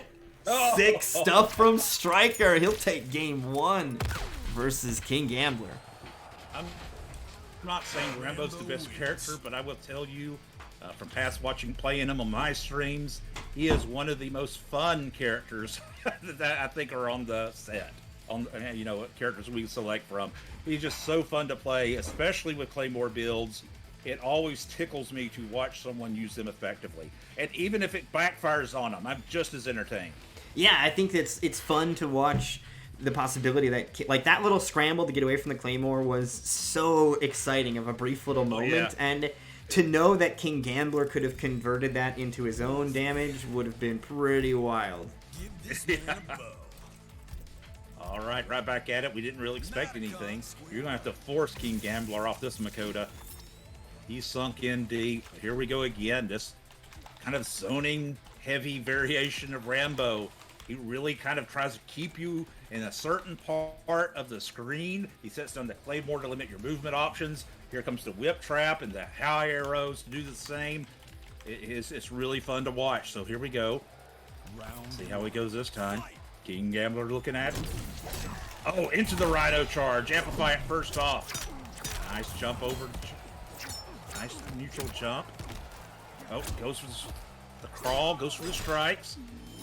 Gets thrown for it. Rambo trying to fire right back. Oh, look at him. He's trying to troll him in the corner with those little knife hooks. He used the combo for it, though.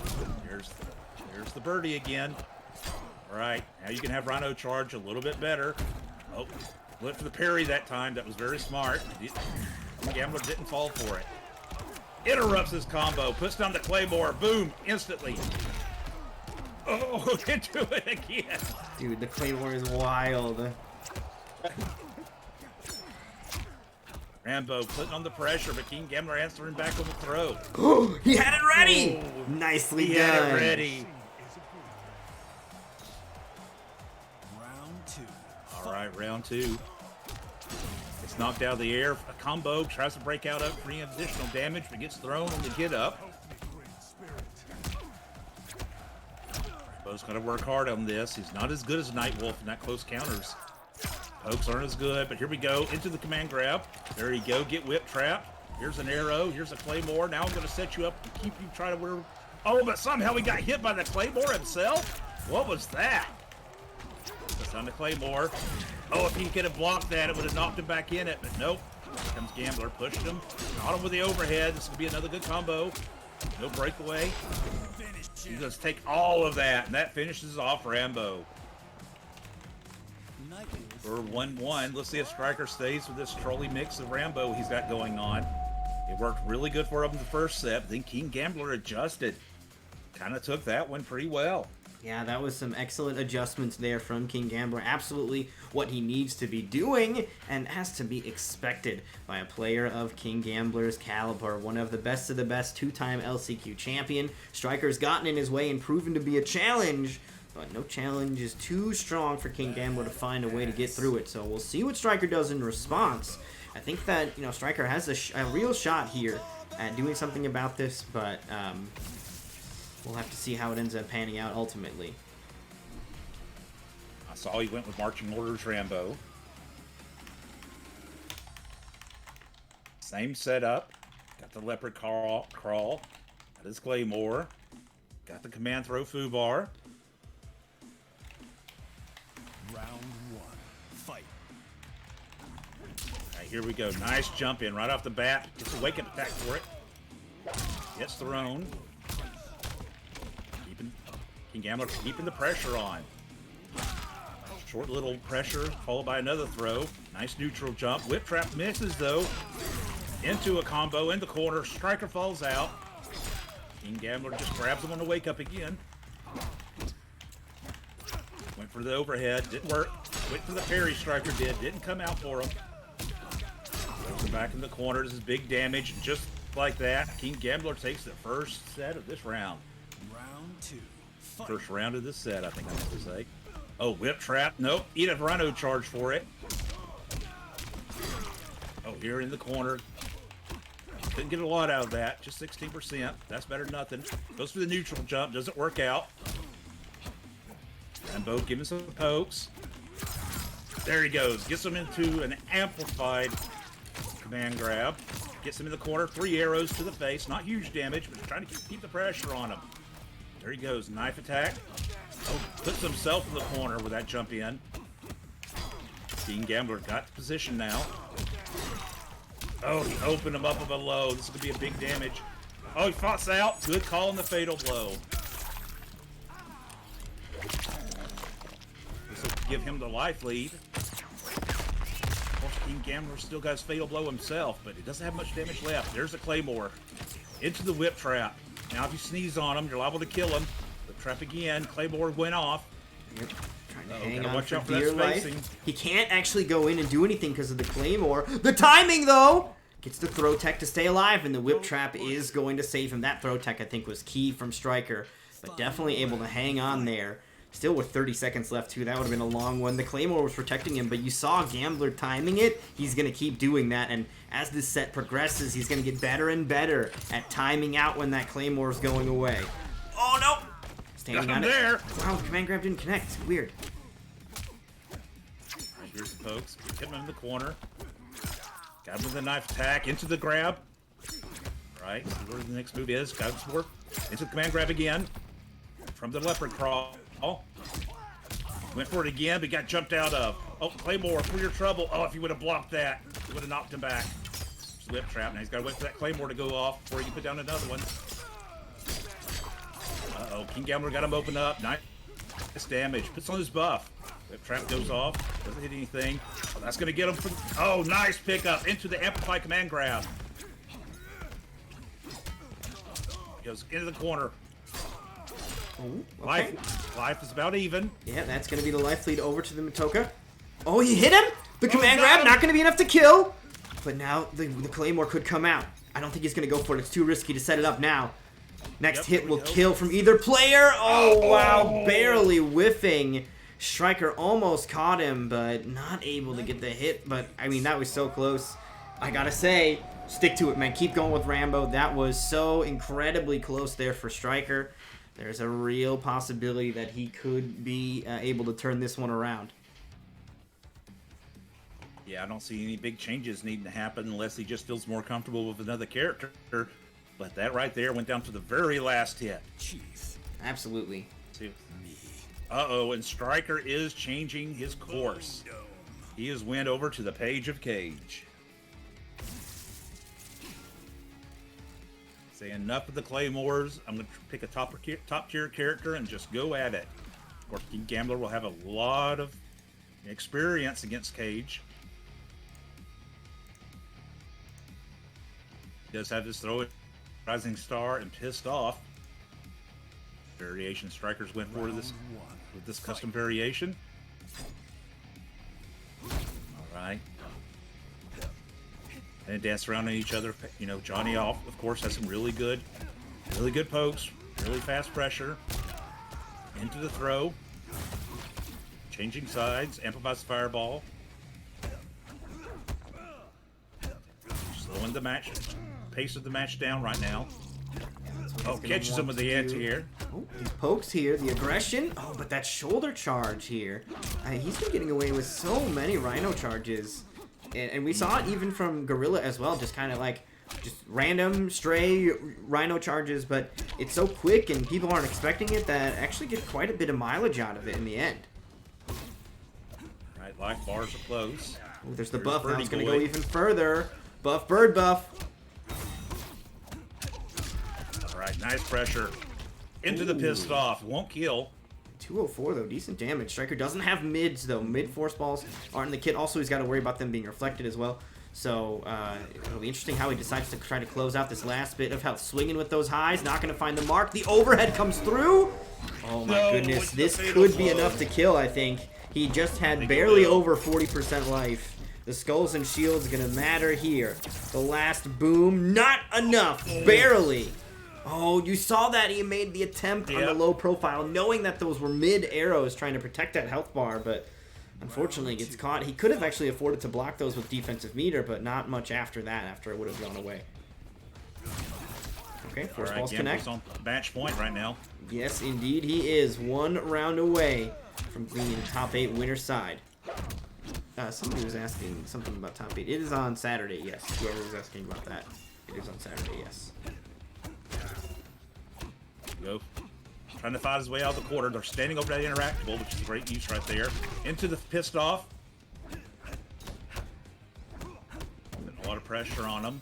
Gambler holding it all. Finally gets hit. Goes into the nut shot. Breaks out before any more damage can be done. He goes right back. Catches him with that overhead to get it started again. This will be big damage for him. Wow. Spent a lot of meter on it. 386. The get up attack from Striker to answer back. Fatal blow cancel. Good defense though from Gambler, just waiting his turn. He finds a throw though, and that will be the kill for Striker. Staying alive right now. Ooh, did he lose his phone? Okay, no, he found it. Final round. Go right back. Or reconnect your controller. Alright, got him. Another big jump in coming in. Striker hasn't been flawless blocking or anti-airing those so far. Just kind of letting Gambler get away with some of that. We'll see if that starts to shift here. He's got one last chance to make a big change. There's the breakaway. But that is in some ways step 1 here for Gambler. You know you have to get your opponent off that defensive meter, and he successfully has. So now he can go to town on the next hit. There it is. Right, there's that overhead again. Opens him up. Big damage in the corner. Okay, good defense from Striker, just kind of waiting. But those jump-ins, again, no flawless blocks, no challenges, and Gambler is just able to kind of, he jumps, he gets his own thing, and the thing is with those jumps too, he's also avoiding wake-up attacks.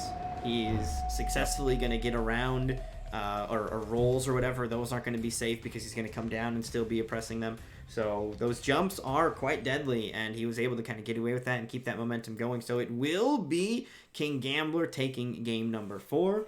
It's going to be a 3-1 victory over Striker here. Let's go ahead and hop back over to our bracket. We've got that score to pop in real quick. And then I believe we've got one final set of the evening. I know today's show has been a little bit longer, but I did want to give a chance for more players to get on stream just because, you know, for a lot of players, the LCQ is their big shot at being on the stream.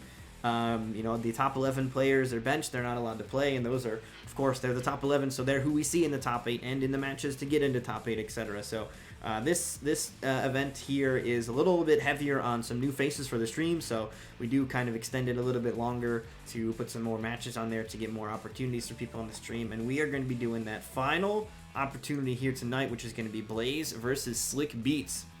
So we'll get those invites out here in just a moment and get ready for our next match. Yes, indeed, King Gambler. See you on Saturday for top 8 winner's side. Congratulations. The LCQ hat trick dream is still alive.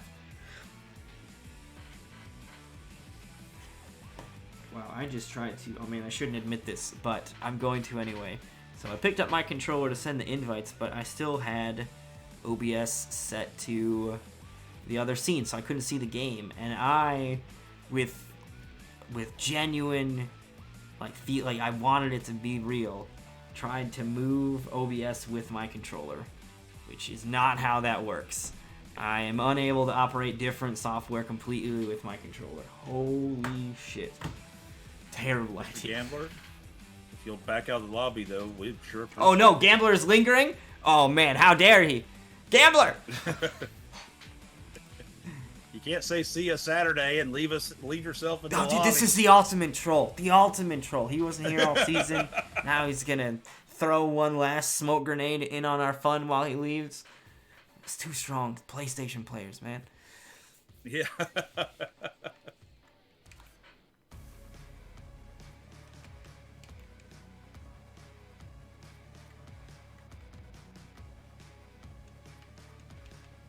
Must be taking laps on the room right now. Gambler's really excited about his victory. I mean, hopefully he'll find out when his TV starts making noise again. Yeah. When somebody else has to fight his Nightwolf or his AFK Scorpion. But we are currently waiting on King Gambler to leave.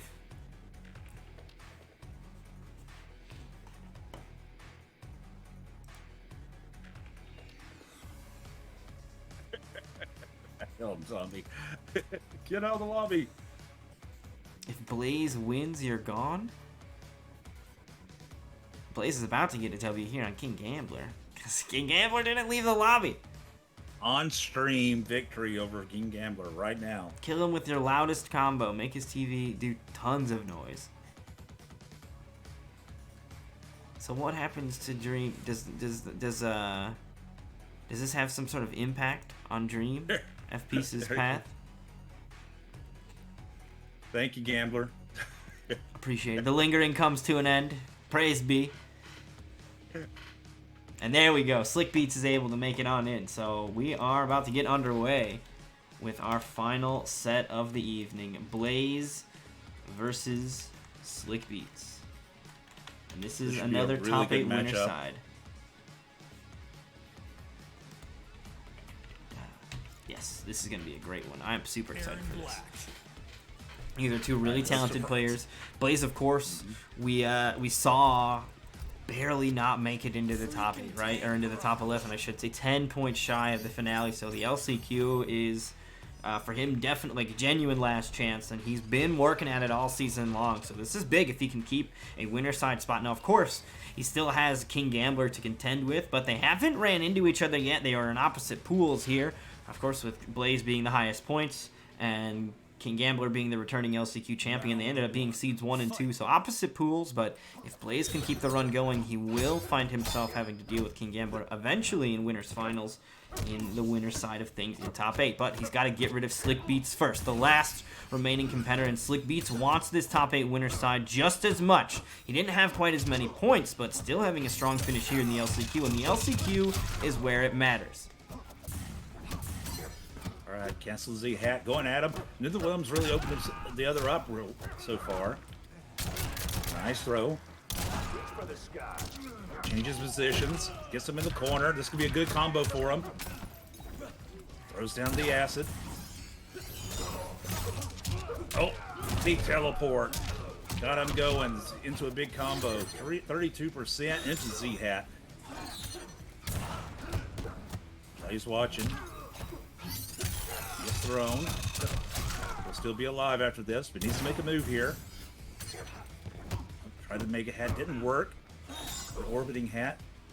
But the straight hat to the face works every time, especially when you have a buzzsaw on the end of that, which is what MK is trying to teach all the young kids of America. Put buzzsaws on your hats.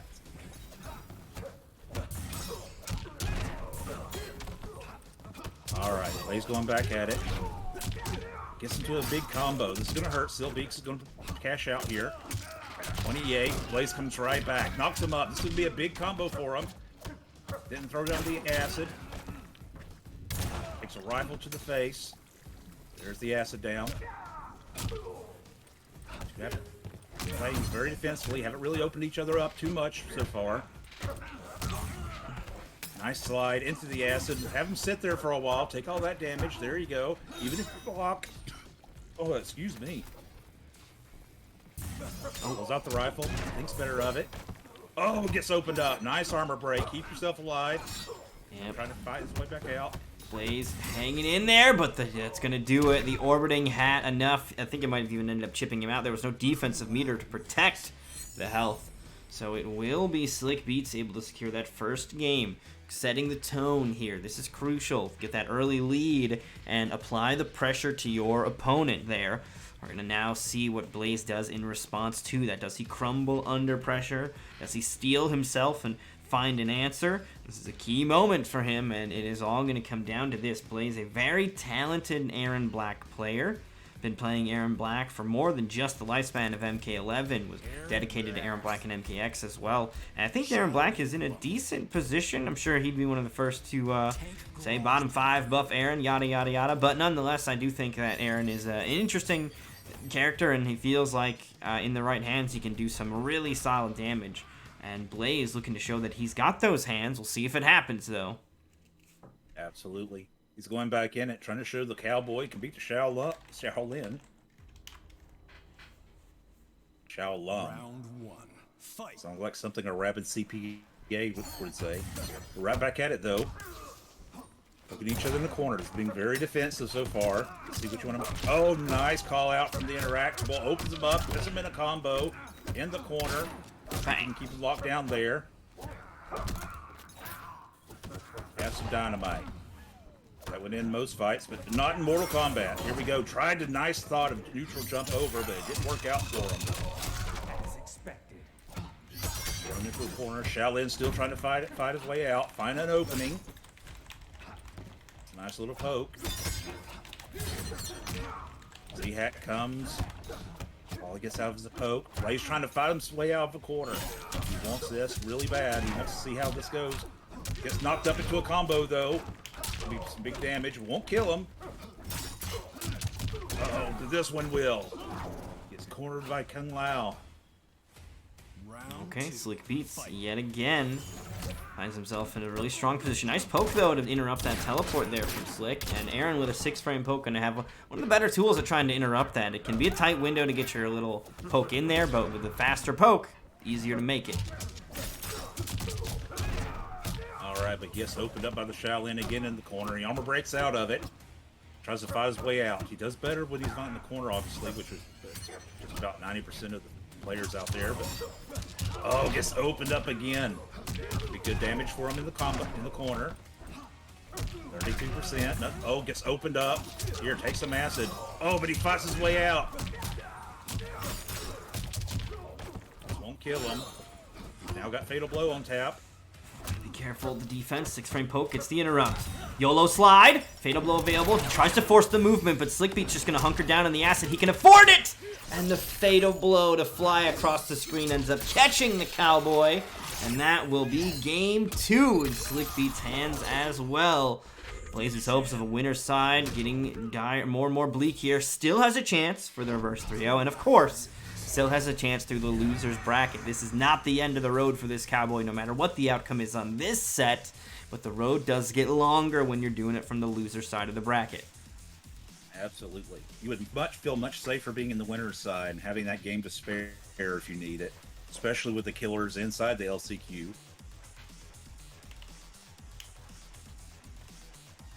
See if Blaze makes an adjustment either with his cowboy or with another character. Six gun Sam. Going right back to the cowboy. Nice hat. Special Forces Clubhouse.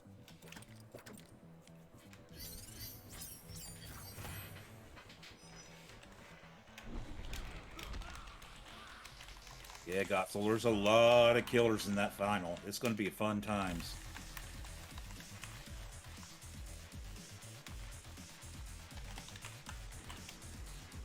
All right, Blaze trying to fight back one more time.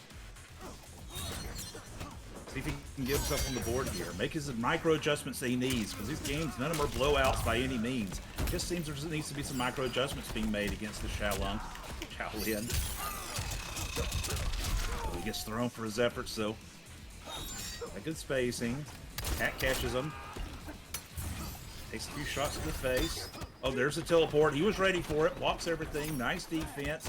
Have him stand in the acid that whole time as well. Oh, the opening, these orbiting hats just kind of throwing them out after pokes. I mean, that's what Kung Lao does, right? He's got to do it. It's safe on block, so it's just part of how you play the character. But when it does connect, Slick Beats is so good at immediately capitalizing and getting huge damage out of it. Look at this, the KB to close out the round. And Slick Beats now on set point.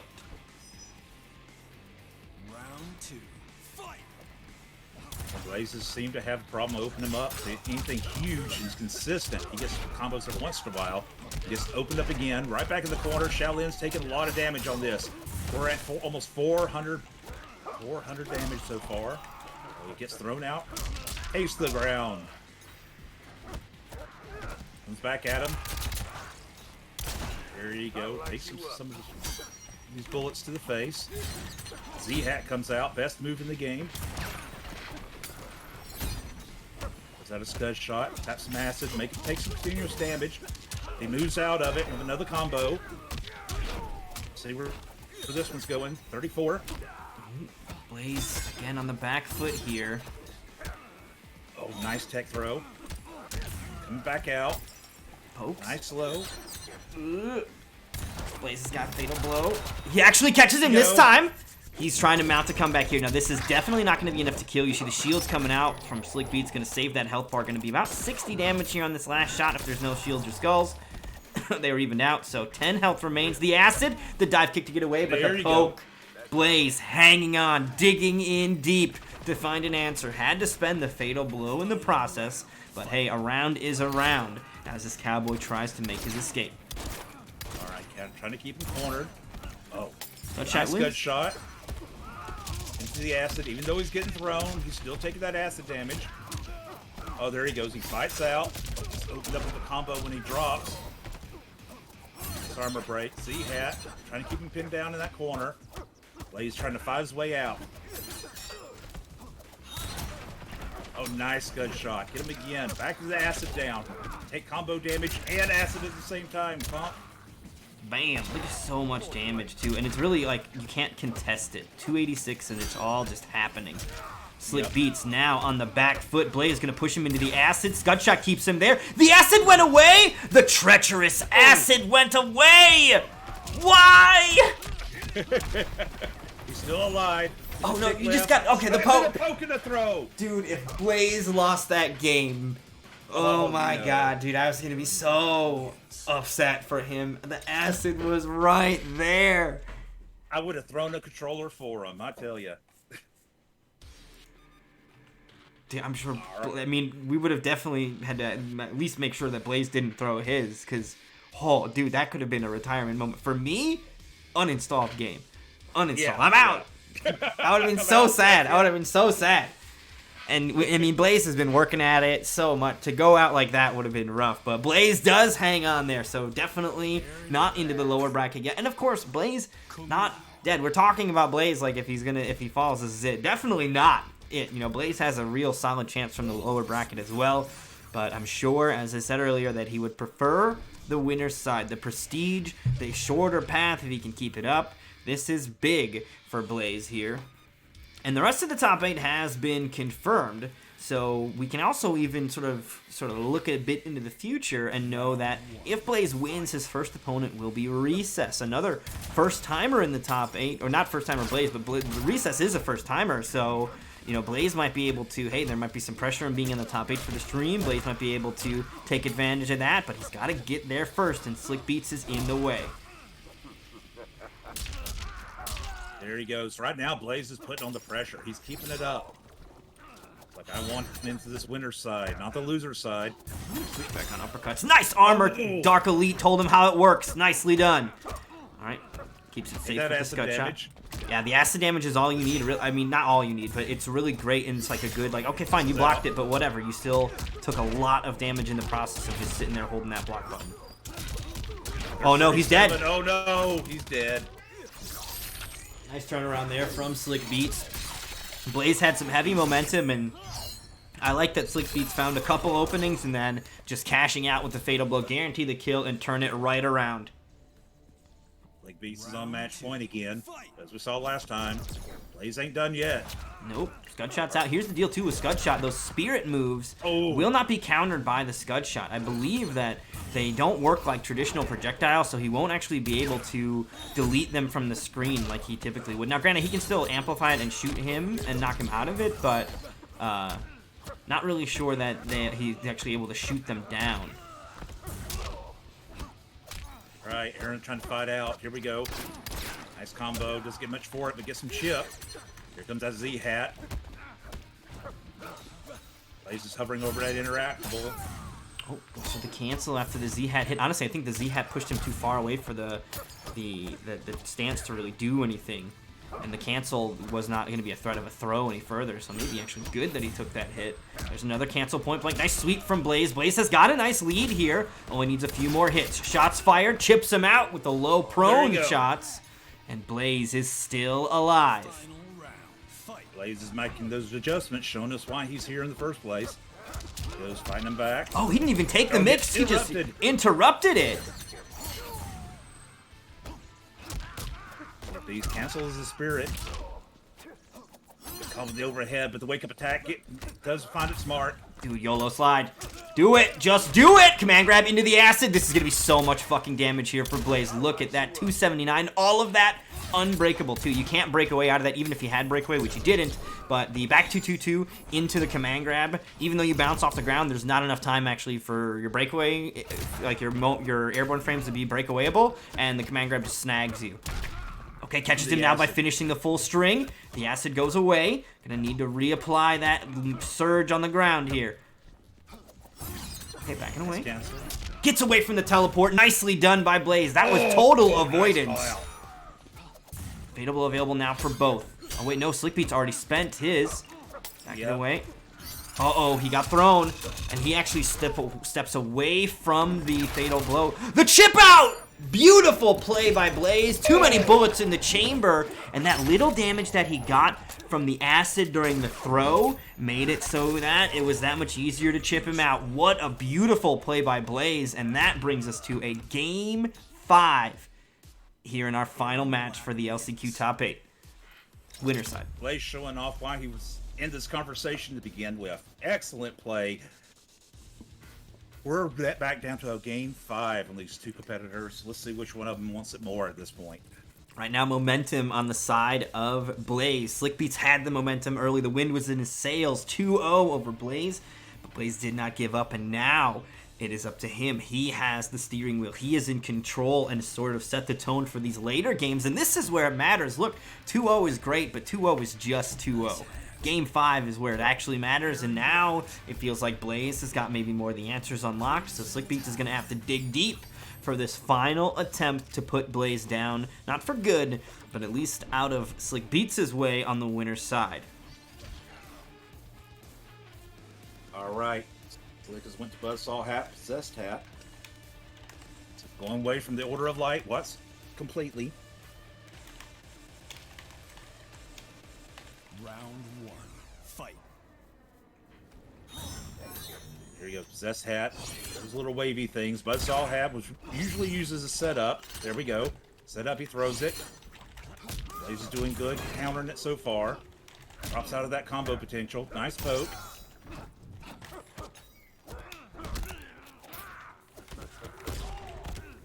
Blaze throws him towards the corner with acid down. Sit there and take all that. Then with the teleport, gets him out of the acid. He gets poked out of it. Big damage incoming from Slick Beats.